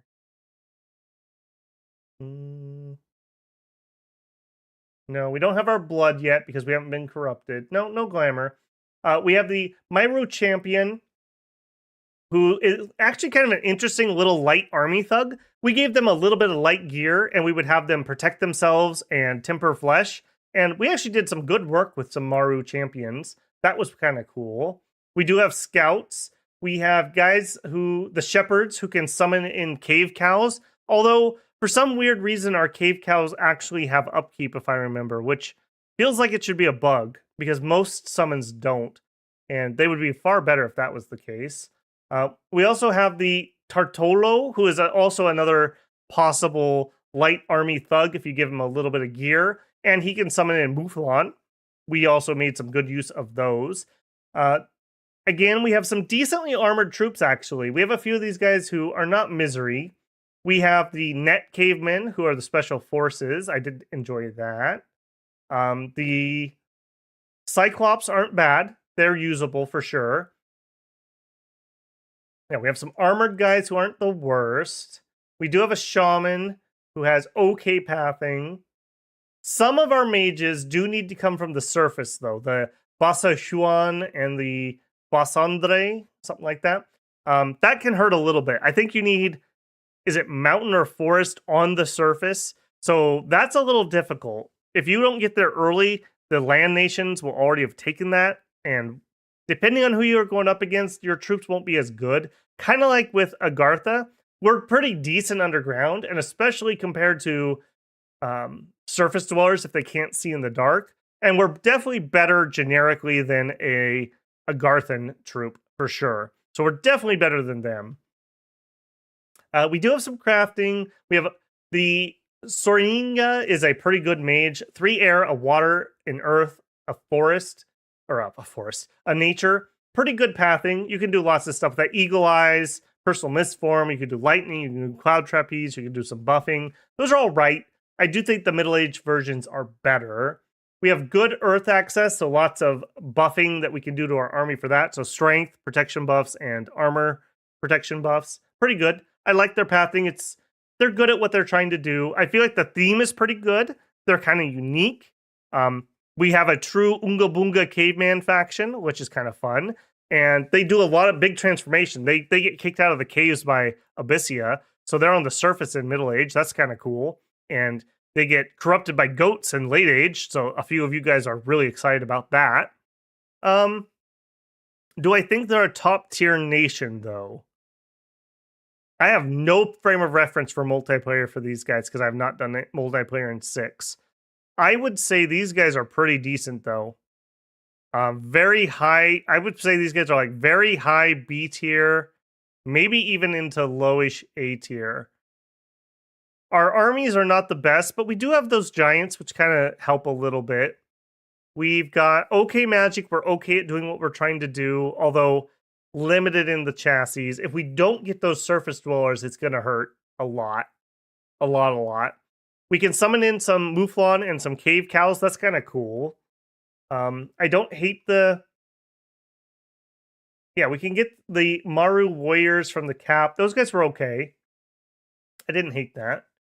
The Beckwithside heavy infantry was okay. We used a few of those, I think. We have a good mix of kind of like more expensive troops and cheap troops. That's always kind of nice, so you can tailor what you're recruiting to what you need. I'm really curious what other people are going to say about this one. It's been a hot minute since I played these, I will admit. And I've only played them for prepping for the stream and the stream itself. So I could definitely be off about this one. I'm saying this one with low confidence here. Let's see what other people are saying. Axe says B tier. Jackson says, fun nation. I don't know if it's good in EA. I do feel like it's weaker than Middle Age for sure, despite what I did with my horrific showing for Middle Age. The Middle Age is just really well equipped and really well focused mages, where we don't have that really here. We do have the bonus of being underground, though. That could be quite the benefit. And I'd argue underground is just the better underwater, because we can get onto normal land and take thrones. Imagine if you're underwater and you have to go underground. Not only are you on land, you're also underground. You are like triply screwed. Pyrene is looking fun, but I have no concept of how strong they are. They are definitely fun, I will say that. Hard to rank. I look at EA Pyrene and I just think, damn, I should play Middle Age. Yeah. the cooler Pyrene for sure. No glamour. Yeah, I was incorrect on that. Is Grung tier 10 out of 10 with Unga Boonga again. Rock and Stone, brother. B tier. They only have iron on their sacred. Their mages are very expensive and exist in caves with bad starting troops. Conversely, though, let me throw this out there to you, Axe. Even after the nerf, Underground has some really good indies. You could legitimately recruit the Sino troops and be pretty happy with them as this nation.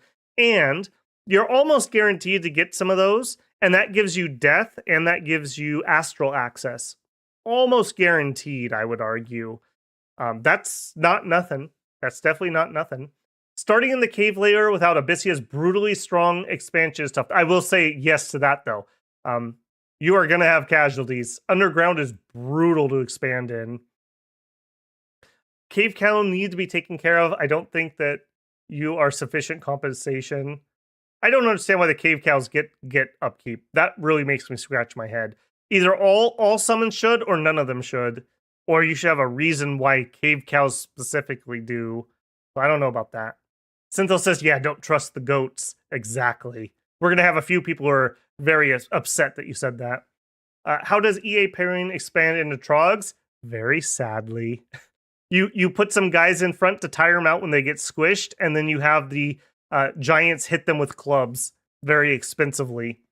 Shades are hell. Any of the shade creatures are hell. I'll give you that. Yeah, Kermode Bear's not here yet, though. He's driving to get a goat. You kill the trogs with stones? I don't know about that. I did try that, I think, in stream. I think we did throw boulders at Trogs, but it only kind of sort of worked.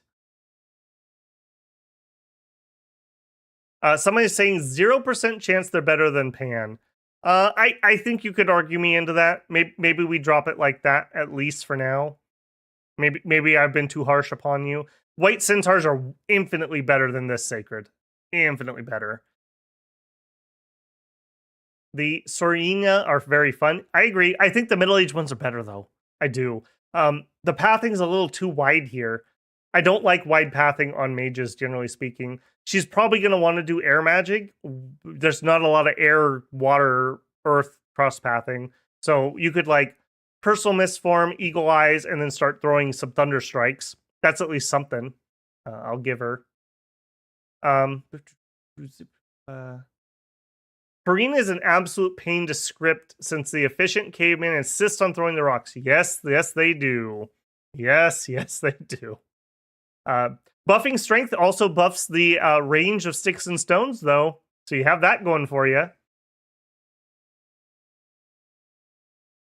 Rag is still throwing his support behind EA Pan. We'll have to think about him some more. Again, this is I fully admit this is very subjective, and maybe I am being harsh upon them. We'll think about him. I know Babel doesn't like reading these about nations, but went to middle-aged TNT comes up. I'm probably gonna have to post one of them. Middle-aged TNT is one of my favorite. What do you mean I don't like reading these things? I read every comment. As long as people aren't rude, and we haven't had much problem with that, you can comment whatever you like. Pangea should be. I will say, make sure you save your novel before you submit it and it gets eaten. We had somebody else, whoever posted the Oceania novel, they lost their first post, so make sure you save it. Don't trust YouTube. Pangea should be A, Pyrene should be C. If I spawned as Pyrene, I'd look at Abyssia, Muspel, Makoni, and be scared. So you think we're maybe overestimating Pyrene here? I'm willing to entertain that. So you're thinking they're dropped down somewhere maybe in the middle here. I'm gonna drop. Let's put them next. Let's put them next to their friends underground. Maybe we come back to this. I also just noticed. Do they really have the same flag? That's just been recolored. Is that actually their flags? That's really sad. Okay, now the nation I cannot spell. Relay is next. Probably spelled that wrong. Okay, and we want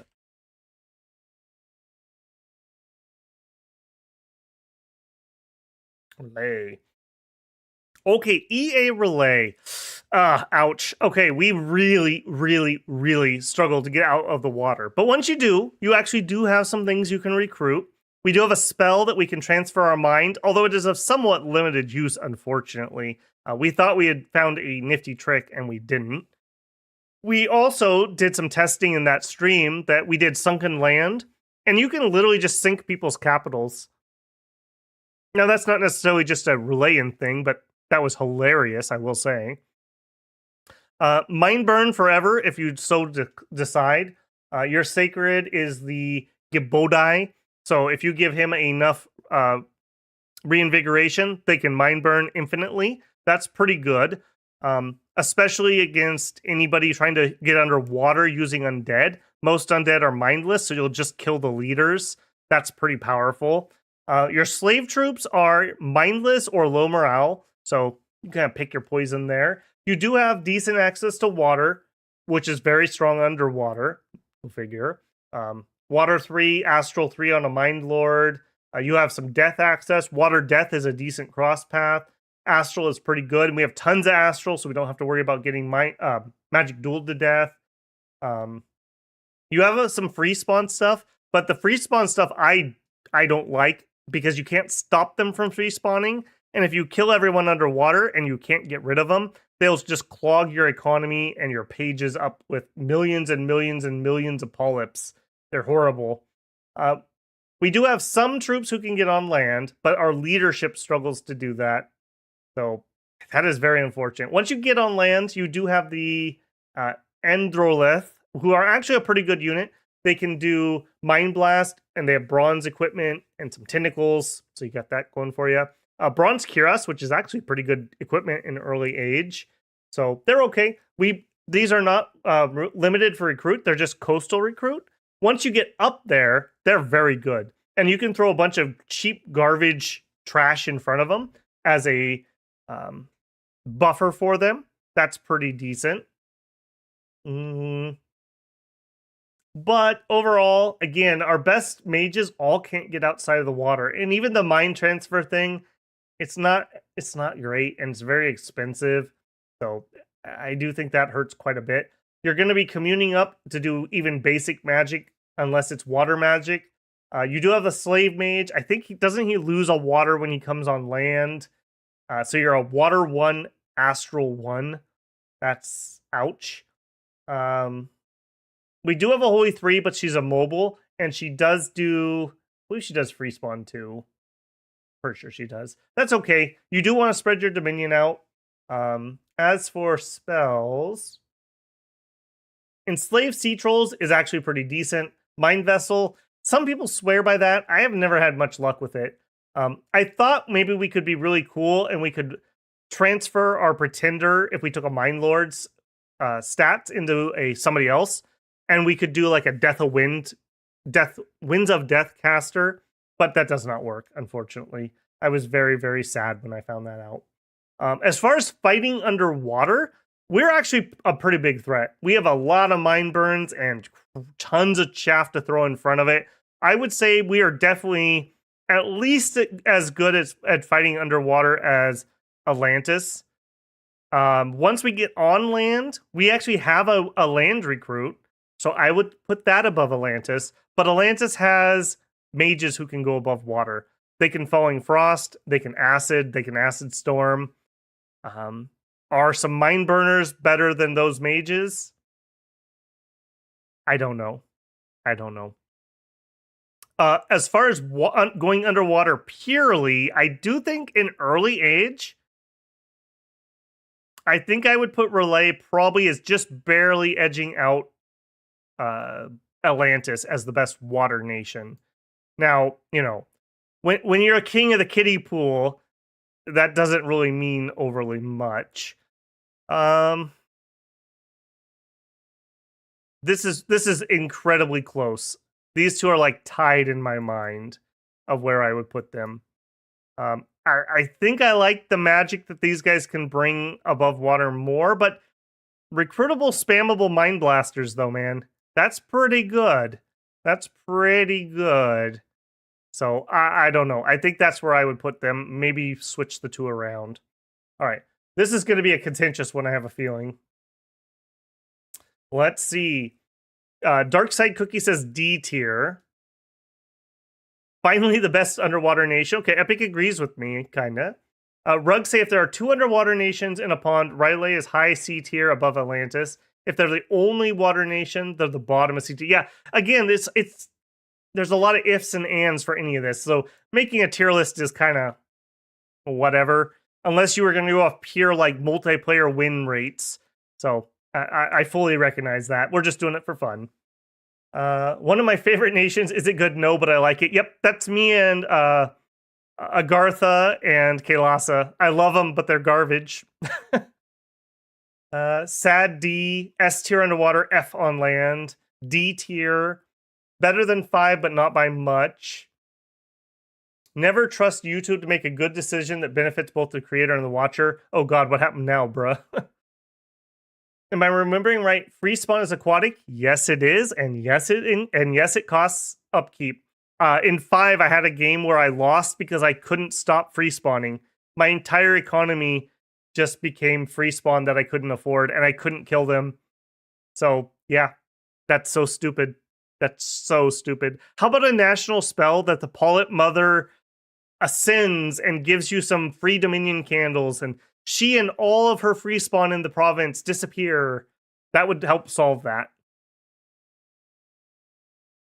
Of course, I would not mind seeing a buff to Relay. It's hard, though. Like, astral nations are hard to balance, and astral that is somewhat amphibious, even more so. Relay got buffed last patch. The new Aboleth ritual. Still terrible, though, because you have to fight tooth and nail to get a foothold. Yeah, if I see relay near me, I'm instantly declaring war on them if they come on land. I'm contacting the player, and I'm saying, hey, dude, how about a non-aggression pact? I get the land, you get the water. I'm instantly doing that like turn 1 if he's near me, because I will not let him come on land, and I just won't go underwater. It'll just be how that's going to be.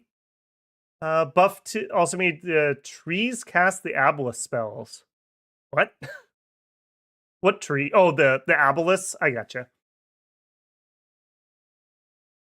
Maybe. If every other player's asleep at the wheel and you can get 2 coastal forts, yep. But who's going to let you do that? Let's be honest. No major recruits outside of coastal in terms of land, and their troops completely suck. At least they have coastal recruits, though, unlike EA Atlantis. That really hurts them. Top of D tier relay. You got to work for it, but it's cool as hell. It is. I agree. You aren't getting out of that 7 province pond. Yep, I kind of agree. If only you could do more with the free spawn. Yeah, again, how about we make the free spawn amphibious? They can still be crappy. Give them like 1 movement speed that they're like snails, but at least I could suicide them out of the pond, and then I could be okay. It would still suck, but it'd be something. The slave mage can go on land, which is going to be your main research recruit. Correct me if I'm wrong, but doesn't the slave mage lose 1 water? So he's a water 1, astral 1 on land. Which, it hurts. It's not very good. Relay is categorically worse than Satis and Colossa. I do see that argument too. I do see that. Both of these can get underwater. Maybe we've rated them a little high. I don't feel like Colossus. See, again, there's just so many permutations here. And these aren't necessarily strict on an individual tier. I do feel you are better than you, but I feel you are better than you. So, I don't know. That's a difficult one. Got to go bottom C. I mean, maybe we've had Atlantis too high. I mean, Kalos at least is on land. You can win the game on land. I'm not sure you can win the land with either one of these. Polyp spawns are free. Free spawn in LA is a problem. Andrew, you have to ask your full question. I don't know what you're actually saying there. Slave mages keep their paths and get a boot slot. Okay, they're not one that loses a path. That's good. A water 2's fine. I mean, you can make a small communion and do falling frost. That's at least something. I'll give them that. Okay. I think we're okay there. Next up, we have Rus. My northern brothers. Sons of Heaven. Rus. Very fun. Very fun. Great sacred. You start out as a very hairy, angry man with a 2-handed battle axe, and then you become a very hairy, angry bear with no axe. But you still are really good. This is a really good nation for regeneration blood bond. You can just soak it into them forever. And when you turn into bears, you have a really nice health pool to share it out. And you can help other people just spread the damage. We have pretty good magic access. Air 3, Astral, some Nature 2, Fire. I believe we have a smidgen of water. Astral, Fire. Oh, maybe not. Okay, no water access. That's okay, though. We do have water access from our national summons, which we have like 20 of. You can tell Ilwinter really likes this nation. And the bears are sacred. The bears are sacred. I appreciate that so much. It's a bear nation. They have bear sacreds. Now, can we get a bear pretender, please? That would be great. Some of their summons are really good. They nerf the heck out of it, but you can still try to do a Firebird luck strategy where you summon in a bunch of Firebirds and then you get good events, and that's how you fund some of your nation. They have some really interesting things, like Lady Malady is a Plague Assassin summon. That's cool. Sirens, a different type. We have some underwater summons, which if you can get there, which will be hard because we don't have the water access easily. We have some giant type dudes. The Vilas are nice, including one of those Vilas is a Holy 3, so you can bless your sacreds easier. For troops, They're okay. I believe everybody has snow move or darn close. So you're going to want it cold and you can actually move around. It sucks when you're a cold nation, you don't have snow move. Quite a bit, actually. The Rusin Wizard can be recruited, I believe, from all forests. Correct me if I'm wrong. So we have a non-fort recruit mage, if I'm remembering. Maybe it's the Thunder Priest. No, Thunder Priest.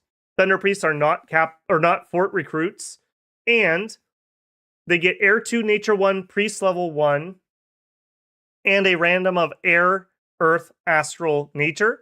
So you could random into a Nature 3 dude who's good enough to put up Storm. It'd be kind of a expensive Storm, but you can do it. So you could use those guys or your Perkunu to put up Storm and do some big thunderbolting stuff. That's not bad. Mist form would be great for a lot of his army. We also, if I remember right, don't we have the archers with the spears? Yeah, this guy right here. The Rusian Hunter. I was shocked how good this guy was. They're undisciplined, but they have spear and a short bow. Having a spear when things run up on you compared to having a dagger is actually pretty nice. We actually had a lot of times where my short bows were on my flanks and they would catch cavalry. And yeah, we had losses, but you know, they were acceptable losses. And then we just went back to shooting our bow. We also have chewed berserkers. So we have a recruitable berserk 2 troop who has 17 HP as just a normal human. And he dual wields a broadsword and an axe with good iron armor. That's a pretty solid troop if you're not getting your sacred skin shippers for some reason. Chieftain, we have fine leaders, that's whatever. We have the Daughter of the Sun, who's our fire mage. Those are all right. Sons of Heaven are another one of our big casters who has 160 leadership, some astral access. Pretty good, pretty good. We're not the best mages, we're not the worst. We're a little wide, but we do have some deep paths, so we can do some fire or some air pretty effectively and smatter a little bit else in. With our summons, we have some extra access to other things. A very solid sacred.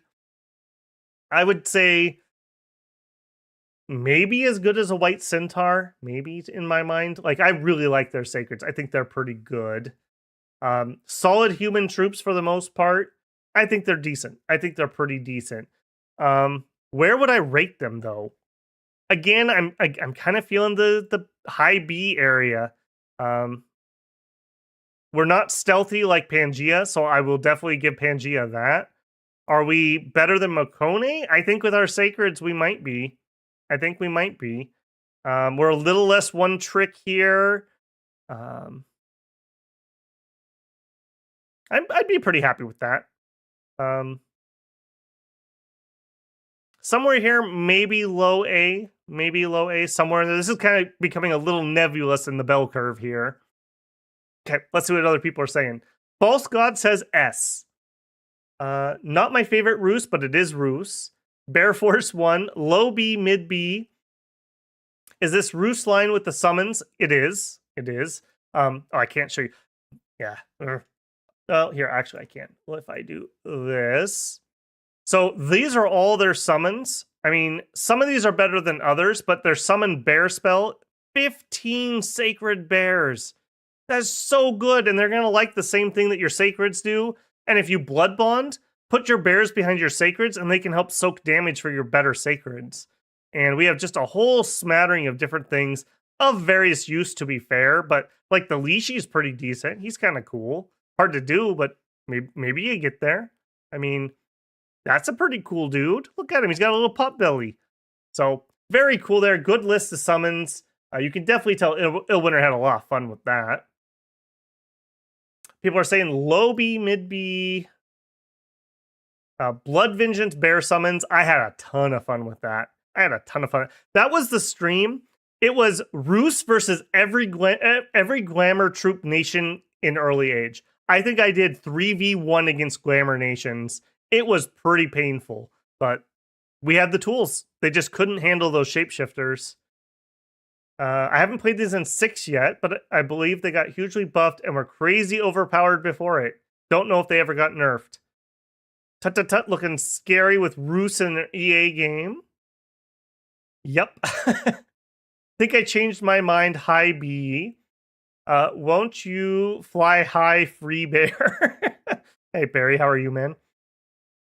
X says, Happy New Year's. Was about to watch the whole Tale of Immortal vid and then saw you were live. Yep, my plans fell through. Somebody I was gonna spend time with got COVID, so couldn't go hang out. Normally, my New Year's Eve thing is I hang out, we eat junk food, and watch movies until midnight, and have a few adult beverages. But couldn't do it, and I figured, well, if I'm not going to do that, I'd rather hang out with you guys. And two birds in one stone. I wanted to do this one as a community thing, so it's worked out pretty well there. Get that one scratched off the promise list. I've got no other promises out there after this one is done. That feels good. If you're enjoying the Tale of Immortal stuff, I've got 3 in the can already. So every day for the next 3 days at least, I'm going to have a video come out every morning. Or if you're a member, 2 out of 3 of those are already up on members first, and the third will go up before I go to bed tonight. So think about that. Having a ton of fun in that one too. Nothing wrong with the Roost summon list. They even got some pretty unique summons in the Roost line. Oh yeah, totally. At least they're not copycats. I'll give them that. Glamour Nation should dump all over Roost. False damage shuts down everything. Yeah, but the AI doesn't know that. So again, do remember from my perspective, a lot of my experience in 6 is all my experience in 6 is single player. I played multiplayer in 4 and 5. I just haven't had time. Someday. I do agree, though. That's a fair point. A good Glamour Nation, just throwing glamour spells into you, turns off your regeneration, which is very strong. You killed Tir Nanog and then head slammed Vanheim twice, but they were no higher than mid B.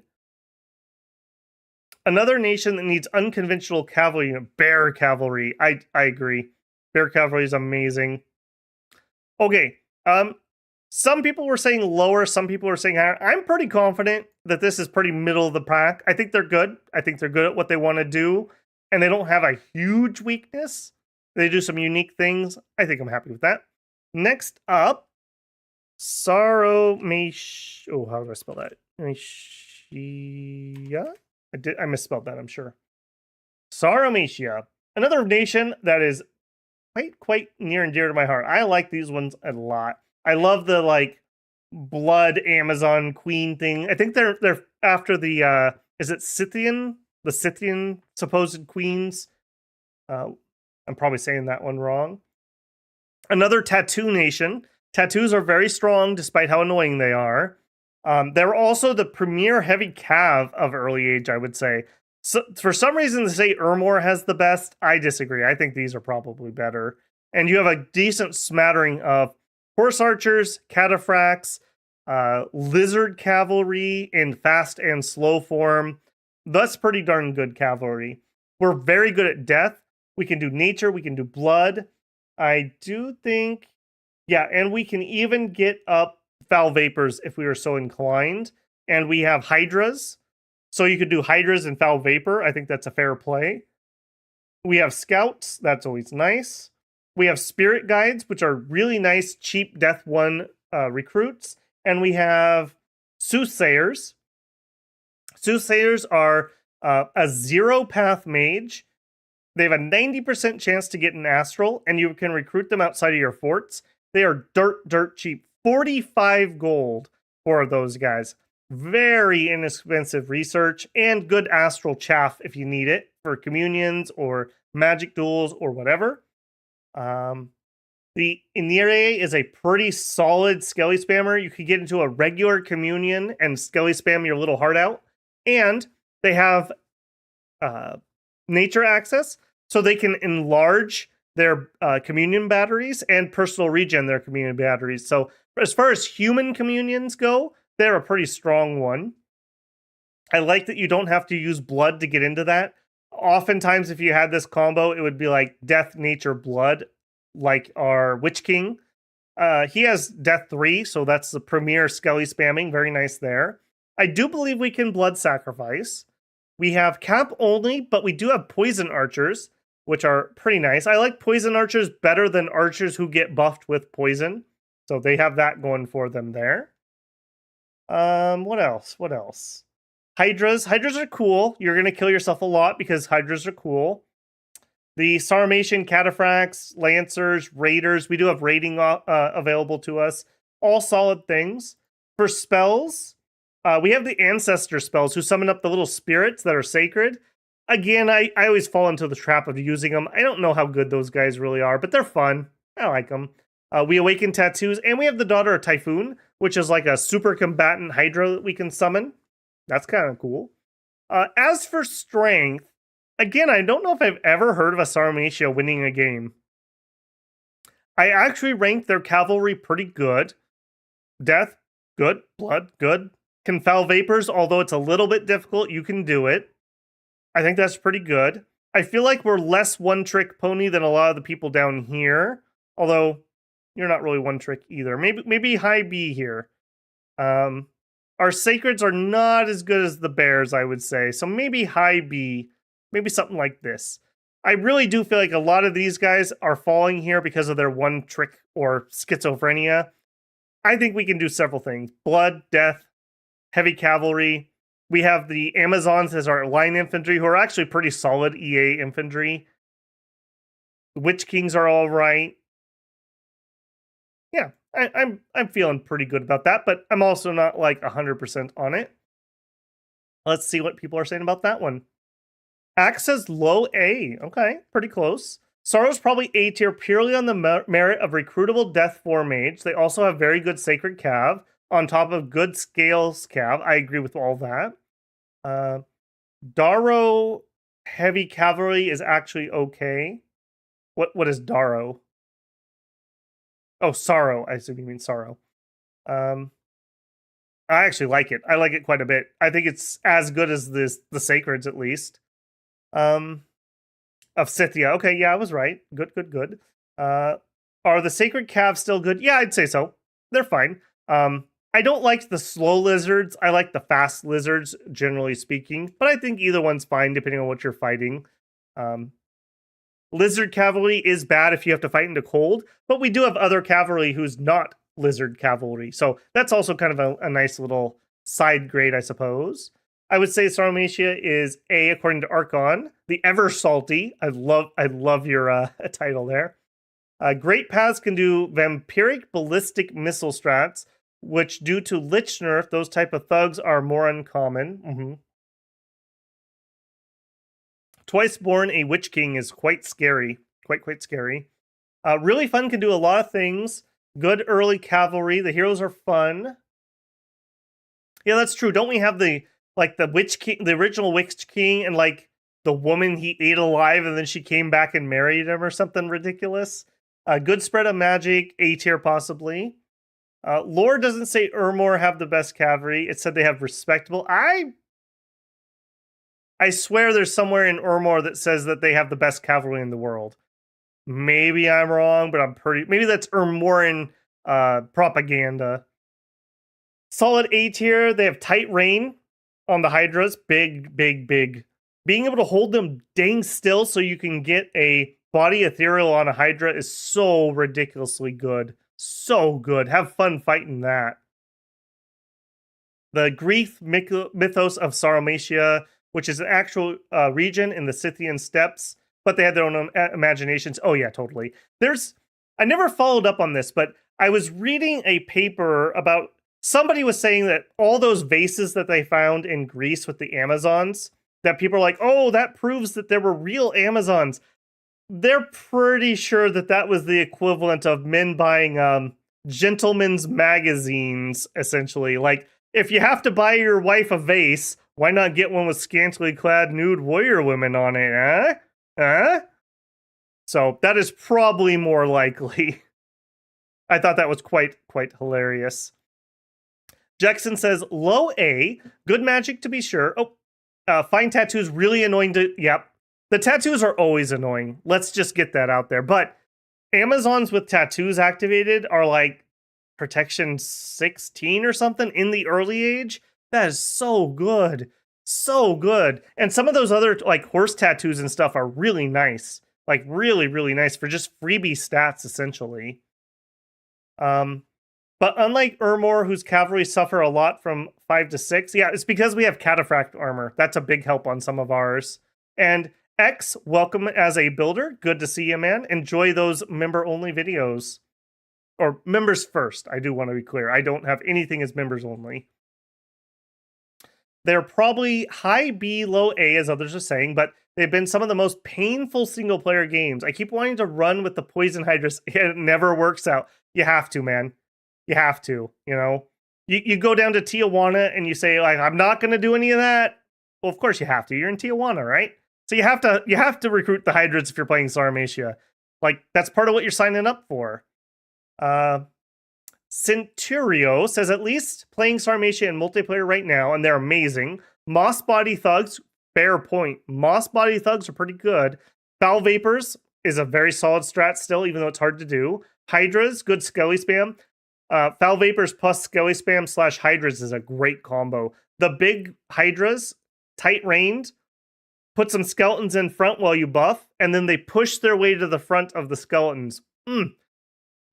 Chef's kiss in Dominion 6 mechanics for the push forward mechanic. Beautiful. Another person agreeing that the Amazon myth is part of the Scythian region. Sorrow wins a lot. Sabbaths and communions being separate hurts. It does. It does a lot. They needed to do that, though. They really did need to do that. Although, I agree. It sucks. I hate having to do Sabbaths. I'm too lazy for that. I really wish Blood Slaves were easier to manage, but then again, Blood is so strong. Love Sarmatia. They're too cool for school. I agree. Can't scale with the Witch King magic off of Soothsayers anymore. Yep. You can do it by empowering an Anirian blood, but it's not the recruit and go. Yeah. It's middle-aged TNG with the best cavalry description and doesn't deserve it. Okay, fair enough. I could be confusing the two. I agree. They're better than they were in 5, though, for MA TNG at least. Strength of Spring isn't as crippling as it was, although the other changes hurt a lot. Well, I'm thinking you'd want a Witch King to do Foul Vapors. Permadeath Strategy Game says, hey, Babel, Happy New Year. It's 5:45, and I'm too hammered to say to him, take care. Hey, have a good one, man. Hope everything went well for you tonight. Happy New Year's. Synthil says, if we go by history, Urmor should not have the best cavalry, but respectable. Rome had good cavalry. Yeah, Rome was very much about infantry. Very, very much. Real Greek Thebians get vases and their scantily clad battle brothers on it. I have a very funny Greek joke that is very inappropriate for YouTube that I may not say.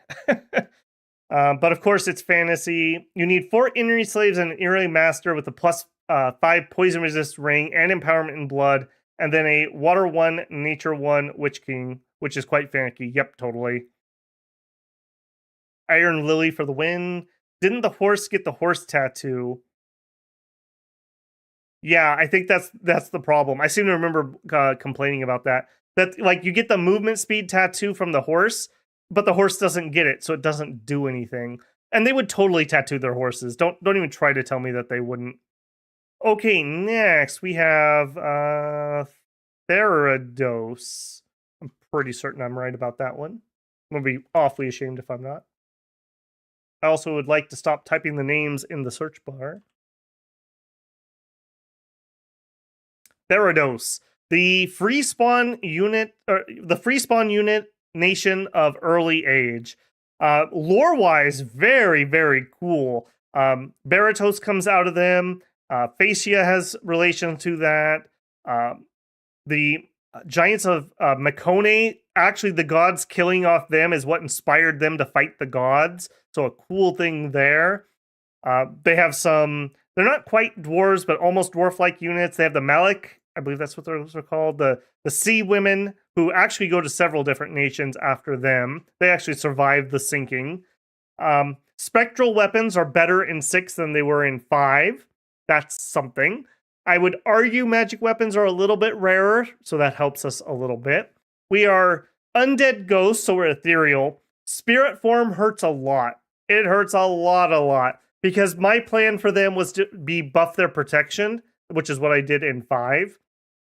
Or use Stygian Rain to give them invulnerability. And I'm pretty sure we confirmed that that does not work anymore. Spirit form completely negates being able to buff their protection, essentially. And that hurts them a lot. They have some good crafters. They have a pretender who can auto cast foul vapors.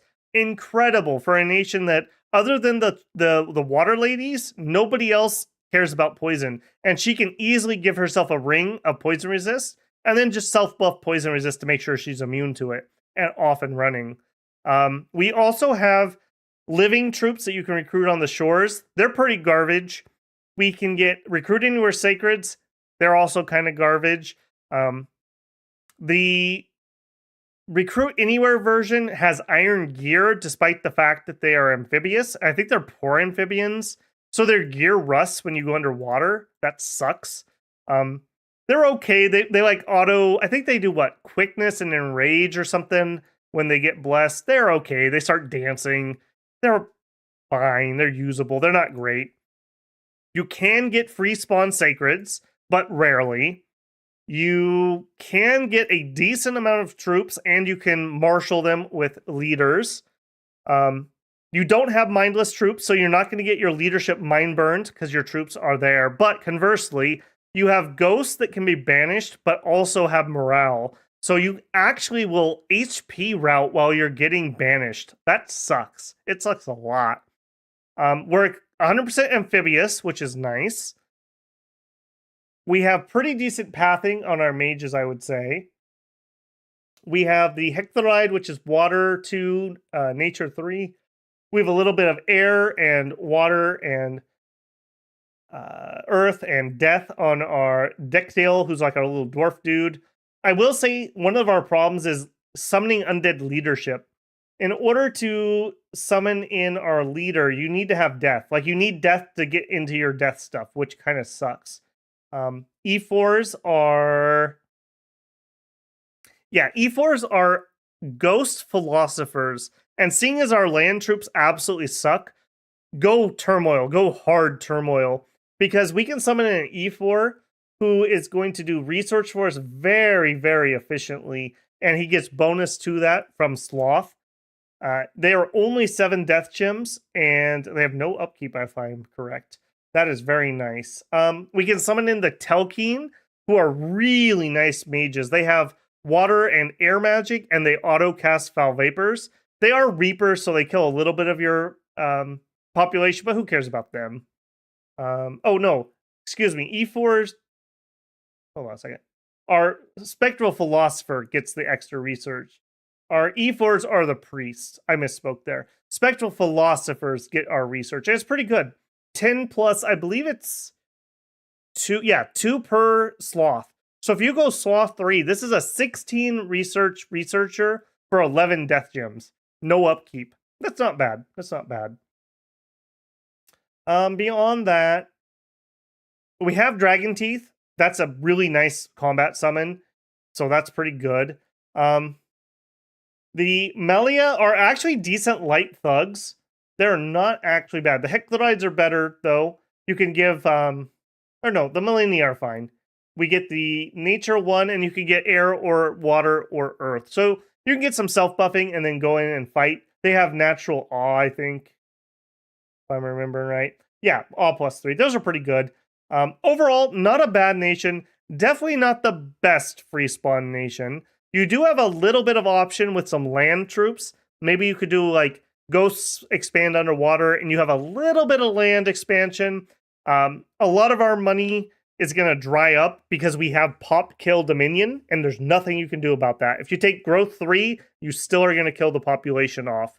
So generally speaking, I think you take Middle Age Urmor approach and you go Scorched Earth, because it's hard to attack into 0 pop provinces. But we also still need infrastructure to get our free spawn. They spawn from our forts. So you need to get castles up relatively quickly. You don't care about the resources, so you can just cover the world in them if you're feeling like it. That's pretty nice. We also have recruitable mages that we're going to have to pay for. So I think we did a lot of alchemy in this stream, if I remember right. A lot of alchemy. I really wish we had a unit that had alchemy buffs. How good are they? Again, a nation I don't see winning a lot of games because people team up and destroy them. Everyone hates death pop kill nations because they want to take your land. And even if they're not planning on it, they're mad that you're ruining your land who they want to take someday. So that's a bit difficult. Auto casting foul vapors off of Telkeens is very strong. Even somebody who knows you're going to do it cannot get poison protection up faster than round 1. So you'll at least poison some stuff. And if they have to go through some rigmarole to do it, like a communion, that's round 2. You're going to get 2 rounds of poison off for free. And you don't have to foul vapor every fight, but they have to be prepared that you're going to do it every fight, unless they've really got you scouted out. That's pretty strong. Making an enemy counter things that you're not doing is always funny and good. So there's that.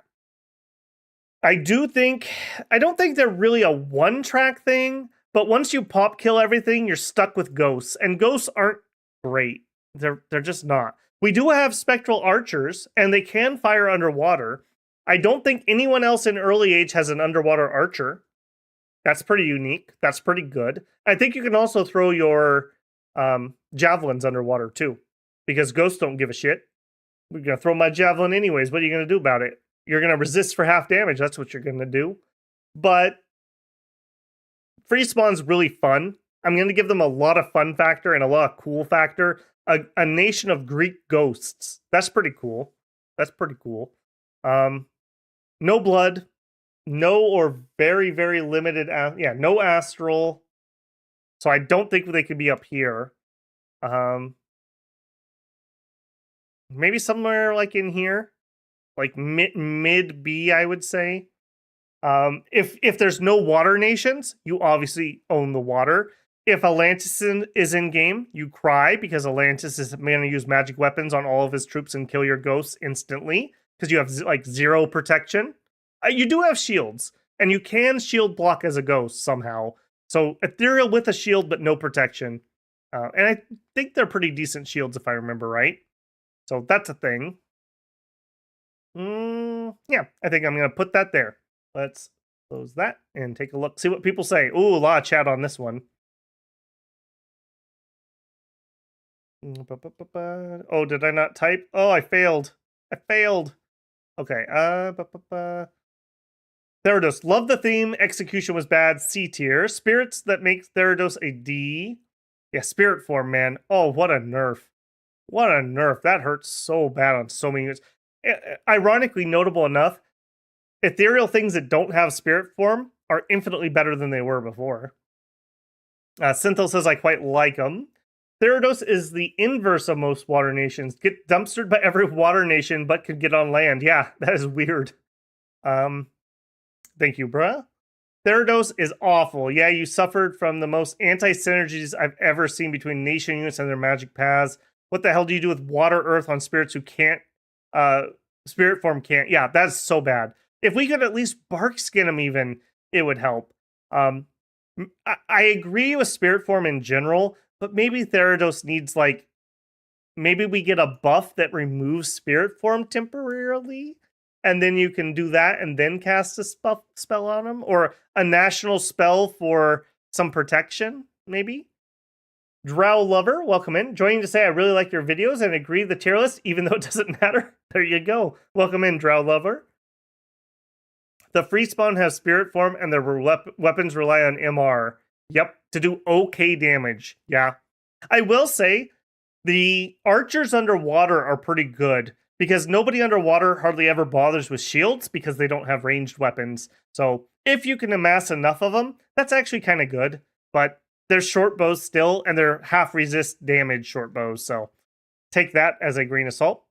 Have a good night, Perry. Happy New Year.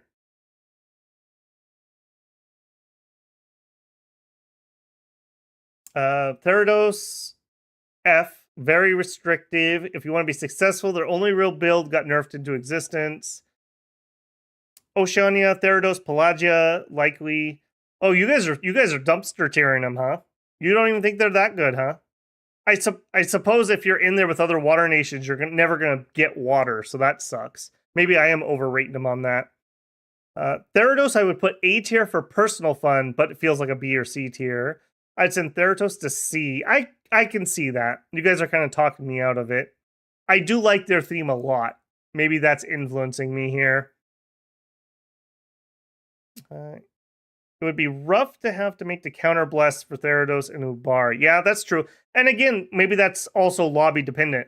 If you're the only person who can easily get underwater, Therados stock's rising. All right, I think you guys have convinced me. I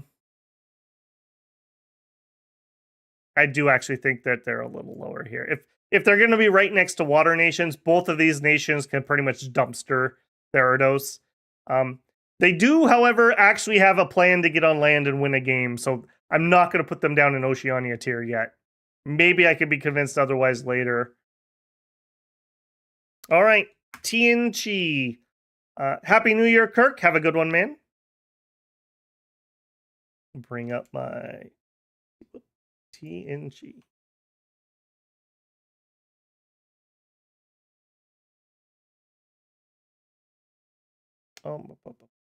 There you are. Okay, early era TNG. Pretty decent. They really got some buffs by getting some non-fort recruit mages that are actually useful. And some of them are like cheeky ultra light thugs, is how I would describe them. They have some good national items that really help those guys out. They have that nice rainbow resist armor, and they can dual wield the swords that have reinvigoration. And they have pathing that's okay, not great. Troop wise, they're actually really good. They have really good scales groups, actually. Too many of the same thing, but I believe they have composite bows. I believe they have pikes. I believe they have tower shields. They have chariots. They have like heavy chariots and chariots with horses that actually are properly armored, so they can actually do their job. They also have the 1 PD trick for getting a chariot commander that will trample raiders and actually win things you shouldn't actually win. They have okay pathing. In fact, they have really wide but shallow pathing. They can do some light communions. They have a ton of national spells, most of which are kind of whatever, but a few of them are pretty good. They have the ancestor thing. That's kind of however you feel about it. They have the Heavenly Rivers demons who are really good, but they did get nerfed. I believe. Yeah. Heavenly Rivers demons, you get 3 of them for 9 water gems. We can do it natively, and they're sacred. So you can put a blessing on them. They're pretty darn nice. Our sacred is the warrior of the 5 element. I generally find these guys to be a meme. I don't like these guys at all. They have spring power. I hate spring power. I hate any of the weather or seasonal powers. It's too hard to play around. They're light humans in a leather cuirass dual wielding short swords. I don't know about that. Maybe if they were recruit anywhere, I would be much more interested in those. Much more interested in those. Their research really got helped out by those recruit anywheres. Yeah, they're going to struggle to do big magic, but they can do lots of little things. Good at site searching for lots and lots of gems, which they can then turn into summons, so that's handy. They have a little bit of death access, that's nice. Not great at it, though. Good two-handed weapon, so if you need those for giants, that's not bad. The glaives? Yeah, glaives are not bad. Other than that, though, nothing like super special about them. I think they're just good, solid. I don't think their magic pathing is quite as good as Ermor. I don't think their magic is as good. Their sacreds aren't as good. No blood. Not as good at one thing. I don't think they're ended up in A. I think they're like a solid B. Really good scales troops that we can get from everywhere. Okay magic, good summons that can break us into things. We can summon a spy. That's kind of cool. I think they beat Mercone. I think this may be about right. Composite bows are pretty solid in early era. Good chariots, like the best chariot in early age, probably. Although Statist has a pretty good chariot too. They have a pretty decent chariot. Yeah, I'm going to say solid B. That's my initial placement. Nobles go burr. Mm-hmm. Wait, it's the New Year over there. Damn, Happy New Year, you guys. It's 3 hours until the New Year because I'm in West Coast Pacific time. So not New Year's for me quite yet. After successfully defending Riley as king of the pawn, I'm headed to bed. Have a good one, Epic. I put Tianchi behind Baratos in A. They are competing with Ermor for best human troops. I do agree with that. I think they are very solid human troops. Have a wide range of very good sacred summons. The problem is, I don't think that magically they're nearly as good as this stuff. They're just not high enough in any path, would be my argument. I do see the argument for good troops, though. EATNG has Demons of Heavenly Rivers. Yes, they do. I think TNG Sacreds are still buns, but maybe I'm wrong. Mage line pretty decent, along with some very useful mages. I think TC expansion is easy thanks to good scales and nobles. S for having Dragon Balls. A tier because I like dropping hundreds of rocks on my opposition, casting BE on Demons of Rivers. Body Ethereal.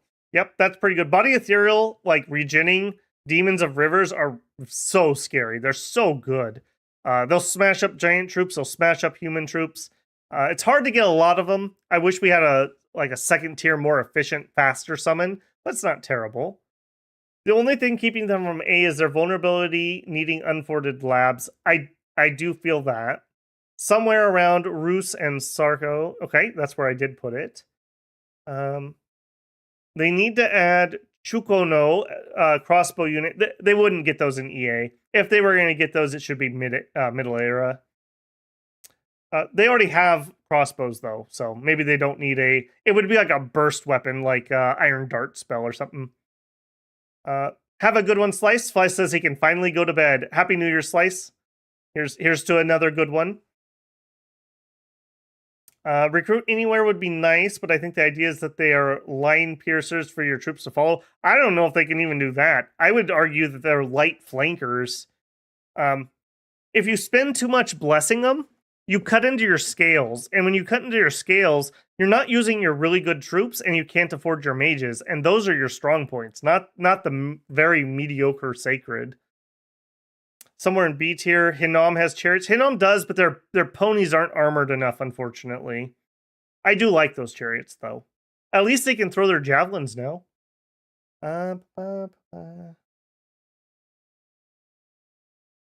To defend the mage lineup, they have at least 2 levels in every path except for death and blood. Yeah, but not consistently.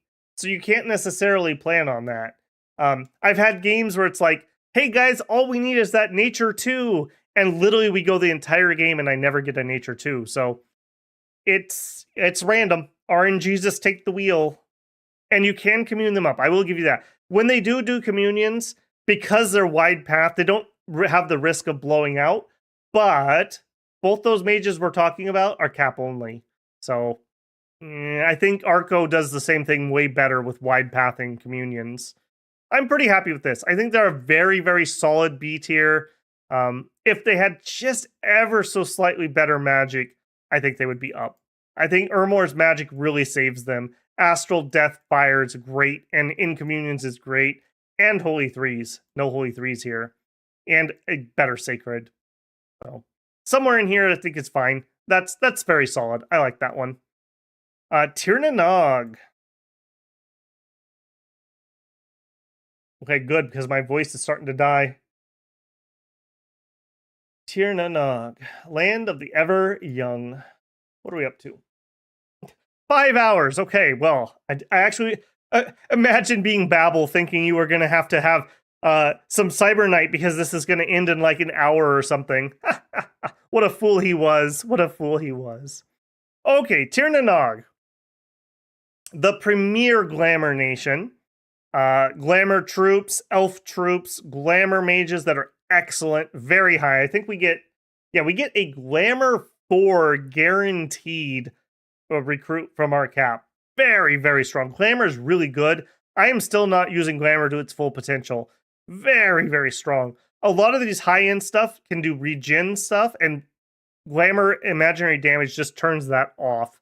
In addition, Twilight makes buffing your Glamour mages super easy. Twilight's very easy to cast for a +1 buff. Very nice. And gives you the option to go to Nightfall if you want to do darkness stuff.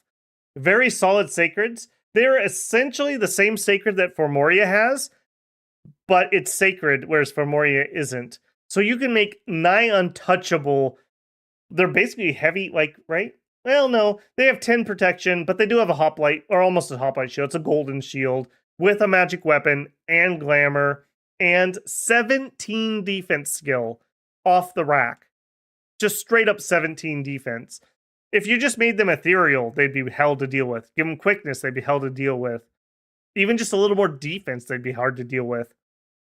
Very, very solid. Very, very solid. Not particularly killy, but hard to get rid of. Backing them up, we have the Furbolgs. Again, better than humans. I wish they would put some hats on. That's a bit of a shame. We have the Banshee Assassin, who is a Glamour 2. A Glamour 2 is probably... I don't know, are Glamour 2s the best assassins now? You could just Warrior Illusion spam and you will win. I don't think anyone could ever kill you doing that. Like, legitimately. I think that's way better. And it doesn't even require any gems. Water access, nature, glamour. I don't think we have any air. No, we have a little bit of air. Just a little bit. Not enough to do a lot with, though. But make Alquills. We do have the Fullbog Druid, who is a great researcher. He's fine. That's pretty decent. Anything else to say about them? Magic-wise, we do have the Kusid, who are the non-darkness version of the good boys. I do feel that the Bargheists are better because of the darkness power. They're so good. But the Kusid have dark vision and they're stealthy. They're fine. They're sacred summons. They don't like the same blesses that our normal sacreds do, really. That's a little bit of a shame. Quickness would probably be the best buff for both of them. It's unfortunate. I think your sacreds get priority, but the Kusid are very nice. I like them too, quite a bit. Good dump for glamour gems. And we also have the Gia, which is a okay spell. It's all right. You basically mind control them and they attack their friends for a while. We can get up to Wailing Winds, although it's a little hard for us. We can do it. So that's nice just to have that chance we can. Good nature access is also pretty useful. There's tons of good nature spells.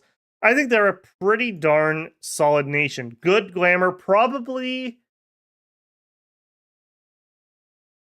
I don't know if I'd say they're the best glamour. They're pretty dang good, though. They're pretty dang good. No archers. They just have slingers. That's unfortunate. Outside of your capital, you don't have very good troops. They're just Furbolgs, which better than human, not good as good human, I would say. And mage-wise, we also don't have that great of mages. We're kind of down to Sid Lords, who are elf cavalry. And you know my feeling about elf cavalry, but they do come in with Nature 1, Glamour 2. That's a pretty potent battle mage. Personal Barkskin, Eagle Eyes, Ephemeral Bolt. There you go. That's pretty devastating. And they're not that bad at 375, although they're 375. I think elf ponies are not what they used to be, and they are still overpriced. However, amazing assassin, amazing glamour 4. I cast Twilight without even going to sleep. Mage is really good, like really good. And she's only 615 gold. That's not that bad. That really isn't. I'm going to put these guys as, I think, A tier. Now, no death, no glamour, no blood. Okay, so we're already heading down some. No major communions, although I give glamour a bit of a boost because of how easy it is to Twilight. I think we're right around our brother here in Formoria. I would put it maybe like right here. I think it's solidly A. Good glamour sacred. The Furbolgs are not glamored. We do have the Seed Warrior though, which is glamored. Maybe with the Seed Warrior, maybe I bump it to here. because we can have recruit anywhere glamour troops backed up by other things. And we can easily buff ourselves with like blur, so making us even harder to hit. I think that's pretty good. Yeah, I think with the Seed Warriors, I had forgotten about them. Yeah, I think with them, they're definitely above that. Who wins this matchup? I want to say Tir na Nog does. We can just illusionary damage their giants to death if we have to, if worse comes to worse. I think somewhere right around here is where I'm feeling. I don't think we can go any higher though. We don't have the big magic paths or any like special thing, but I think they're very solid here. I think I like that quite a bit. Let's see what people are saying.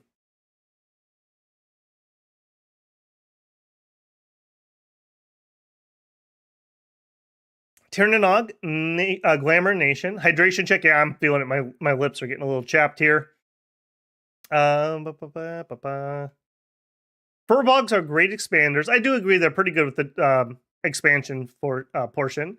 I value revival expanders highly, and you want that money to get a bajillion glamored folks. I agree. Yep.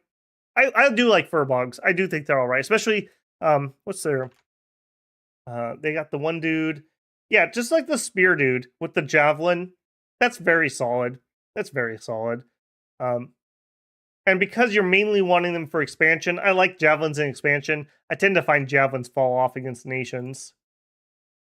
Very good there. Tir na Nog is the premier elf nation. I agree. I'd put them just over Pan. Okay, about where I put them. You just don't fight anything with a net. Agreed. Or tangle vines or web.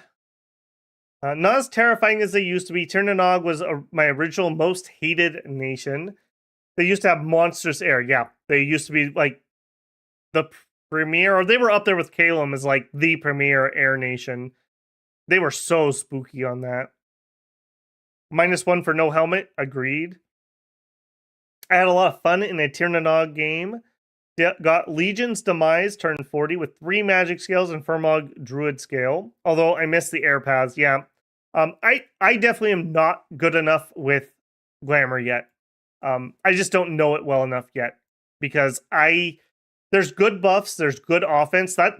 It's as good as air used to be, and I think that's to air's detriment. I think air is a lot worse than it used to be because it lost a lot of its good buffs. Yeah. Not having those buffs really, really hurts, and that helps Glamour a lot. The Glamour 2 Assassins is good, and there isn't anything that can kill them. Mindlord, yeah, well, they're not perfect, but they're very, very good. The Seed Warrior, yeah, I did correct myself there. Glamour 4 is definitely big magic. Oh yeah, for sure, for sure. Okay, I think we're pretty happy with that. No one seems to be complaining too much. Let's continue on. Next up, Bar. I think I'm feeling pretty confident just to say straight up S tier.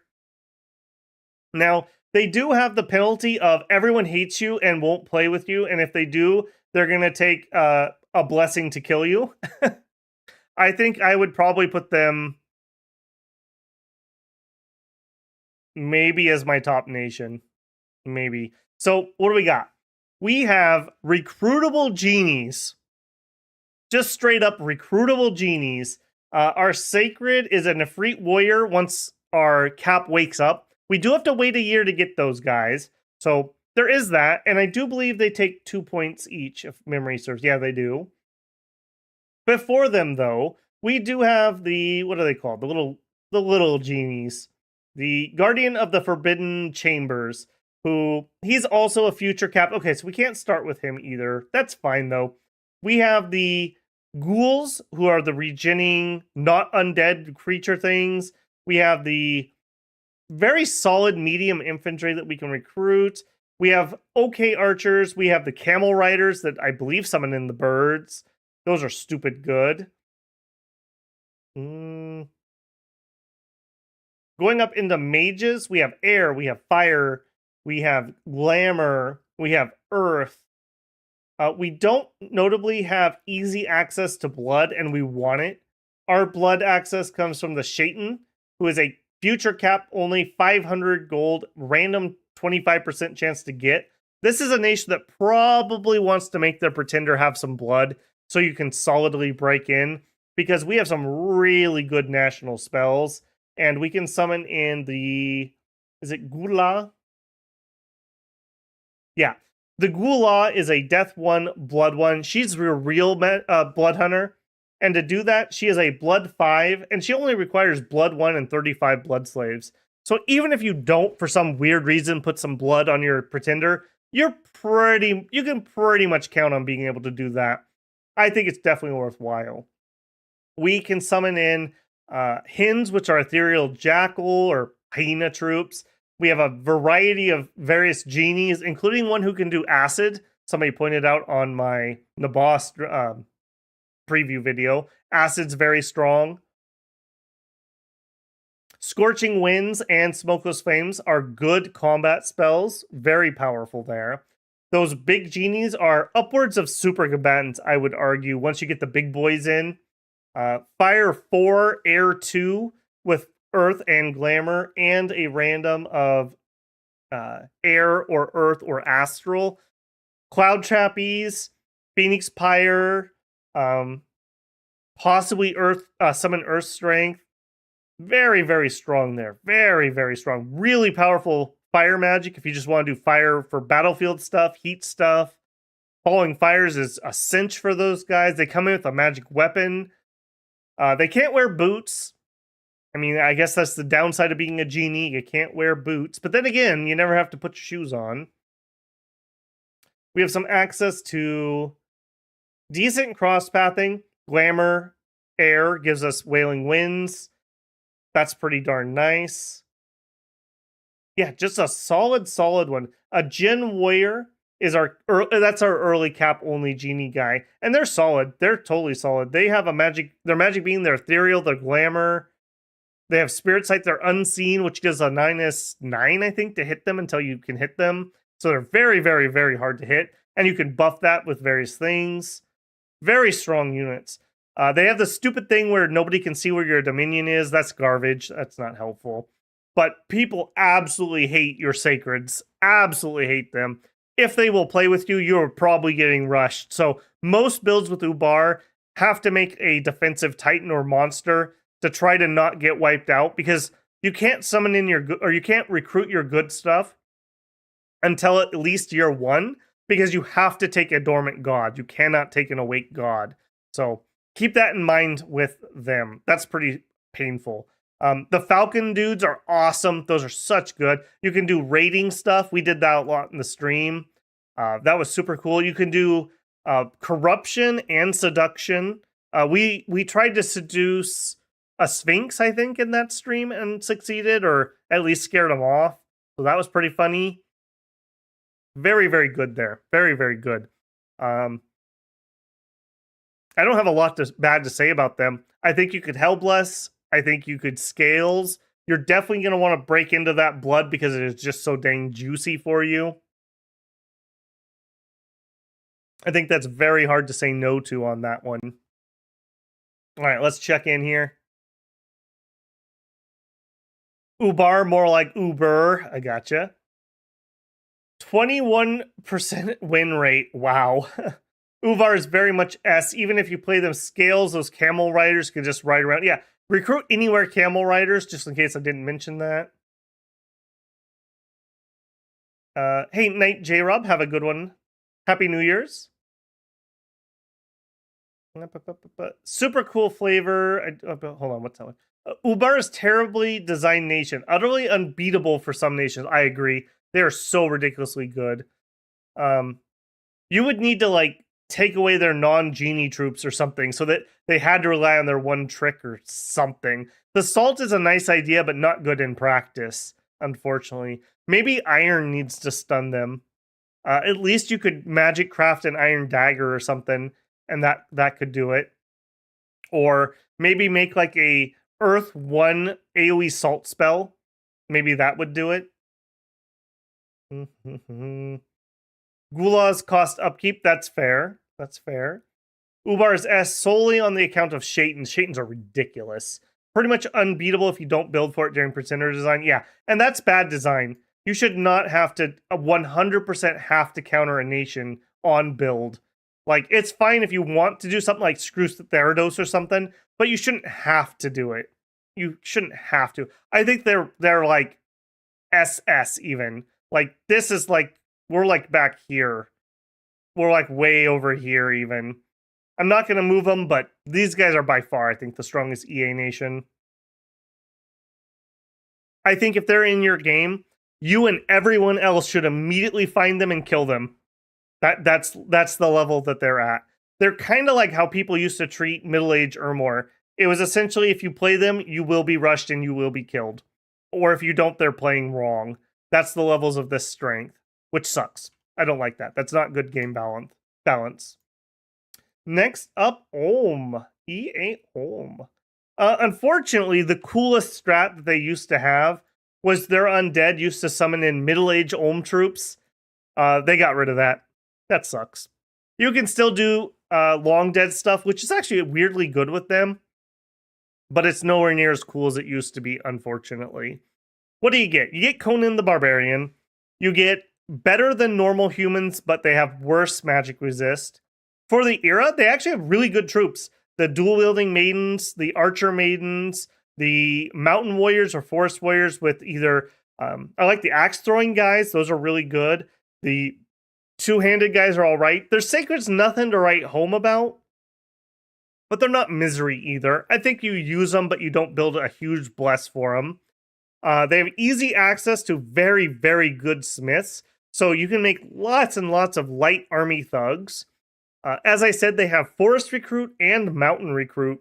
So from the very beginning of the game, turn 3, you can take a Forest and start recruiting extra guys. And you can recruit some of their best commanders outside of your forts. So your forts can keep recruiting mages and craftsmen. Very, very nice there. The death access is kind of rare, but like I said, it's weirdly kind of good on them. Those long dead just really help kind of bolster up your lines a little bit. Lots and lots of troops on the list, but a lot of them are just same dude, but I live in a forest, same dude, but I live in a mountain.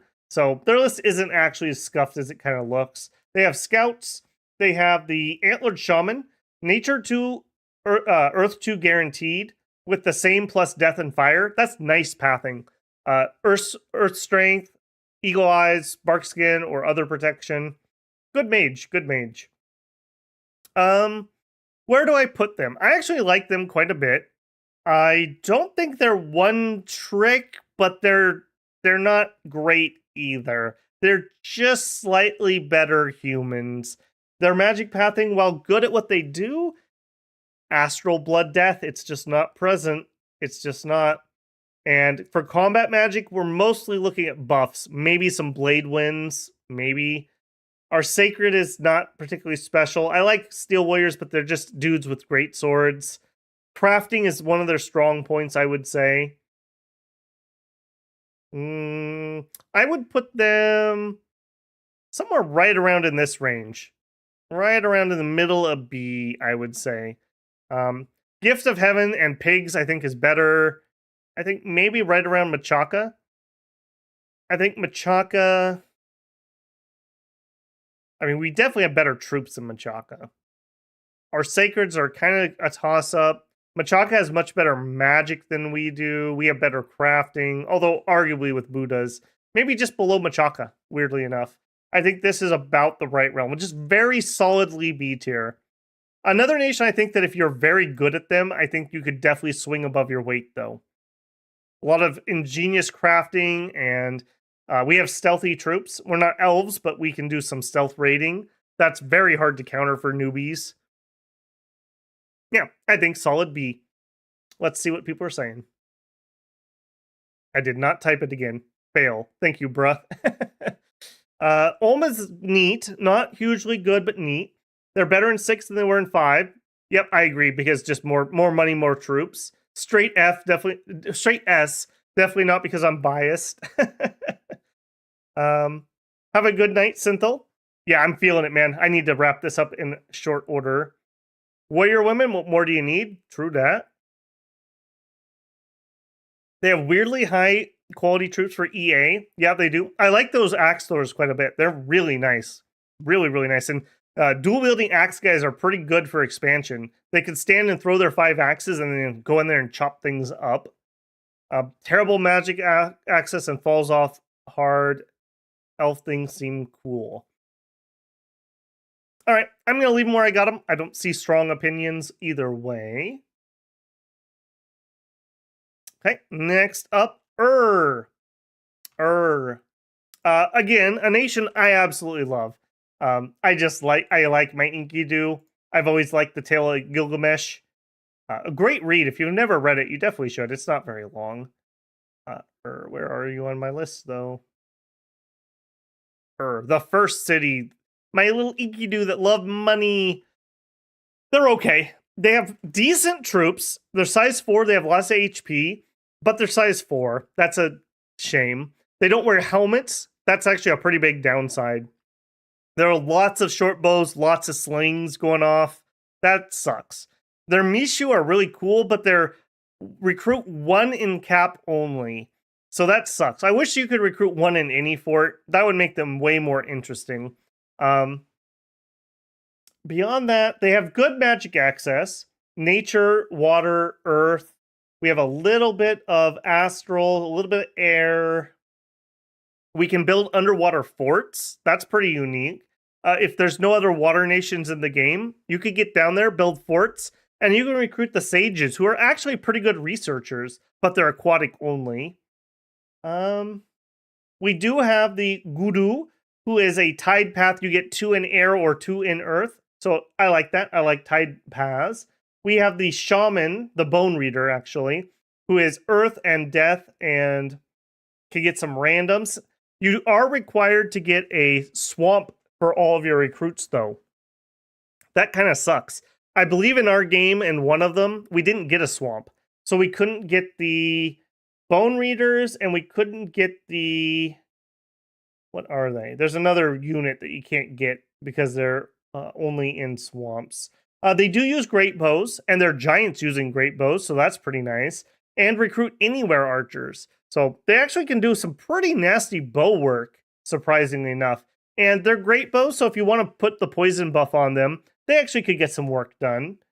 Not wearing hats really hurts most of their troops, though. And their sacred is pretty garbage, actually. The Urgard, no.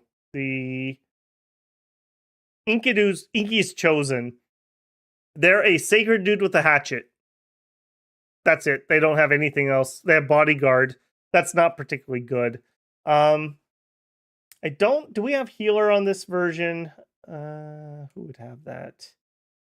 I want to say we have somebody with healer, but I can't tell you who it is.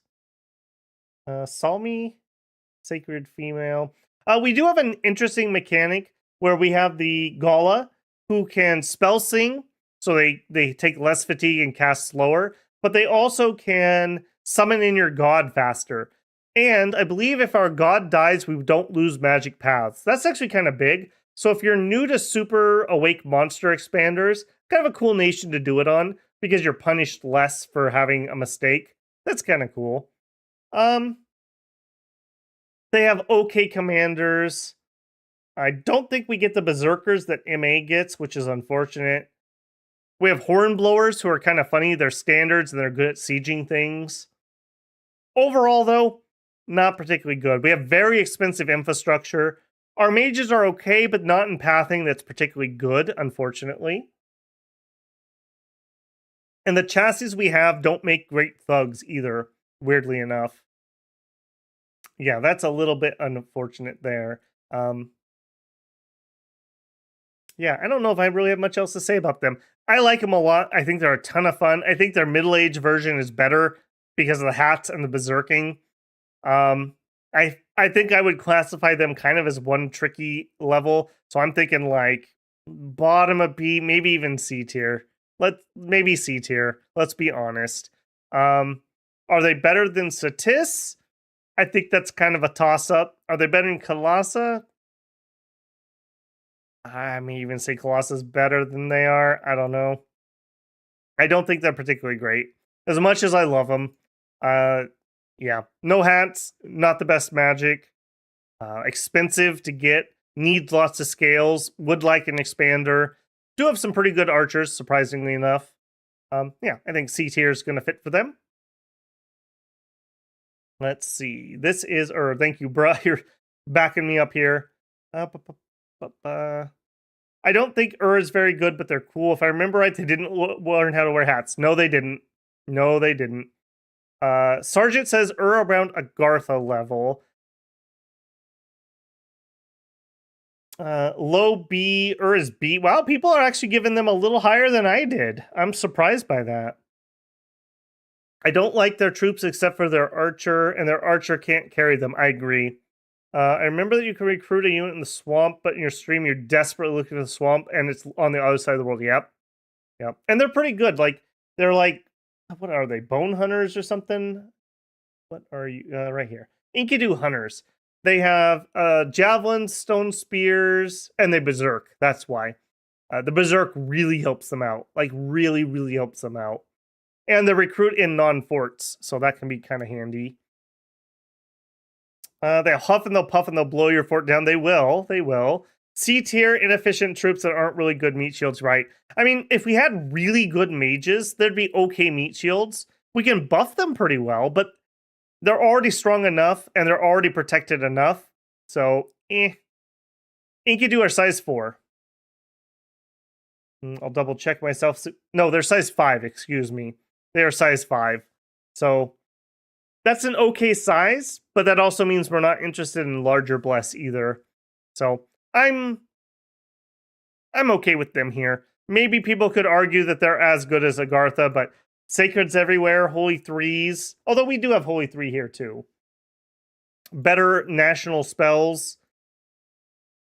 Yeah, our national spells are kind of garbage. They do have buffaloes. Okay, next up, Vanheim for realsies this time. Vanheim. They're better than they are in Middle Age, because in Middle Age they've been outclassed. We also have our choice of recruiting in the Immortal Fabors. That's kind of a cool, unique thing, although is it good? They have Dwarven Smiths, which are kind of good. They're pretty decent crafters. They have the Vandrot and the Vanthurus. You probably need, or Van Jarl. Van Jarl is probably your expansion thug. I believe these are the guys that we did the Dread and Awe Bless on, and then we expanded with duo thugs. So they would misform, they would bewilder. I don't remember what else we were buffing, and it worked okay. That has been nerfed since then, which sucks. The fear cost went up. I lost a lot of people to losing their horse, though. The Vanheim is a sacred berserker. Their sacred's okay. It's better than pony cavalry, I would say at this point. But they're basically just tough humans. They're just tough humans. I think if you were going to give them Blood Surge and or Enchanted Blood and like Hardskin or Stygian Skin. No, they're Berserkers. They don't want Stygian. Hardskin probably. They'd be okay, but we're investing a lot in a very mediocre Sacred. We have Air 2, Glamour 2, and some Blood. The Blood's hard to do because it's so expensive to blood hunt with this nation. We do have Glamored troops. I'll give them that. The Huskarls all are Glamour. Mounted Herdmen. They are Glamour cavalry that's not Sacred. That is vaguely interesting because it's recruit anywhere. Overall, though, I'm not impressed with them. I'm really not. I almost want to say that Helheim is distinctly better because I think the Valkyries are better than their Berserkers here. So for me, I think you could argue one or the other, but very nerfed. Very, very nerfed here. Something like that. We're not good enough at air to be an air nation. We're not good enough at glamour to be a glamour nation. We don't really have anything else we're good at. We can do a little bit of earth on our dwarves, but our dwarves are cap onlys. We're good at crafting. I'll give them that. We're going to be looking at owl quills and dreamstones for sure. We're terrible at blood. Our special spells are nothing good. They have all the stuff that I never use from Nordic nations. Yeah, they're saved by having glamour troops, is I think the way to put that. And you need scales to be able to afford them because they're pricey. Let's see what people are saying. Not much to say about them, unfortunately. Vanheim is all in its sacred, and the sacred is strong, but I don't think it'll win that often nowadays. Vanheim, right around Maverny, maybe middle of B. I think the change to how cavalry sacred works makes them B tier. Yeah, they definitely. These nations here took a beating on the changes from 5 to 6. Just absolute beating. Vanheim has fantastic sacreds. I think you're underselling them. They're super killy and glamored, absolute blenders, but overall I agree with the placement. I could be convinced. It's been a long time since we played that. Dual wielding sacreds are nice, and they do have 15 HP. So for a human or a, what are you guys? Not a van, not Hearst. What are those guys? Whatever they are, they're very tough Nordic people. They're pretty decent. I'll give you that. And they are Berserk 5, so that's 5 natural protection. That's pretty decent, and it stacks with their armor pretty well. Next up, Shaboba. Early age Shaboba. Fire, death, blood, very, very blood. Absolute garbage troops, but they recruit anywhere in caves and I think forests, and they fly. I think our Kamazots got nerfed from how they used to be, or they're harder to get out. So I seem to remember using them a lot more in the past. Jaboba. Our sacreds are weird. You can give them off if you can get your global spell off that you'll never get off. Kamazots are decent. The Onokoi are very powerful, and we can free spawn in sacred bats. We have most of the good blood summons. We also have some special blood magic that our lower level mages can do. I think that's pretty good. Beyond that, though, we have scorpions, and the scorpions are pretty good just chaff in front of you because they're mindless for the most part. Have a little bit of poison, have a little bit of protection. Not bad. In EA, do we have the sacred? Yeah, we have sacred scorpion summons. I don't mind those. Those were actually pretty tough for people to deal with. 17 protection in the early era is pretty nasty. Dark vision, yeah, those are okay. Those were really fun to use, if nothing else. You're definitely gonna bless for your bats or your jaguars, your azotls.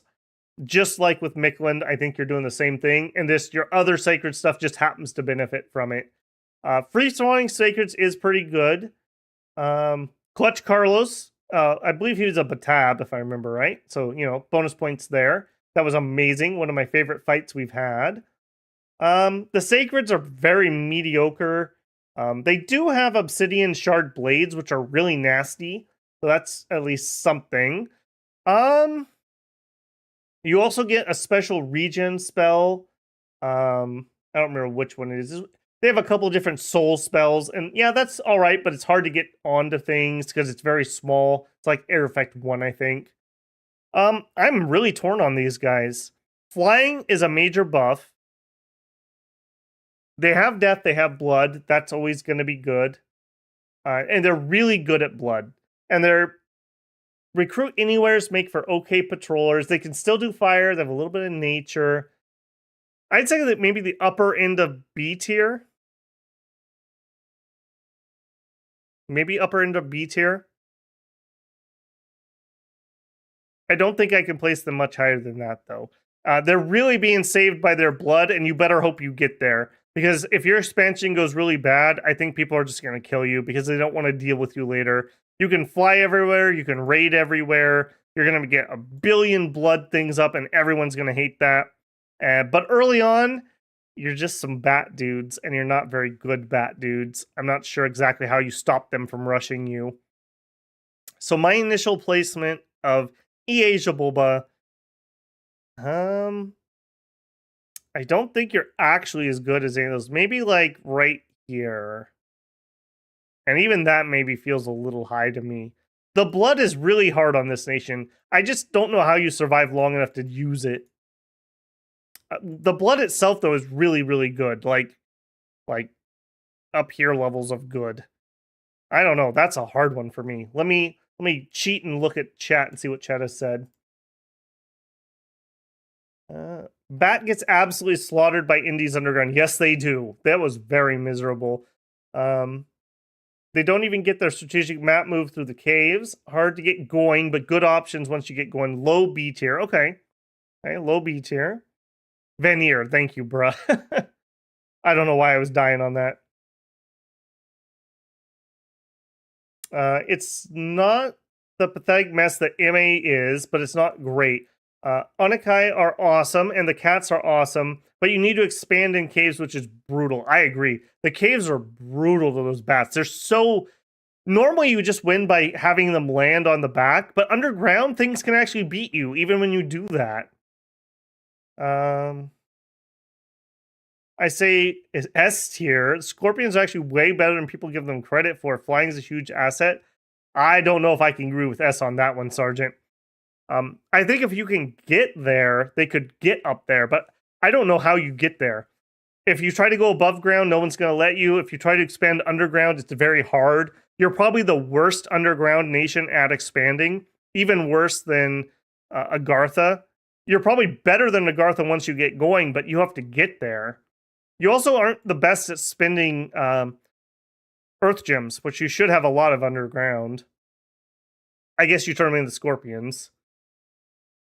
S tier for the spam. Bats are garbage until you crack a fort on turn 10 with them.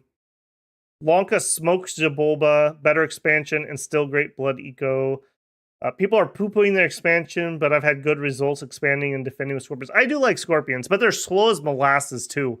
That's another problem. In EA stream, we had to drag these Scorpions around. It was miserable getting Scorpions where I needed them. That was quite the pain. I do like them, though. Natural protection's very high. They're pretty buffable, too. And the mindless ones, you don't have to worry about them running away, which is always a benefit. I'm going to leave more on that. I'm pretty happy with that. I do think if you can get going, you're very powerful, but you struggle to do that. Like, I think even Miklin's better at getting going than you are. Their Jaguars can get you expanding a lot better than a Sun Guide. Okay, Yomi. And again, the first nation I streamed, it was a pretty bad stream, and every single AI, I swear, took Withering Weapons, and I went Super Combatant Dione build. And Vanheim, I'm pretty sure, had it, and Ermor had it. It was misery. Those jerks. But that was also the stream. I think I had one viewer, maybe two viewers, but then I had like thousands of views on the VOD, and that's what really launched the channel. So Yomi has a place in my heart. Yomi was also the first nation I played multiplayer with. I was playing with new players, and so I picked something that seemed fun but not too overpowered. And I think that's kind of where Yomi is. They've gotten nerfed apparently by that chaos power change, and that's pretty painful. That's pretty painful. They're pretty bad. They needed that. Your bandit recruits are very low tier humans, but usable. I think you are very much centered around Super Combatant Diones. I think that's the build. Also, End of Culture. Very important to get that off so you can start getting in your demon spawns. Similar to Jabulba, if you can get off the ground, if you can get going, which means lots of unforted temples everywhere, you probably also have to take undead leadership on your bless, because otherwise it's incredibly hard to scoop up all your demons. So you're probably going Super Combatant Dione build plus getting some undead leadership. Dione are very powerful. They have a second form. It helps heal. They're really good super combatants. All they need is a helmet, and they're okay in the early game. You can totally expand with Dione. I did it. Even in my stream, I'm a much better player. I like to think that I was then, and I was able to do it just fine. Soul Vortex Phoenix Pyre is very doable on them. That is nigh unkillable, frankly. That is so ridiculously hard to deal with. They don't have anything like super duper weakness. They don't like being banished, I suppose. That's one thing. They take a lot of different blesses pretty well. Overall, I wouldn't say your other troops are particularly good, but they're okay. You get different troops based on temperature scales, which is interesting. I would always go heat, frankly. Our research is kind of meh. Our economy is garbage. We can raid for cash, maybe. Very, very flavorful. It is a nation that makes it all the way through the ages. I think they're for sure a fun playthrough. But as for power, I don't think it's there. I don't. I think if we're just talking about like super combatants carrying you, I think we're talking like Muspelheim area. I think Muspelheim is better than Yomi. I mean, I can't make that argument. They just can actually get troops, and they can also recruit super combatants. Maybe high C tier. I haven't played them since the nerf. Maybe that hurts them an absolute lot. I think super combatants and demons are better than anything EA Statist can do. Ditto. Ditto. We can get underwater, but it's hard. I'm going to say top of C. And that may be me giving them fond memories, a bit of a boost there. Let's see what other people are saying. This is going to be an interesting one. I think people are going to disagree with me.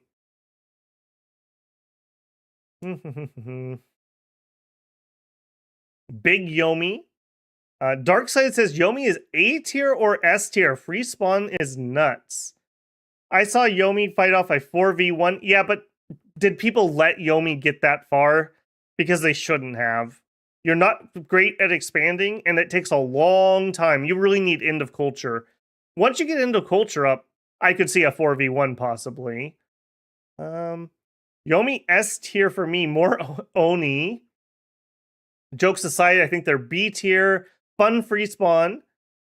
I do think their free spawn is better than Therados, but harder to get going because you require unforted temples, essentially.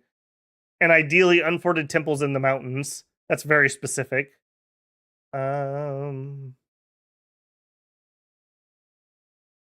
Free spawn got hit by the Unrest Chaos Power nerf somewhere in A or B. Wow, you guys are putting him high. Try forcing Yomi out of Templed Cave. That's true. Cave Layer is a big buff for them. Yomi's A or B. Dione still slap. Very hard to counter during early middle of the game. But they're kind of a one-trick point. I'd kind of say they're at least a two-trick. You have your Dione, but you also have your demon armies. And the demon armies are good. Demons are still great in Dominions. Chaos Power is still good. 1 per 30. Yeah, okay. High A, their second form has more prot and anti-demon items are worse. But the Twilight buffs get turned off mechanic hurts them. Yes, it does. Don't forget the demon is surprisingly durable. They are. Most people I see undervalue the strength, but it's not S. I just don't see it. A lot of unrest causing spells. Yomi with Super Combatant Dione is pretty hard countered by Holy Scourges and late game Cleansing Waters. Yeah, Cleansing Waters is a nightmare.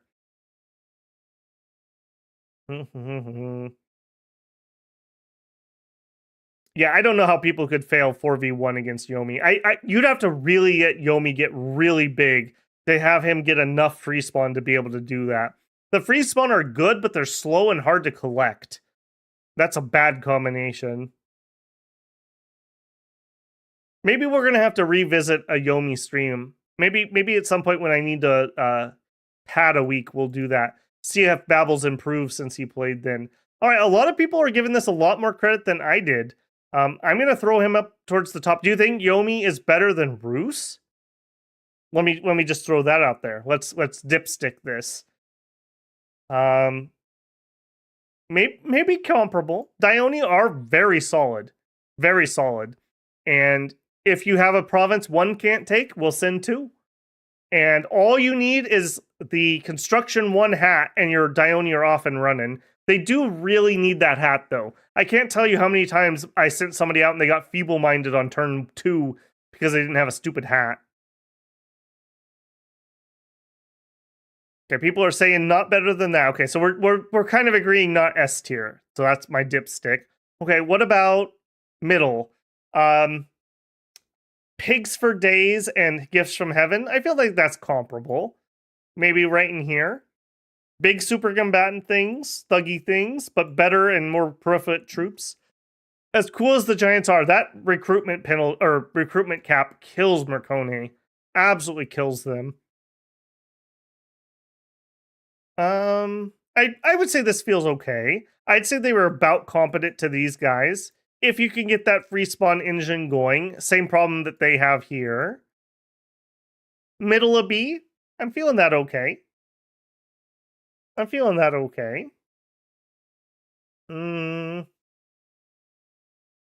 Yeah, I mean, this is obviously, these are very close, I think, on some of these. Very middle of the pack. I'm happy to hear other people think that. Maybe I was being too harsh on them. I do like that nation a ton. Above Muspelheim, so you'd say bottom of B is what you're thinking. I think their super combatant Dione are better than the fire giant. They don't have to worry about the temperature scales as much. They have a second form. They have death, so they can do fear easier.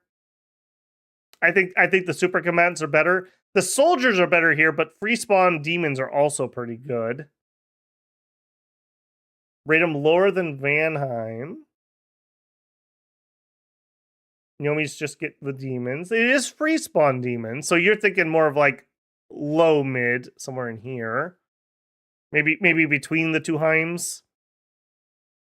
I'm just gonna leave it there for now. I think it's somewhere in B. I'm okay with that. And Pelagia. Oh, Pelagia. Are you gonna join Oceania? I mean, I actually have to pull that up and look at it. The second nation I didn't stream, so that tells you something. Their problem is distinctly aquatic. Pearl King, aquatic. We can get the Ichthid Mage on shore. Oh boy, an Indie Mage. Some turtle troops. Yeah, I believe your sacred is underwater only, right? Pearl Guard. Yeah, aquatic sacreds. Shark tribe. Yeah, all of your best troops are water only. I actually probably say that you are better than Oceania, except you have more trouble getting out of the water. In a Water Royal Rumble, I think they actually do pretty well. They have good troops, they have a good sacred, decent magic. Water 4 on their Pearl King, dominate the water. And then what? And then what? I don't even know. Can they even build forts on land? I don't even know that off the top of my head. Probably, and they're probably garbage. Actually, no, I know they can because I remember doing that in my pregame video. I used the two-headed worm to expand onto land, but we couldn't recruit anything good. If you play them, I think you go heavy scales, and you come up with something to do with astral. I think that's your play. You can pearl farm, so maybe wish you win the game, and that's the play here. Of course, Perun won with them. You know, you can win with any nation. Just because they're not the best doesn't mean you can't win. A good player being underestimated, good diplomacy, this could be S tier if you had that.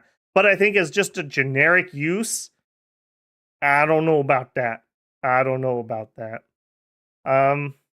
Cool. They are cool. I like their sacreds. I wish they were amphibious. That hurts a lot. I almost want to put them here because at least they can build forts anywhere, but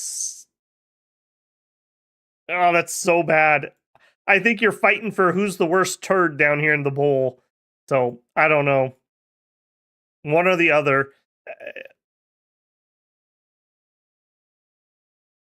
I think I'm going to give Pelagia better than Oceania.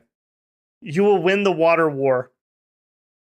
You could actually win against that, and you can at least fight the other water people. So I'm gonna say they're better in Oceania. That's where I would put them. Once you win that, though, you're not winning the game because you're not gonna have anything to go on land and do anything good. I think they actually have better mages above water.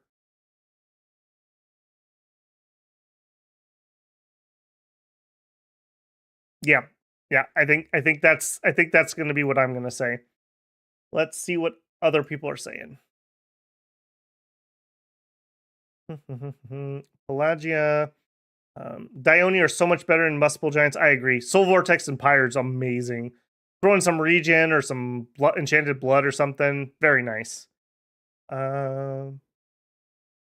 Pelagia. Generally not remember them. Aquatic Astral guys. Yep, you got them.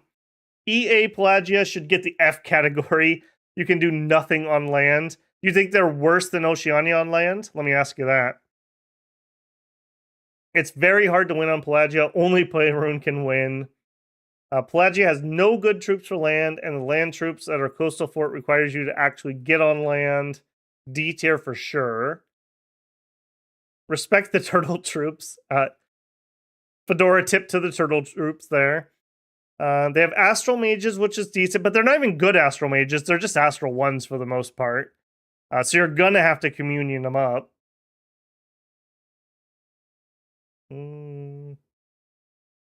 They're better than Oceania and Therados. Therados can actually win a game, though, because you can actually get on land. I'm pretty solid that they're better. Now, they could probably beat Therados, but then they lose the game, would be how I would generally see that go. Heck, as Therados, you could at least retreat to land if you had to.